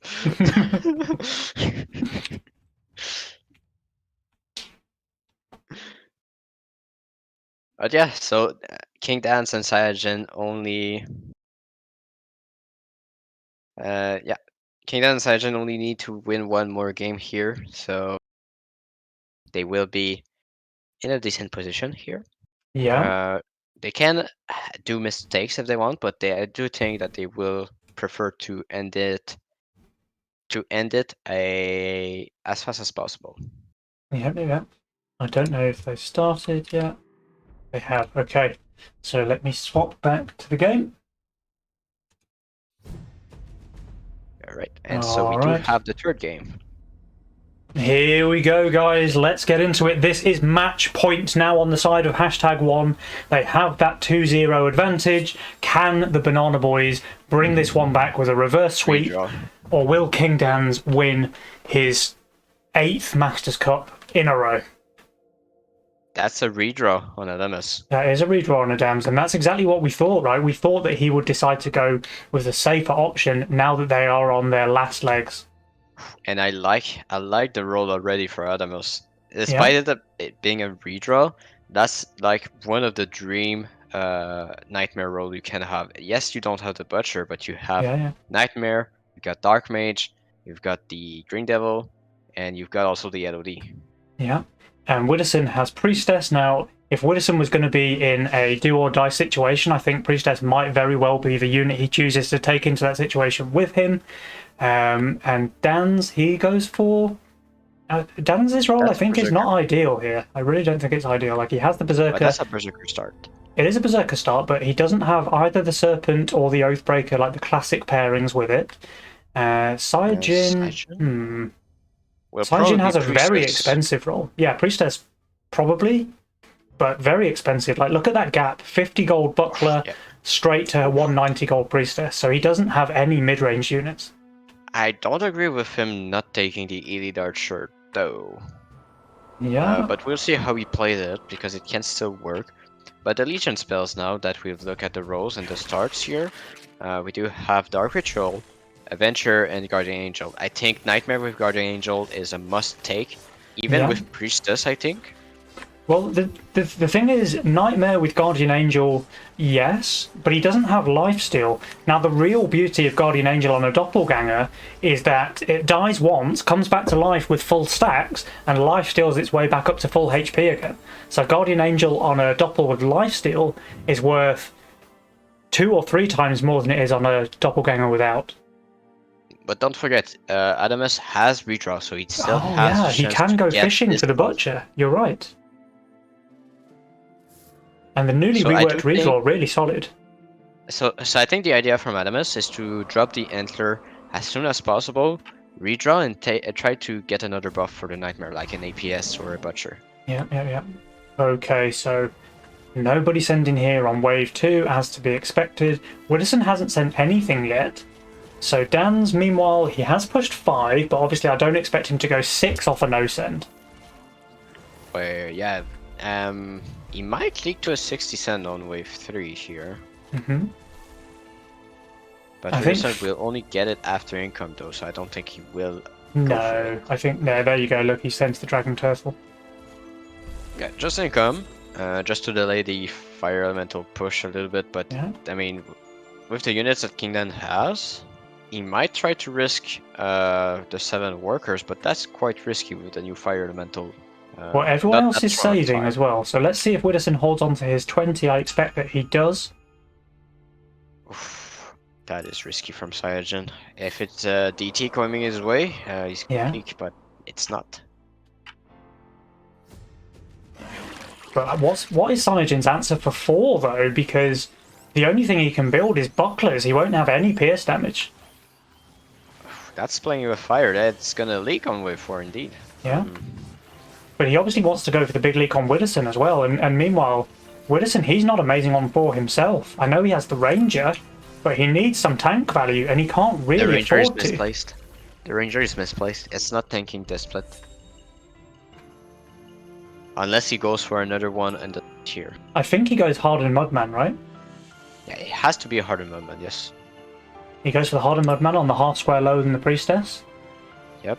There it is. Go. Exactly, half a square down. I think that's pretty good for him. I think he might just be okay, because the Mudman will tank most of the wave and the Brute. And I think that might just be fine. Then it doesn't turn on the Ranger, I believe, with that positioning. I might be wrong, though. Yeah, we'll find out soon. Okay, everyone else is saving. So there's the 80 send against Widdowson. Let's see how he does. I think he might just be fine. The Hardened Mudman is so solid here on these early game waves. It's incredibly tanky. Yeah, it just needs to target the Brute as soon as possible. Right, he will target it now when this chicken dies, will right? It? No, it doesn't. Oh, okay, but it's fine. There's 2 chickens and 1 Brute. I think he's just okay. And that's what I'm talking about. The Ranger is not tanking here. You but it would didn't want the need ranger to. to tank, and so normally you do it on the third column, half a square down. Okay. That allows the ranger to tank for the priestess with the split without having a ranged unit. And look at this. What wave is it? It's 5. And here come the pink boys. Now this is pretty solid against Adams because he's placing an antler, which is normally an amazing tank on 5, but the natural armor will get shredded by those 2 imps. Yeah, it's not looking super great for him. It can be a big leak here. Yeah. So let's see how it goes. But the Banana Boys, they continue to save. So Widdowson now 7 workers, 100 Mythium. Adams nearly 100 of his own. King Dan's, he doesn't look amazing on 6, at least not from what the Banana Boys can see. He may be able to get a Berserker depending how big this leak is on Adams and how much gold they can claim. Yeah, it's a big leak here. It is a big leak, yeah. It's going to be 2 creeps and 2 imps. Nope, 3 creeps and 3 imps. That's a 49%er.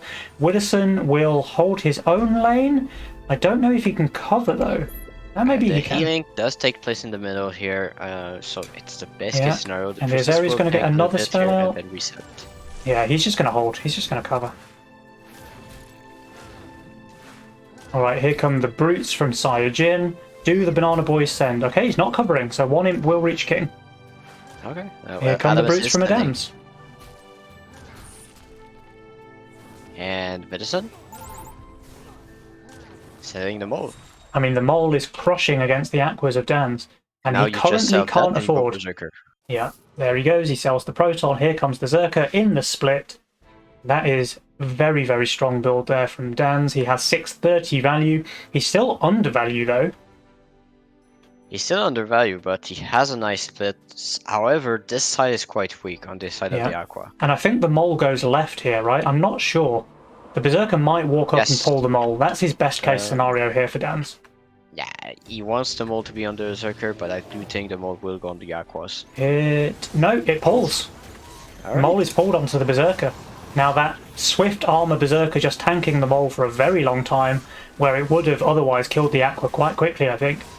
Yeah, I mean, that's very good, but Hadabas and Vincent wants that to be a very big leak here, and... Well, the Berserker's now dead. Does the Fire Elemental die? It does. Okay, that will be a fairly big leak then, so let's go back over here. We see... not leaking. Widdowson is leaking. Does he get a heal? He does get a heal, so he does some more damage. Dan's leak 60%, Saiyajin just full holds, and Adam's full holds as well. But Adam's only received a lizard. That was a 140 cent. He just easily holds the 140 there on Saiyajin. That is impressive, dude. Yeah, that's a long save onto Saiyajin as well. Yeah. Like, he didn't receive on 4, and so he got saved on up to wave 6. And meanwhile, the Banana Boys are taking king damage, while Saiyajin's able to nearly full cover. So this, I think they won't take any king damage. The king can kill it before it gets a swing off. Yeah, but despite that long save, I mean, Henderson is still able to push 9 workers as well. Yeah. But the problem is that Saiyajin has not been punished by the early greed, also from the priestess. The 6 worker on wave 3 was not punished. So and both priestess players on 9 workers now versus 7 and 8 on Adams and Dan's. But I mean, yeah, the fact that they held so well, like 0 king damage after that long save on the side of King Dan's and Saiyajin, it's pretty punishing for the Banana Boys. It is pretty punishing, and Saiyajin receiving an income send. This is just... It's food. Saiyajin going 11 workers, I call it. Right here and now. It's just pure food for him, this 60 resend. The Priestess even nicely tanking a good amount of units there, so offsetting so much damage. He's not pushing. Interesting, interesting. Maybe it is a leak.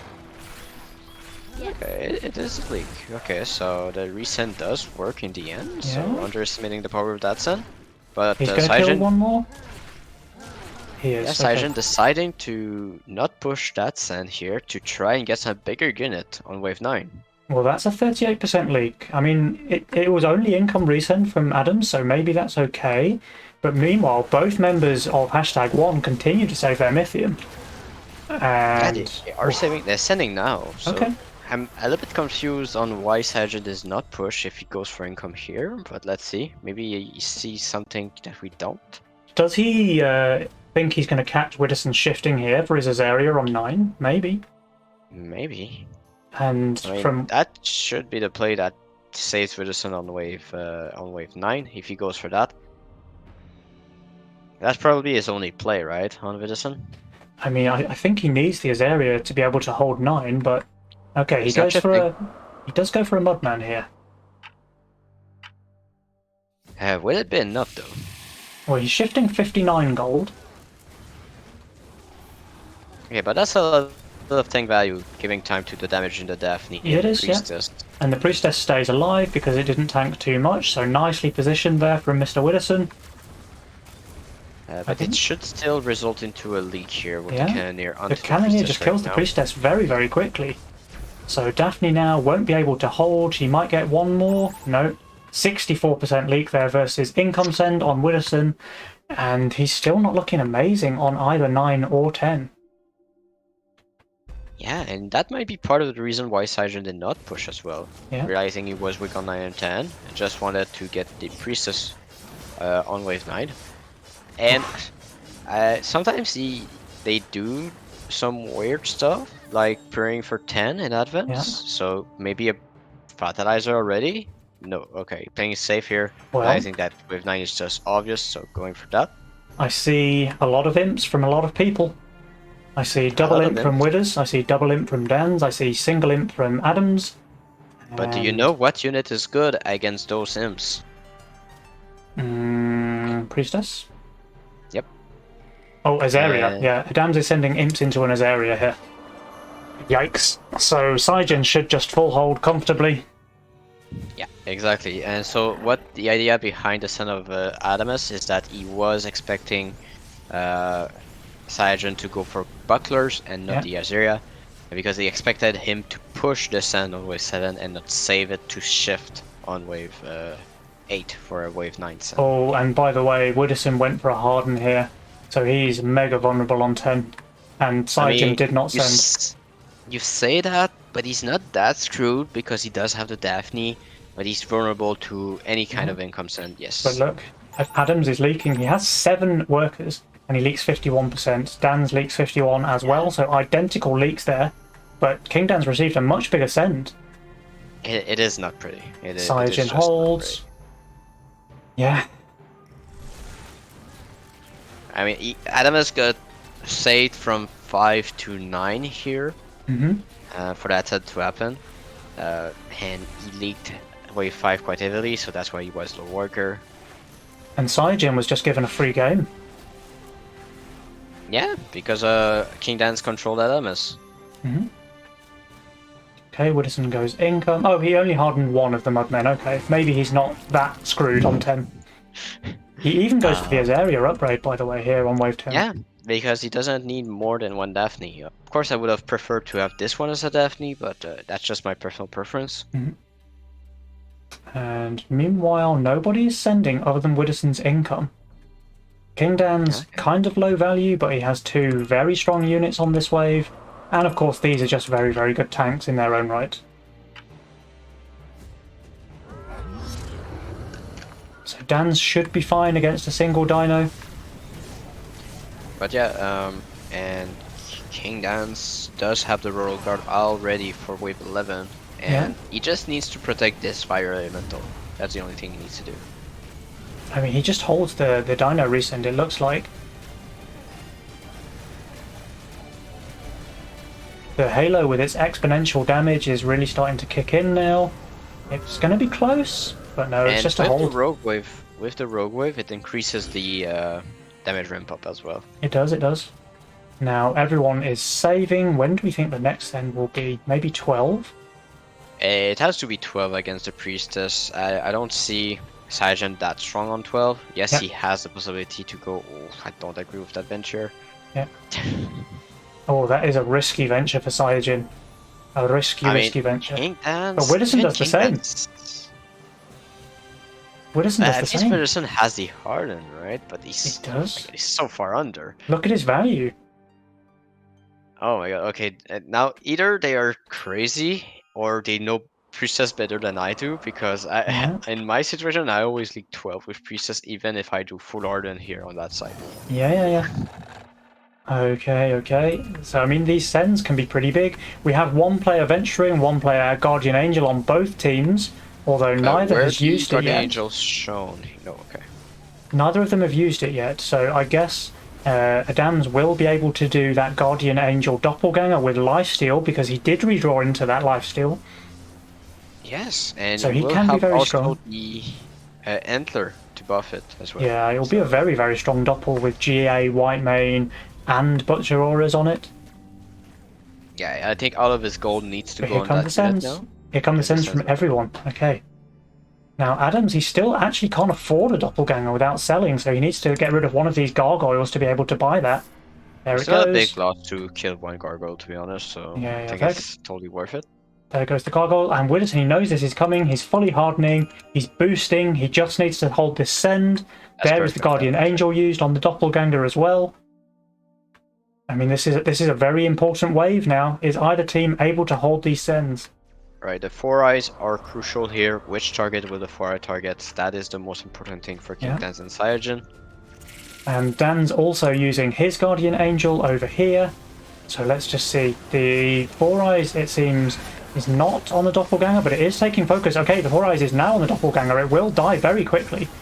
It actually died only on 42 stacks. So it comes back to life now, fully stacked. And this is what I mean. So it can now lifesteal back to full HP pretty quickly. So this is just going to be a hold from Adams. Pretty clutch. Yeah. And Widdowson is doing amazingly well as well. Does he get another heal? If he heals, I think he holds. Oh, okay. Small leak. But meanwhile, though, both Saijin and King Dans are able to hold. That's crazy. That is crazy, dude. Alright, so we do have our close game after all. Yeah. Now, King Dans, he only received 180. It was Mole and 3 Snails. Yeah, I mean, his Royal Guards are very tanky then. It did have GA on it, so I can kind of see how he's able to hold. So yeah, the gold is exactly equal here, but the workers are not here. Yeah. Dans and Sire have a bit of an advantage, it looks like. Saijin is pushing. He's full pushing, so they want to go for a 14. Maybe even 15. I mean, 14 against Doppel, don't see that happening, to be honest. But against Widdowson, though. Yeah, the Hardened could be there. I mean, I do think that it should be more towards the chords of 15 and possibly past 15 if they get sent before that. Widdowson and Adams both shifting a lot of gold, so maybe faking that they pushed themselves, maybe trying to bait a send. Yeah, because Widdowson wants to hide the fact that he did take venture here. Yeah. So that's the most important for him. So that's why he's shifting that much gold. But Dans and Saijin, they did push. So Saijin, 19 workers now, well ahead of the pack. I think Banana Boys are going after 15 here. They just want to try and bait this and here. Just gonna skip 15 and they'll be fine. Yeah, but they're not falling for the bait, so Dans and Saijin, they're saving their Mythium, and they will have a much bigger send when it comes because of that worker advantage. Yeah, but Widdowson is on value, and he has potential to do very well on wave 15.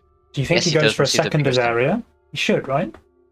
He should, but I think he hides it here. It looks like he might just shift to 360 gold here, which is ballsy.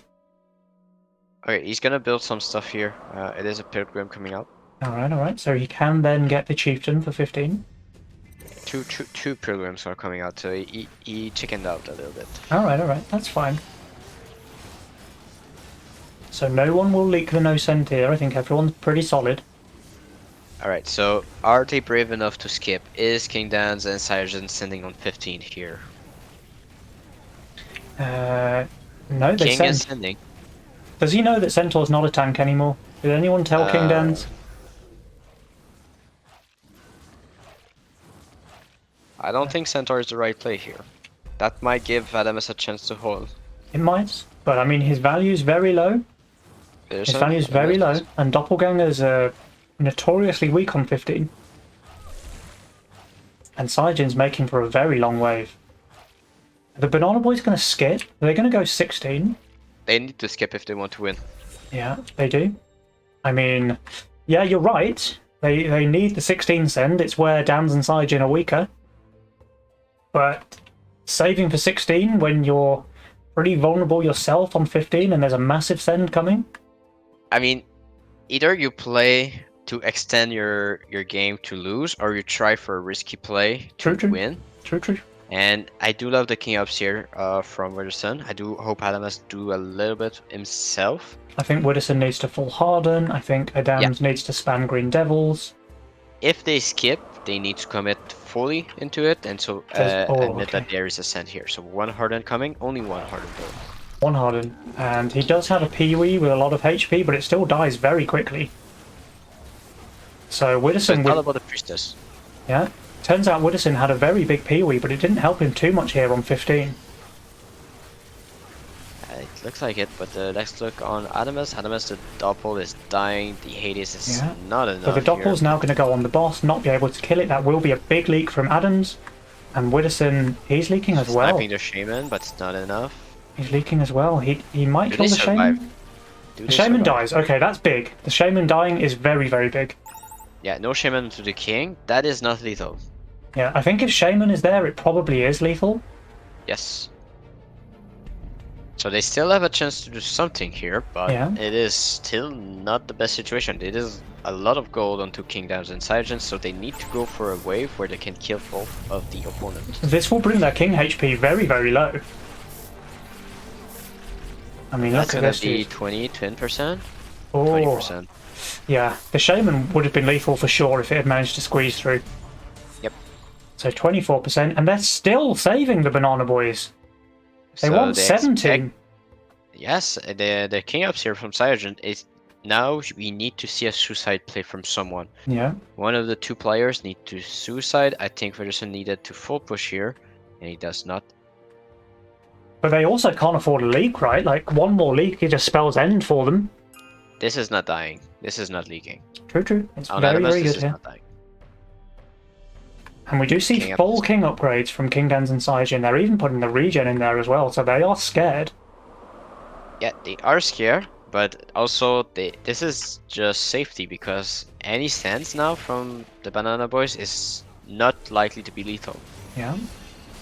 Well, on 16 it wouldn't be, but 17 is not quite as weak to King spell as 16 is, right? Yeah, that is true. What is the King spell? It is Immolation, so still a very strong spell against large leaks. And I mean, they have to send 17, but Saiyajin has 3 Kingpins with white main aura for that wave. Yeah, they are sending 17. They are. Okay, here comes the Four Eyes, here comes the pack leader. What does Widdowson send? Widdowson is thinking. Widdowson is also sending Four Eyes. He has 300 Mythium left, though. I mean, King Dance doesn't have a tank line. The problem is that he has Aquas, and what is good with Aquas here is that it will bring all the units very low HP. And what is a spell? Immolation, absolutely, dude. Yeah. It's just the perfect unit for that wave. And they kind of need to one-shot them here, because if they survive, I don't see Banana Boys winning the game. So I think this is an all-or-nothing play, really.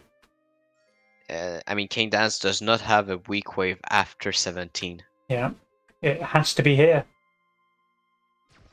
And there was no suicide, so they do still think that they can scale out of this game. They're going for post-income pack leaders on the side of Dans and Sire. And that could kill... It could. Could kill Widdowson and Adamas.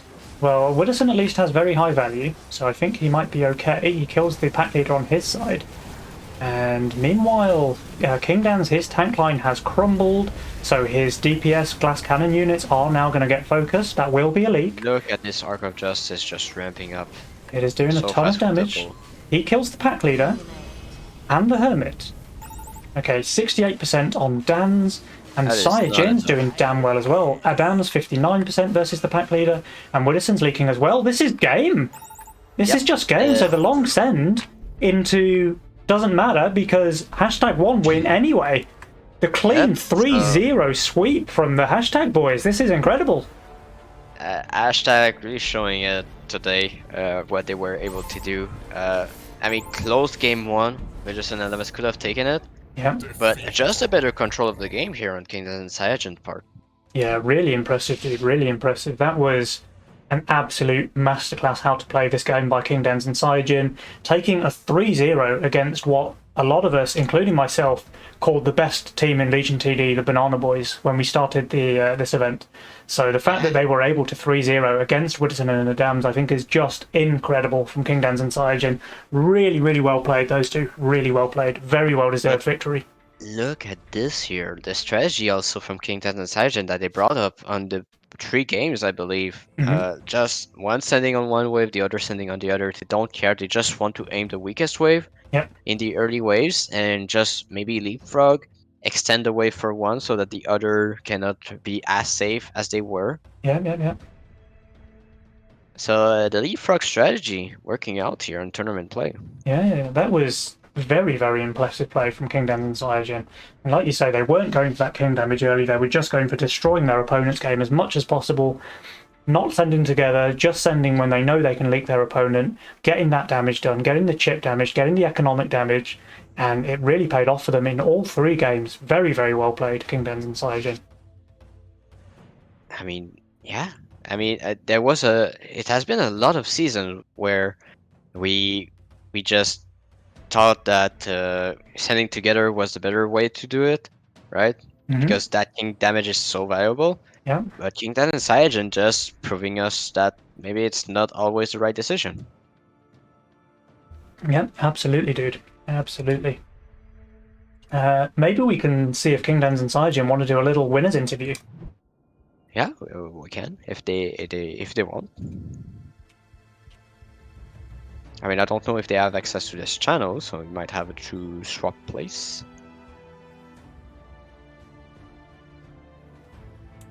Yeah, we can go to one of the other Legion Discord channels. Let me just change the scene quickly.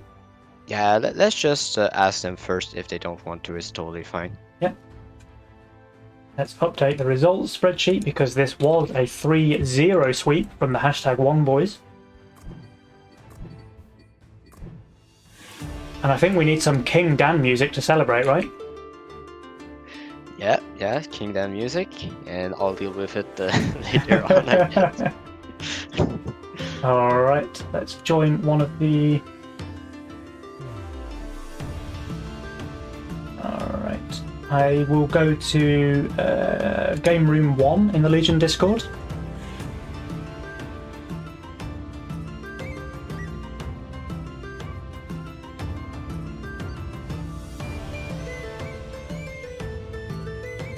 Welcome back, Shadowings. Yeah, do you need my camera or not? No, it's fine. I have the results screen showing rather than the webcams at the moment. No? So let's see if they want...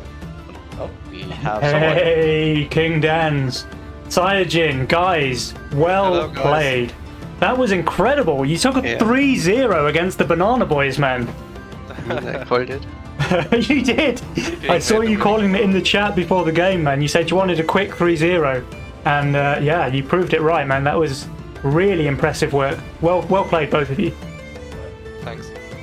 So yeah, the best of 5 was just to try and get one more game off the Banana Boys.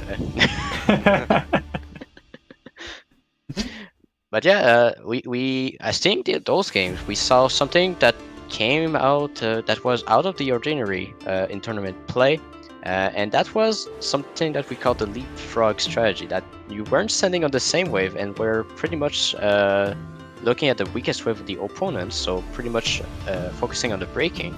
So is this something you came up during your practice, or you just said, oh, that is the best strategy against Adamus and Wilson? No, I think we've just always been doing it like this, or at least I was always doing it like this. Because it's just way more effective to always break them.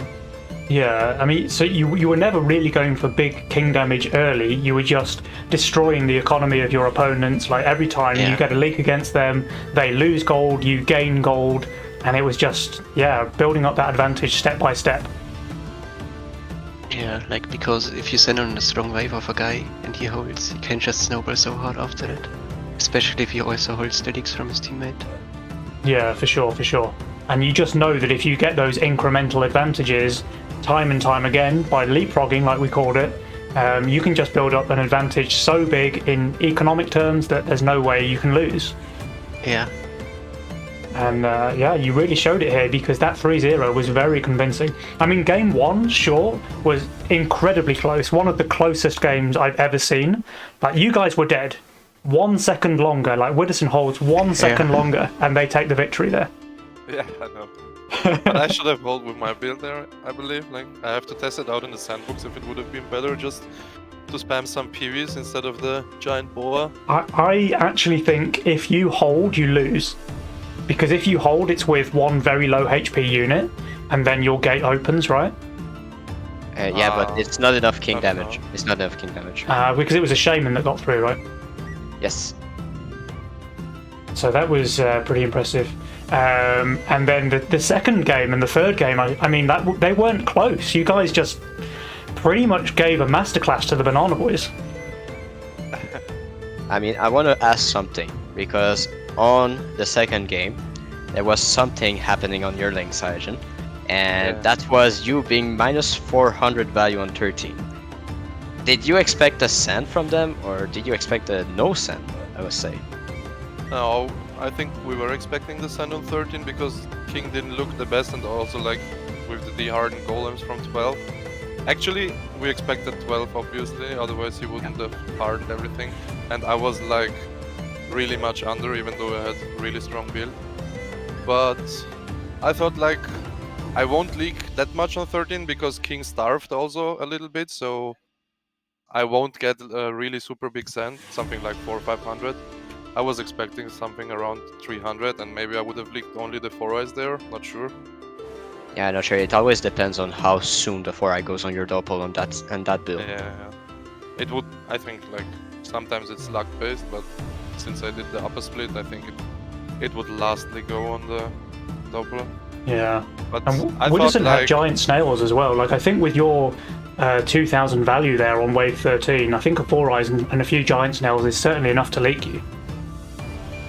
probably, yeah, but I was like almost all natural, and with 2 doubles with Vampire and the Head Chef, it's a really strong build, I guess. I would have leaked for sure, but Not enough I don't to kill. think it could have been like close to lethal.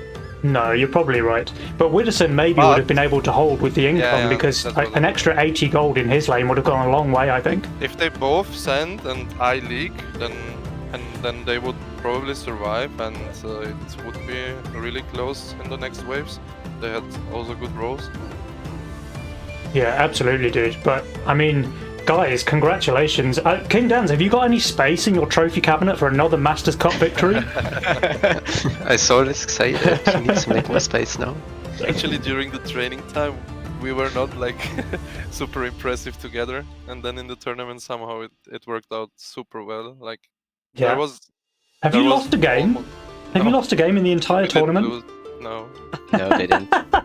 2 super close games. One time against Pyro Penguin and Shea, and one time against Wither and Adamas now in the final. Yeah, oh, I Where- saw where the we- Pyro game. Yeah, I think I came in at the end of that and your king was on Yeah. 1% HP. Yeah. That was really funny because we got the send on 15, and then we survived like with 3 HP or something. Yeah. And King had the worker lead, and I told him on 16, like, maybe you do 1 King up because we wanted to go straight 18. Like, I told him, do 1 region, maybe it can make the difference. And then next wave, we only leaked the 4-eyes to the King, and it really made the difference because the King was on 2% then and killed the 4-eye, and we killed them on 18. Penny, looks like the music is very loud. Yeah. I've closed out of it now, but they will still have to deal with the music for the next 5 minutes. So, guys, $300 first place prize. Have you got any plans of what to spend your winnings on? I said I will gamble it in the slots. Good man. Everything I win. Very good choice, dude. You can turn your $300 into 3,000. That is how gambling works, right? Maybe. I Okay. was gonna use it on new skins, but I guess Juice doesn't have new skins yet, so I have to wait. Yeah, maybe I will get some skins as well. Maybe I will gamble for 100 and deposit 50 for skins because I almost have no good skins. I need some. Yeah, I mean you can afford them now, man. Like you've just earned $150 each after playing a couple of days worth of games, so it's pretty nice, right? Indeed.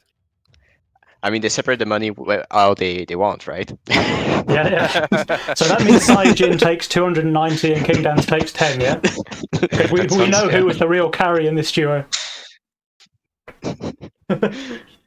But yeah, out of the games now, I mean, this was the first attempt of the Master Cup going into group stage. I want to ask you, how did you feel about this experience to go for round robins instead of Swift's format?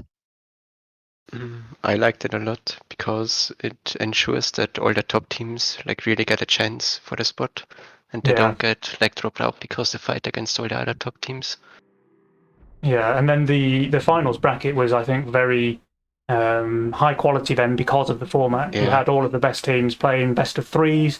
There were no best of ones on the final day. There's no no variance really because you have to take that best of three.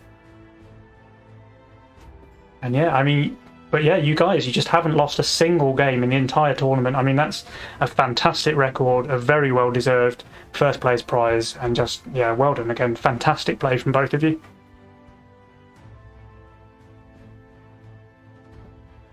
Do we have any last words from Shadow? Well, I think we've covered pretty much all the games and also all the aspects, and I think there's only one last thing to say. It's to congratulate Saiyajin and King Dance for their Master Cup victory yet again. Yeah. Thank you very much. All right, guys. Then thank you for the organization and everything, and the castings were very nice. Our pleasure, dude. We've had a bunch of fun, Shadow and I. This has been a really great tournament to cast. We hope the casting was helpful also for newer player to understand what was going on. And also greets to all our fans from Rule. Saijin, you have some fans in the Twitch chat. You've got a couple of people calling you a carry machine, which I think is nice. Thank you. And King Dan sounds like some kind of Jedi master. That's from WikiLeaks in the chat. I mean, he's not wrong. Is that your secret? I always said that he sounds like he's whispering all the time, but he says it's his normal voice. Is this the secret to playing Legion, King Dan? Do you just have to use the Force to win? Yeah, that's how you do it. All right, guys. Well, I think I'll say thank you very much for joining us in this winners interview. And Shadow and I will probably hop back into the Tournament Casters channel to very quickly wrap up the end of the stream. But very well played, both of you. This was an amazing series and a very, very well-deserved win. Thank you very much. Appreciate it. See you guys. Bye-bye. See you later. See ya.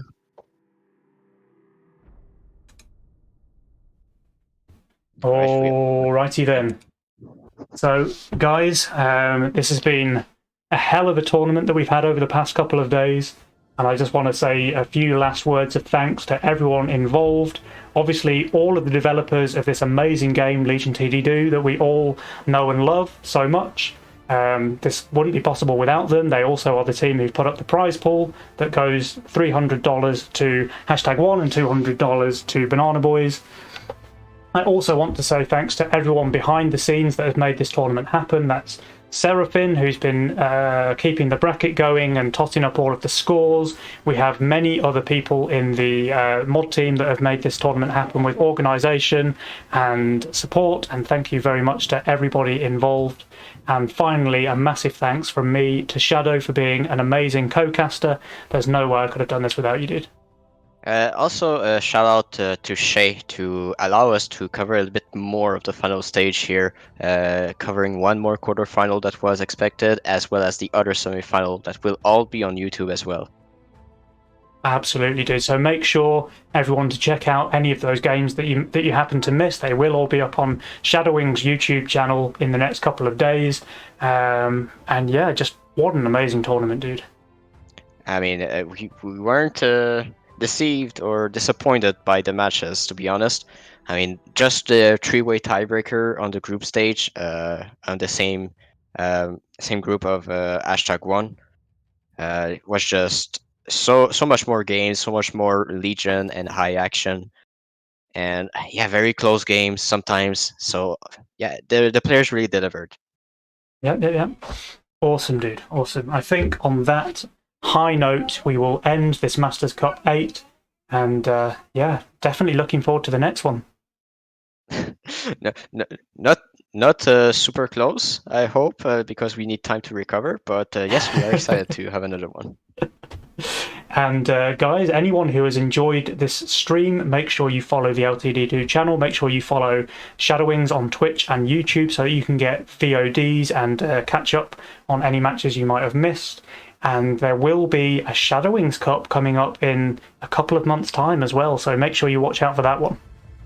Yes, so it will be 1 week after the official release. Once we have the date, it will be announced without any delay. For sure. All right. Well, everyone in Twitch chat, I hope you've enjoyed the journey. I certainly have. And we will say bye-bye for now. I hope you enjoyed the show.